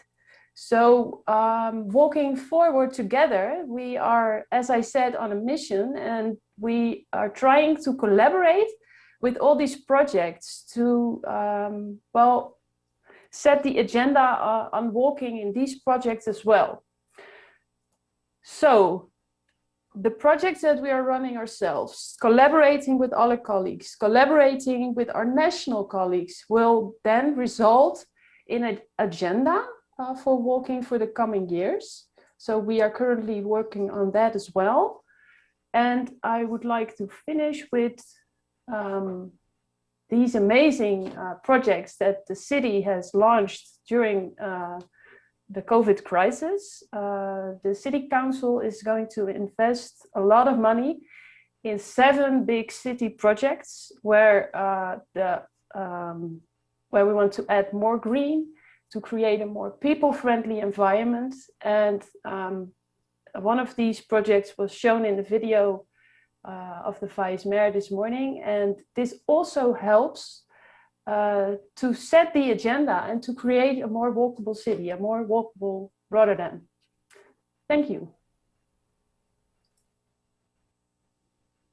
Thank you, Jose. I mean, I can tell the conference actually served as a springboard for Rotterdam, because after the conference, you've put together such a comprehensive plan to, to promote walking and to facilitate the building of a walkable city. So that's very impressive, and I look forward to, to hear more from you during the panel discussion. Thank you. Without further ado, I would like to introduce our third speaker, Mr. Dino Buzzi from Argentina.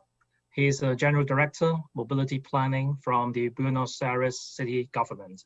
So please welcome Dino. Hi, everybody. Thank you very much. I will share my screen. Well, thanks, Jose and Bruce, for your wonderful presentations. And thanks, Simon, for the introduction. My name is Dino Buzzi. I'm the Director of Mobility Planning of the City of Buenos Aires. I'm here to talk to you about a project called Buenos Aires Camina, which literally translates as Buenos Aires Walks. But before getting into the project, I would like to show you some pictures about Buenos Aires, my city, so you understand some of the things that affect directly walkability in Buenos Aires. For those you don't know it, this is a picture of the limit of the Ciudad Autónoma of Buenos Aires, which I represent, and the metropolitan area.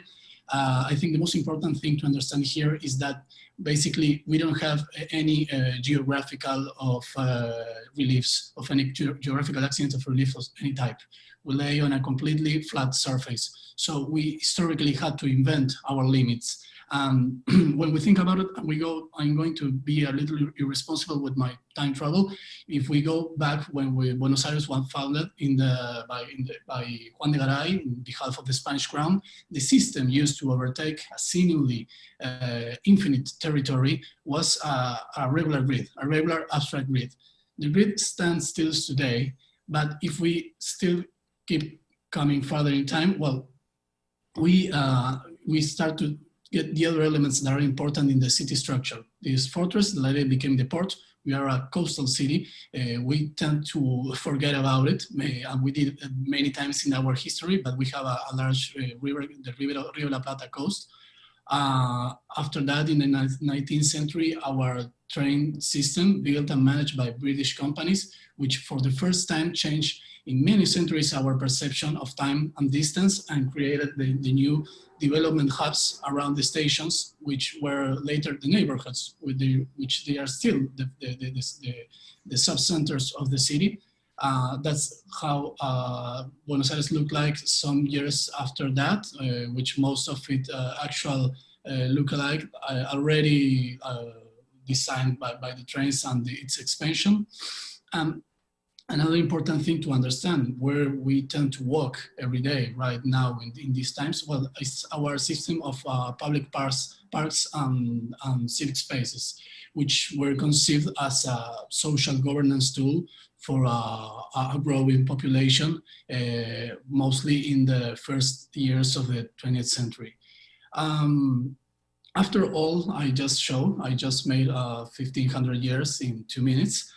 What we can get in Buenos Aires, what we can understand about its standard urban fabric is that we have a regular grid made of streets and avenues that if we compare, for example, with New York, well, we have smaller blocks, so we have a better average of intersections. But if we compare ourselves with cities which more unpredictable urban fabric, well, we tend to still have a lot to do for walkability following this point of view.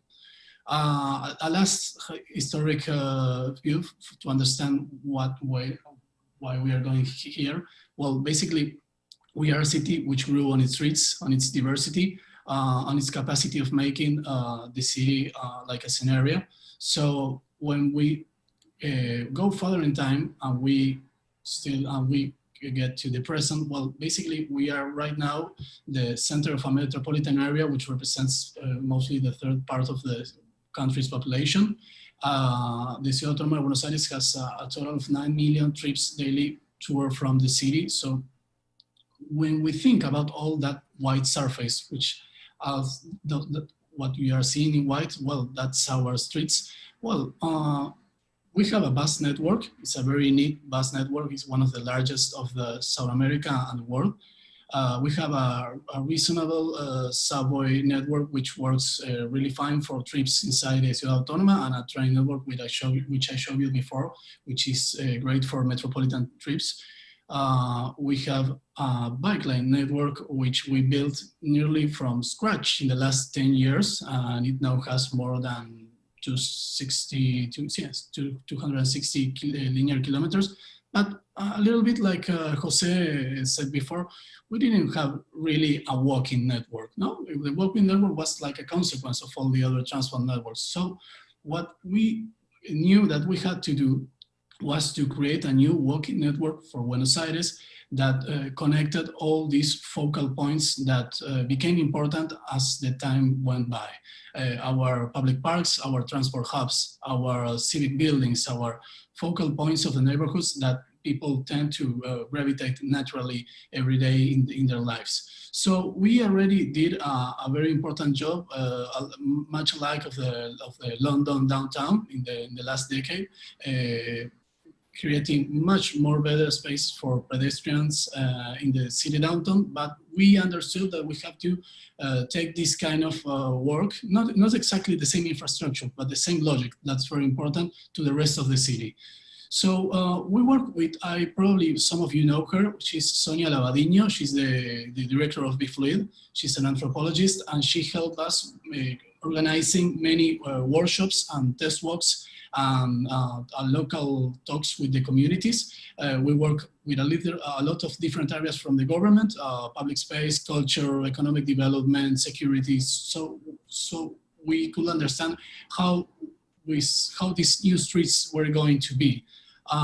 So after all that work, we basically created a new walkability network adapted for the 21st century city with new objectives, with new streets, with new programs, and we had to test it. We had to start to overtake one part, so we took one of the most defined and the most complex ones, which is the circuit that unites Parque Centenario, which is a park with a metropolitan scale in the center of the city, and Estación 11, which is one of the most important transport hubs in the city. This is a distance that it is not mainly thought by the citizens of Buenos Aires as a walkable one. But if you compare the time travel of different modes, well, it's basically the same. So this is one of the most important logics for us, now to make things closer between them, enhancing walkability and enhancing the comfort of walking. We later studied like everything that could affect walkability, from the planning and design codes to think, well, how these places are going to be in the next years, how these places are going to be built and developed, to the permanence and study activities. We made a lot of territory studies, studying how people, where people just made a pause to smoke a cigarette or to meet someone and to drink a coffee, understanding the focal or the tension points of this area. We also studied the architectural and the commercial facades and the plinths to understand well which were the important inputs of the urban fabric there, and also we did a really large and compelling job of social profiling of the people that were walking there to understand well maybe there were some gender issues or there were some parameters about younger or older people walking around some places that we had to understand to operate on this place. So after this, we started to think, well, which is going to be the toolkit to modify the streets and to make this project, because there are like some elements that well we already talked about well upgrading pedestrian infrastructure, tactical urbanism, creating new activities or bringing new ages to these places, but also the COVID-19 pandemic well show us that some other strategies are important and we have to be like very open-minded about them. So we started to overtake and think, well, what we could do in every different place, thinking that there's not always the same thing. There are not always the same problems about walkability. Sometimes, for example, you got a cultural center that works mainly to the inside, but its activity doesn't reflect in the outside. So we created a project to take the cultural center out of the streets and to limit the traffic and to create a more comfortable place to go and we're walking. We worked a lot. These are only examples of the principal points. We did much more projects. We worked on the borders of our public space. This is a very important issue for us. And this, for example, we did this in the pandemic too. Mostly our parks are mainly surrounded by avenues full of cars. So we started to create a new idea that, well, we have to think the borders of the park is they were part of the park itself. So, well, this is obviously the ideal, but during the pandemic, we closed those streets to make larger surface for public space and the people take profit of it. So we are already working on the pilots. This works the same way for metropolitan parks like the one that I showed you before, and local parks, local tiny parks that are, for example, in the middle of the urban fabric in this part of the city, always with the same principle, to add like a second skin to this park with new equipment, with programs adapted to the idea that, well, walking is not only, walkability is not only about walking to point A to B, but also about permanence. That's for us the most important thing about this project, and that's why I show you all those historic pictures before. Much more people on the streets are going to enhance and potentiate the capability of the streets of being walkable. So that's very important for us. I think, well, we all agree that the only future possible for cities and the only way of overtaking a territory is walking. So that's why we walked on moon and now we didn't arrive to the moon. So, well, thank you very much. And if you have any questions, you can write me to my email. I will be very pleased. Thank you. Well, thank you, Dino, for your presentation. I like the fact that you mentioned, how you involve people, citizens, in your planning process. I think that's very important. So I will save my questions about how to make the process participatory for you later on. Okay. Now, in the interest of time, I would like to invite our fourth speaker, Ms. Alice Perrin. Alice is the Research Officer on Quality of Public Space and Accessibility, Roads and Mobility Department from Paris. So please welcome Alice. She's going to talk about Paris and the city of 15 minutes. Thank you. Thank you, Simon.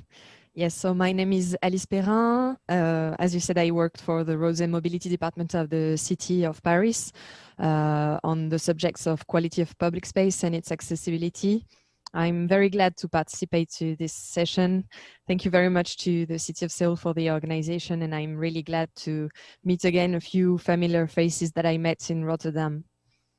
So today I will present to you the Parisian vision of the city of 15 minutes, as well as our pedestrian strategy, and how the COVID-19 crisis response helped us move faster toward those objectives. So the city of 15 minutes, as Jose already told you about it, it's a theory by Carlos Moreno. He's an associate professor at the Institute of Business Administration of Paris. The idea is that the main essential functions should be reachable in 15 minutes by walk or by cycling. So you should have within 1 to 3 kilometers of your home the facilities to achieve these 6 functions, which are living, working, supplying, caring, learning, and enjoying. So our Mayor Hidalgo wants to implement this concept in different parts of the city programs, because it's not only a policy that's interesting for public space or public space design or mobility, but it's really on all fronts. So how do you translate this concept to public space design? So in very dense cities like Paris, where it's not always possible to build new amenities, the street can become this amenity. So it can be a street where you can relax, when you can enjoy, meet people, have a physical activity, enjoy refreshing temperatures if you're too far from a park or the river to enjoy some refreshing climate. So it means a lot of time prioritizing the uses that we want to see in our streets. And most of the time it means conquering space that was until now devoted to cars. So you can see here, it's a little drawing, but it's a lot of projects that have been led in the past few years in Paris have been creating small squares where before you had connecting streets. And there's a lot of example of this kind of design. So Paris, in a lot of way, is already kind of the 15-minute cities, at least for the lucky ones who are able to live within the city limits. It's a bit less true when you go a bit further into the suburbs. So travel time, for example, to get to school by foot is at an average of 3 minutes. So it means that you should have a school within 3 minutes of your home, and with our public school system, it means that your kid only has to walk 3 minutes to get to school. In some districts, you have up to 20% of inhabitants that are able to work by foot. Still, you can see that there's a lot to be done to achieve territorial equality, to reach this goal of the 15-minute city everywhere. So I would like now to talk to you a bit about our Parisian pedestrian plan, which was signed by the mayor in 2017. We also worked with Sonia Lavadino on it, and with all of our services. It's been a tool to achieve a better quality of public space since then. And you can see how the idea of the 15-minute city and of the street with a lot of amenity was already included in this project. So historically, because the city is so dense and so rich, we are very lucky because walking is already the first mode of transportation in Paris. So our aim is not as much to encourage modal shifts for people to get from their car to their feet, but it's more about how we can better the quality of public space for all of those journeys that are made by foot. So Jose already presented similar pyramids, so I'm not going to spend a lot of time on this, but the goal of our pedestrian plan and the Parisian transport policy is to support the rebalancing of public space in favor of active or low emission modes of transportation. So the goals of the Parisian pedestrian strategy, they are spatialized. They follow different typologies of public spaces. So for instance, we wanted to focus our attention on large avenue where we needed to appease traffic. We had walkways that were already existing that needed to be consolidated, large squares to showcase crossings and urban borders that were that we needed to ease. And then finally, our city in Paris has multiple centers. So there's the historical center where the pedestrian should be asserted, but there's also a lot of neighborhood centers where local walking should be encouraged. So you can see a few examples of what has been achieved since we signed this pedestrian strategy in 2017. In the next slide. So for instance, the major road typology, you can see what has been done in terms of implementing new cycling infrastructure that's putting a bit further the cars and narrowing the ways for the cars. So there's a lot less easing crossing and having a better quality of public space design on those spaces. You can see here on some of the walkways that were already existing alongside the riverbanks, alongside main infrastructures like higher metro lines, or even over railway lines that were worked upon. One of the major projects that were taken by the last mandate of the mayor was the requalification of 7 large squares in the city and recuperating a lot of space that was devoted to car to really create spaces where people could meet. And you have also a lot of projects at a smaller scale. You can see here before and after pictures of small squares and forecourts, which are also very important for the local life. So these different typologies of projects are completed with weekly or monthly closed street programs. They're called Paris Respire or Paris Breathes. It's really the idea to enable people to enjoy their neighborhood without traffic, at least for the weekend or for the holiday, or once every month. And one other typology of projects that will be a segue to the last part of my presentation, it's the kids' streets. So this was, there's 14 kids streets that were implemented before 2020, and it was often supported by local organization. The idea was really taking back the streets to make them safer and enable kids to have a space to play, to learn, to run, to have different activities. So these kids streets were really the base of one part of the response we had for the public space measure we led following the COVID-19 crisis. So in Paris, we have 893 schools in different urban contexts. 65 of them were already located in pedestrian zones. But with the COVID-19 crisis, the necessity for physical distanciation due to the virus accelerated the process that was about to take place during the next 5 years. So during the summer of 2020, we closed 57 streets in front of school to cars. So depending on the context, we had to adapt our intervention. What was done during the summer was really a tactical urbanism project.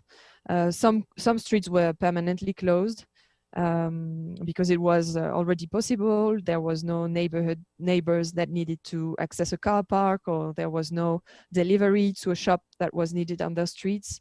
And on other ones, it was streets that were closed during school hours or just narrowed so the cars would slow down and understand that they weren't prioritary in those spaces. So we also produced a catalog of inspiration for the different districts to take into account for their local projects of school streets. And this program is still going on, and the impulse that we had thanks to the measures that were taken last summer are continuing, and this summer we have a new program of tactical urbanism projects to keep going.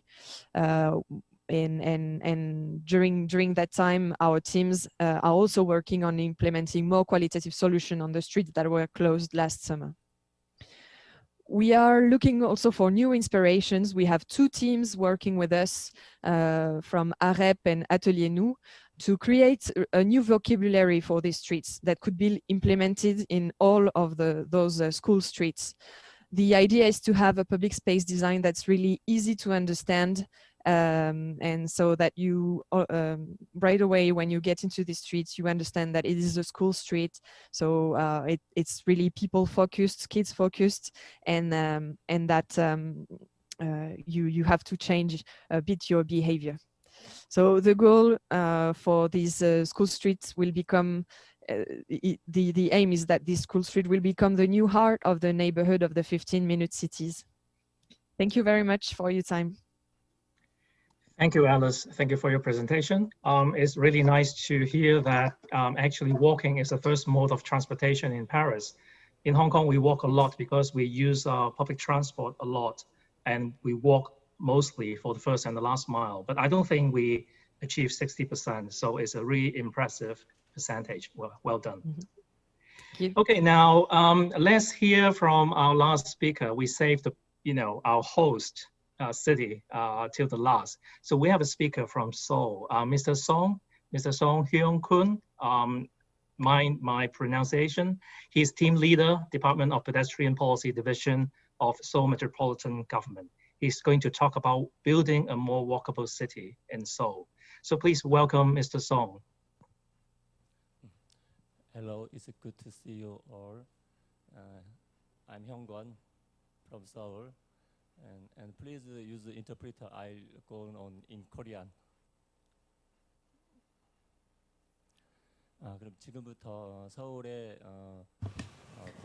From now on, I would like to talk about Seoul's policy to make Seoul into a walkable city. Briefly on Seoul. Seoul has consists of the downtown area, Yeouido area, and Gangnam area. There are three major commercial areas. The population is 10 million. And if we also include the greater Seoul, we have about 25 million people commuting in and out of Seoul. And 60% use mass transport, including subway and buses.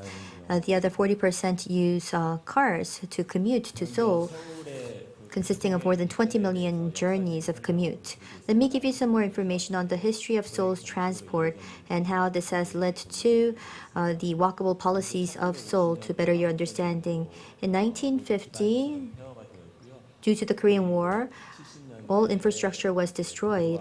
And in 1970, the roads and subways were constructed for the first time. In 1988, until the run-up to the Seoul Summer Olympics, there weren't that many cars, but it was a period of economic growth and development. From 1990 to 2010, this is phase 2 or step 2, when we've seen an increase of cars leading to traffic congestion. Therefore, in 2004, policies were in place to enhance the convenience of public transport. It's our public transport reform, where you can actually transit at very low cost between various modes of mass transport. And not only that, from mid-90s, we've seen elected mayors running the city. That has led to some initiatives to make Seoul a more competitive city. So you can see that there were many attempts and programs made to make Seoul into a people-centered city. Gwanghwamun Plaza was one where we've focused on reducing the number of car lanes, and there were also small park programs in various corners. And from 2010, we had a new mayor elected that has focused on transforming the city from a growth-led city to a people-led city. There were many policies For instance, we had improvements made to the paving blocks, and in 2016, I want to point out that there was a Walkable City Seoul master plan that was announced to engage in a systematic approach to make the city more walkable. Some of the key contents of the master plan includes the following. One is to provide safety for the pedestrians, and we did see that pedestrians had difficulty crossing the streets. They had to go through crossways, but you can see that there were policies that had helped enhance street connectivity so that it can help pedestrians. Not only that, there were also streets where convenience was enhanced for those, the underprivileged or the disadvantaged. Let me give you a couple of examples. So, if you look at this outer circle, we have the fortress that was built during the Joseon Dynasty. We have the old city center and the commercial area. And in 2018, it was designated as a green transport area. And we had these sustainable goals for these areas where cars with highly emitting cars were penalized and they were restricted from going through this area. And there were also efforts made to reduce the number of lanes to enable more pedestrians, more cyclists. In other words, provide more space for personal mobility. Let me give you some more information on the map. You see the mountains on the top, and the areas in white are the central lanes for cars. And there was the road diet program that was in place to reduce the space for cars and reduce the number of lanes. This is the Gwanghwamun Square project. Before 2009, this was what the square looked like. You can see that we had 16 lanes occupied by cars, and there was no crossing. It was only focused on cars, only focused on speed. So this was the main street like Champs-Élysées of Paris. So this was 2009. However, the square was changed to what you can see here. So this was also thought to be incomplete, so there are some more efforts being made to create it more pedestrian friendly. We have cars, 6 lanes each on each side of the square. Recently, this is a new project that's underway. The number of lanes were greatly reduced, and there was this square. Will be this square for the pedestrians, and we're going to plant more trees. And by early next year, this square is to be completed. And we are also seeing a lot of artifacts in the process as we're renovating this area. This is also a major road in the downtown area. There's a lot of traffic. In the past, it was car-focused, not much space for pedestrians. If you look at the picture afterwards, we have some trees, the lanes were reduced, and for certain areas, there were some commercial parking spaces. And until last year, this project ran for about 4 years. And next is the Sejongdaero project. On the top is the Gwanghwamun road connected to the plaza. It was a 12-lane road, and this was reduced to 3 to 4 lanes. And from last year to this March, the construction was completed. You see the bicycle roads in brown, and as you can see here in the pictures, we have enhanced the space for pedestrians. We have added a lane for pedestrians and another lane for cyclists.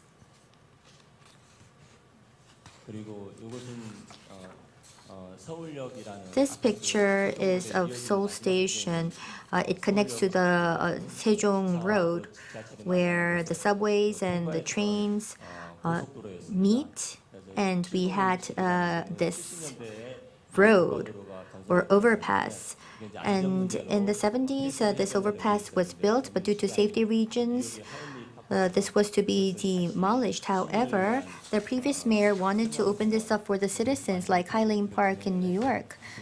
So right now, We can see that's a combination of parks, pedestrian paths, and also a path that connects to the downtown areas. I've mentioned about some of the significant projects of Seoul, and this is more so on the small neighborhoods. You see we have these single-lane roads where pedestrian first roads have been implemented to make it more pedestrian friendly, to provide painting, to make it more accessible and more identifiable. And here there was increased connectivity by renovating the all-way crosswings, and for new buildings it was indented inside into the block so that there's more pedestrian space, and you see these diagonal crossings for the pedestrians.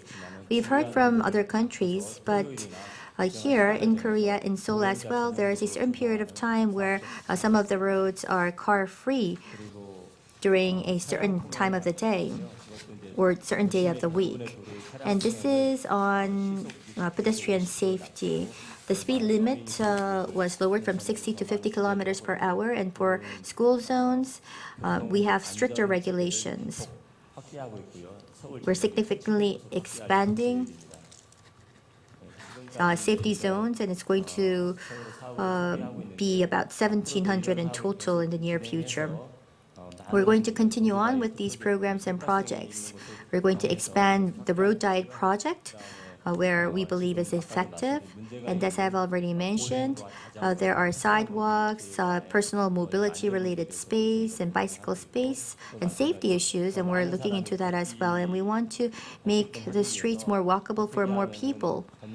So it's about how we can add value and provide enjoyment to the people that would walk through our streets. So that is all for my presentation, and I'll receive questions afterwards. Thank you.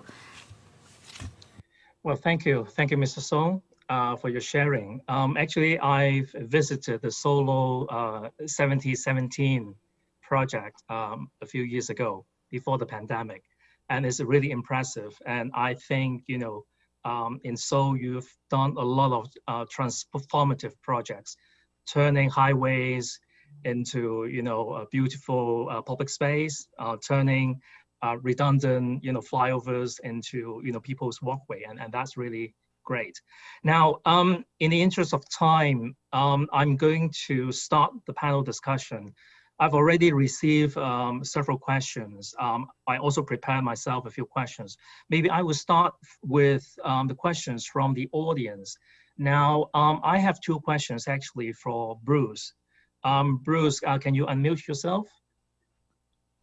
Now, maybe I can, you know, ask it together. The first one for you, Bruce, is about the residents living in the pedestrianized streets. So when you know, put forward your project, are there any negative responses from the residents in those pedestrianized streets, especially those who are using private cars, who park their cars in the garage and maybe have to use the cars due to disability? So that's the first question.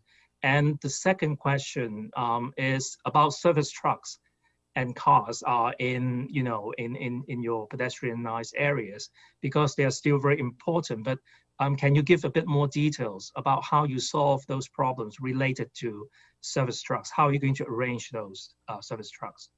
So Bruce, over to you, please. Thank you. And yeah, great questions. I suppose first point to note is we very deliberately talk about pedestrian priority rather than pedestrianization, partly recognizing that, you know, for almost all of our streets, there's going to need to be access for motor vehicles at certain times of the day, at least. So it's more about, and I think, you know, there are some great examples of this in all the other presentations as well, about how you design streets to still allow, albeit perhaps more limited vehicle access, but in a way that gives very definite priority to people, and kind of makes it clear that this is a space for people walking first and a space for people in vehicles second. So there's still you know, access to almost kind of every address as part of that. There are some concerns, I mean, not just in the City of London, where, as I said, we have a relatively small residential population, but, you know, across London, And again, this experience will be familiar to lots of people. You know, concerns from some residents around longer journeys as a result of the changes that have been made. So you can still get to your parking space or to your front door, but you'll have to go a longer way around it.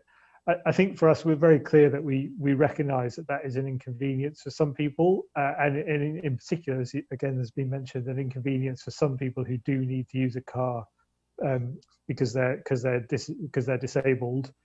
But you know, we think the benefits outweigh that inconvenience, and we'll obviously try to minimise it as much as possible. But you know, as ever with what happens on streets, it's a trade-off, and you have to decide, you know, who kind of wins or loses, I suppose, in that trade-off for it. And I think, you know, as I said, and again has been touched on in all the presentations, you know, cities everywhere, the trade-off for too long has been people walking lose out to people in vehicles, and you know, we have to shift that round now. I think as well, you know, most like a lot of central city areas, those people who do live here, actually most of them don't own cars, and those that do don't use them very often as well. So it's probably a little bit easier than it is for us, especially the people who are trying to make these changes in more suburban or more car dominated areas for it. But I think, you know, very clear communications on what you're doing, why you're doing it, and working, as you said, you know, with those people who are affected by the changes, whether it's, you know, residents or businesses, so that you can minimize and help them understand the changes that are going in for it as well. Okay. Well, thank you, Bruce. I think that's a very good answer. And you're absolutely correct, because, I mean, you have to work with your stakeholders, basically. So you have to explain, you have to communicate. Communications is very, very important, you know, to plan for walkability. So that's actually the experience for me in Hong Kong as well. Now, if I may switch the focus to open space and shared space. Now, I have a question for Jose, but also I want to put it to Alice as well. Now, is shared space, you know, shared space with cars, cycles, and pedestrians, of course, considered a problem in the Netherlands as well as in Paris? If it's not a problem, then how are you going to accommodate the needs of those in need? For example, you know, people who are visually impaired. How are you going to make sure that they can, you know, enjoy their time in the shared space? As you know, you're sharing the space with other people and other vehicles as well. So, Jose, maybe can you start first? Yes, thank you for your question. And as you said, the most vulnerable people among us are the most important. So in that sense, the shared space concept is an interesting concept. There are a few good examples in the Netherlands, but it's not our main focus in the current situation, especially because of the importance of accessibility and equity for visually impaired people, for example. So we are thinking about redesigning our streets related to the speed of traffic, to implement, for example, 15 kilometers per hour streets. And then there's enough space for pedestrians as well. But we are not focusing on this shared space concept as we speak, even though it is an interesting concept, I have to admit. Right. Okay. Thank you, Jose. Alice, have you encountered similar challenges in Paris? Yes, thank you for the question. As you've seen in our school street program, it's really a big question, because we've already closed off the streets that could be closed, really. The ones where you didn't have the need to enable residents to get to their front door, the ones where you didn't need to have deliveries get to the front door of the shops. All of those have already been closed. So now we are facing the more difficult typologies of streets. and a lot of them we're working on shared zones, shared spaces. So this is why as well we are trying with the two teams we are working with to make this kind of public space design a bit more easy to understand.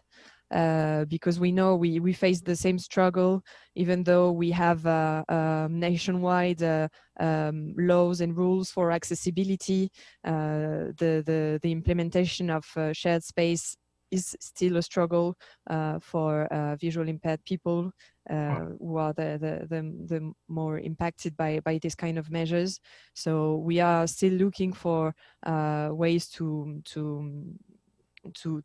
accommodate everybody. I will just speak 2 minutes maybe on the example of Barcelona, which I think they have very interesting solutions and pilots on these questions, as they have a lot of projects that are with tactical urbanism, and they do not change completely the public space on their streets, but they implement a lot of tactile pavements that are stick-on, that enable people to know where they are. And there's a lot of things like this that I think are very interesting in the examples of Barcelona.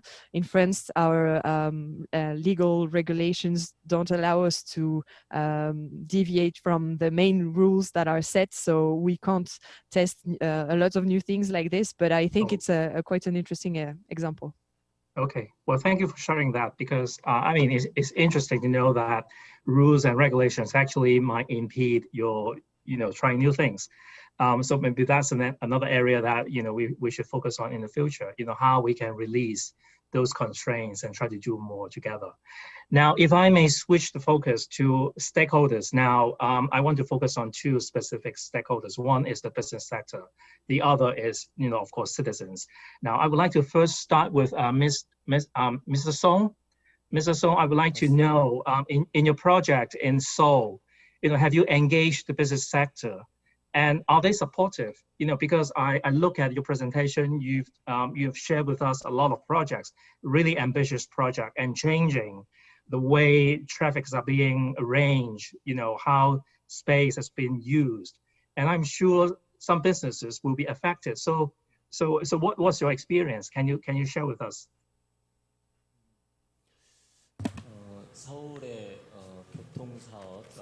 So in Korea, the transport programs are actually procured and sourced by the public sector. In other words, in the case of road transport, subway, and railways, some of the private sector may participate, but when it comes to overall transport, and especially the road diet program, is something that's proposed by the public sector and where the private sector will take part. So that's how it works. But in the process of the project, we, of course, need acceptance from the residents and the community members. But in the early stages, especially in the road diet, the private sector was not in part. This is a bit different from other countries around the world. Thank you. Okay. Well, thank you, Mr. Song. Now, the same questions. Bruce, can I ask you, because you're working, with City of London, especially the business district. Have you encountered any resistance from the business sector? At least part of them, or are they all very supportive? And because it's always a challenge to get them on board and for them to see the benefits to have a walkable neighborhood. What would you say? Yeah, so I think generally the business sector is very supportive. I guess financial district and like other areas in other cities. Those are businesses, I guess, they're people are the most important kind of asset they have. And those people travel by public transport largely, and are increasingly on bike, and then walk, as you were saying, for Hong Kong, the final destination as well. So I think, people understand that they need to have a good environment for people when they're getting to and from the office and at lunch times, and that well-being aspect, as I said, is increasingly well understood, I think.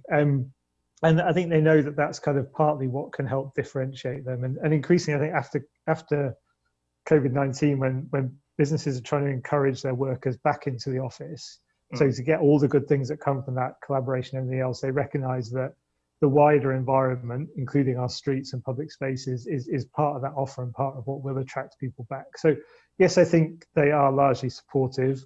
I think there are people within businesses, often, you know, some people in quite senior places who are less supportive, perhaps because they're used to or expect to be able to get around more easily by car or by taxi, and some of the things we do, as I said before, make that less convenient.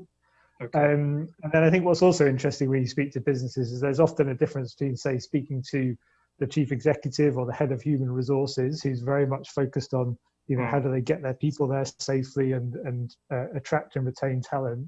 And then you speak to the facilities manager of the building, and they're the ones who are worrying about how to get deliveries there and everything else for it. Okay. So, you know, I think that's where you need to understand those nuances for it. But I think generally, you know, businesses understand the need, and they understand that people want to work in, you know, walkable, livable, clean, safe places, and that means that it inevitably is going to be more difficult to drive around for it as well. Okay. I think just briefly, the other side of business for us is developers, and you know, we've got a huge amount of development going on at the moment. And the development community absolutely gets this and recognises that, you know, and quite often will contribute towards the cost of public realm improvements around their buildings, not just what they have to, but beyond that as well, because they realise that is going to help them sell space and rent space within those buildings as well. Okay, thank you, Bruce.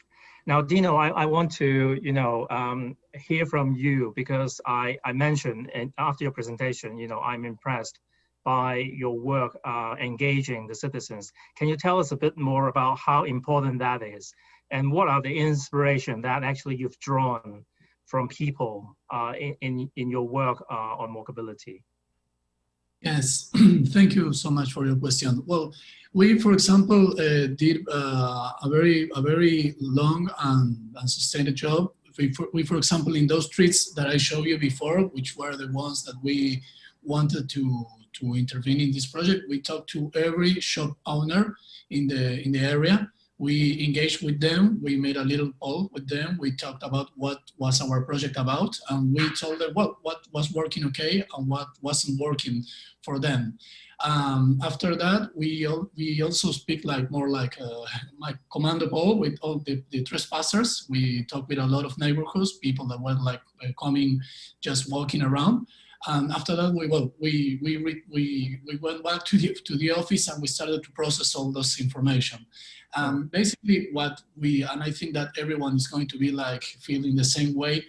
Our role as policymakers regarding walkability and regarding creating more sustainable and better cities is, well, to find the right balance, no? Because everybody wants the better for the city, but not everyone wants it exactly in their streets. For example, they always want a bike lane, but in the next street, not in their ones. So what we have to keep in mind is, well, we have to really be really precise, understanding the big players, like, for example, the ones that Bruce was talking before. For example, I know if there is in the place we were talking about, there was a private hospital, one of the most important in Buenos Aires. So, well, we have to talk to them too, but also with the little shop owner that, well, it has his right, because he is part of the environment, he's part of the neighborhood, and he's probably been there since before the hospital.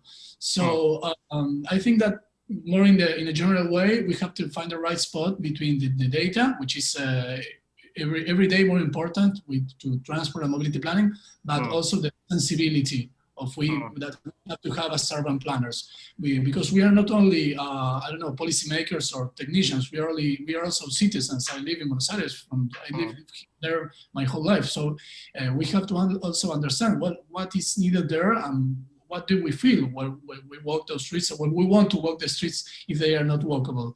So that's a little the focus and the principle and the balance, I would say. Okay. Well, thank you so much for your answer. Now, I noticed that we are running out of time. I have one very important question. So I want all the panelists, can you keep it short, your answer? It's about resources and budget and money. So, the question asks, who is paying for these projects? Is it from public money or is it from private investment?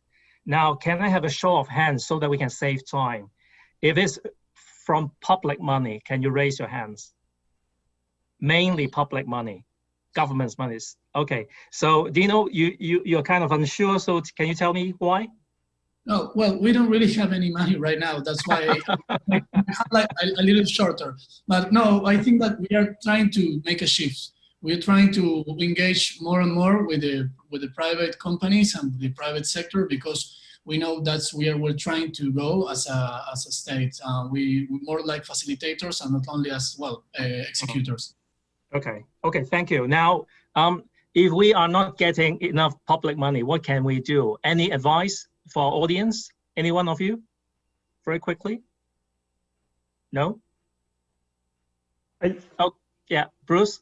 Yeah, I think take those opportunities to secure money from elsewhere. So ours is largely public, but some of that public money comes from the private sector through developments and those kinds of things, as I said as well. But I think everyone's getting a lot better now, and perhaps one of the things that we've learned in London a lot from the COVID-19 response is that you don't have to do everything perfectly to start with. So the key thing is to reallocate the space. I think we saw some good examples of that in Paris as well, and then come along later and make it really great. But the key thing is to reallocate the space on the street away from vehicles to people, which gets you 80%, 90% the way you want it to get to. And then, as and when you have the money, come along and make it perfect after that. Okay, thank you, Bruce. On that note, I would like to close the panel. It's been a very interactive, a very fruitful discussion. Thank you so much, all the speakers, for contributing to the conversation. So thank you, Bruce, Jose, Dino, Alice, and Mr. Song. Of course, I also want to thank the organizers, the whole City of Seoul. Thank Jim and Bronwyn for inviting me to moderate this session. And thank you so much, all the audience, for staying with us and listening and contributing all these good questions. So with that, thank you again. Good night, and I will hand it back to our MC. Thank you. Thank you. Well, thank you very much, Mr. Simon Ng, for the great moderation. What a great way to wrap up the first day of Walk21 Seoul. So, ladies and gentlemen, this does bring us to the end of our oral presentation 1, as well as the official sessions for the first day. There is a photo contest on the Walk21 Seoul official website, so please do share your favorite walking pictures with the Walk21 Seoul participants. And tomorrow, Plenary 3 session will take place from 9 a.m. Korea Standard Time on the Walk21 Seoul Conference YouTube channel, as well as the Walk21 Foundation YouTube channel. You can find the button connecting the conference on our official website. So with that, ladies and gentlemen, have a great afternoon, evening, good night, and I will see you tomorrow. Thank you very much.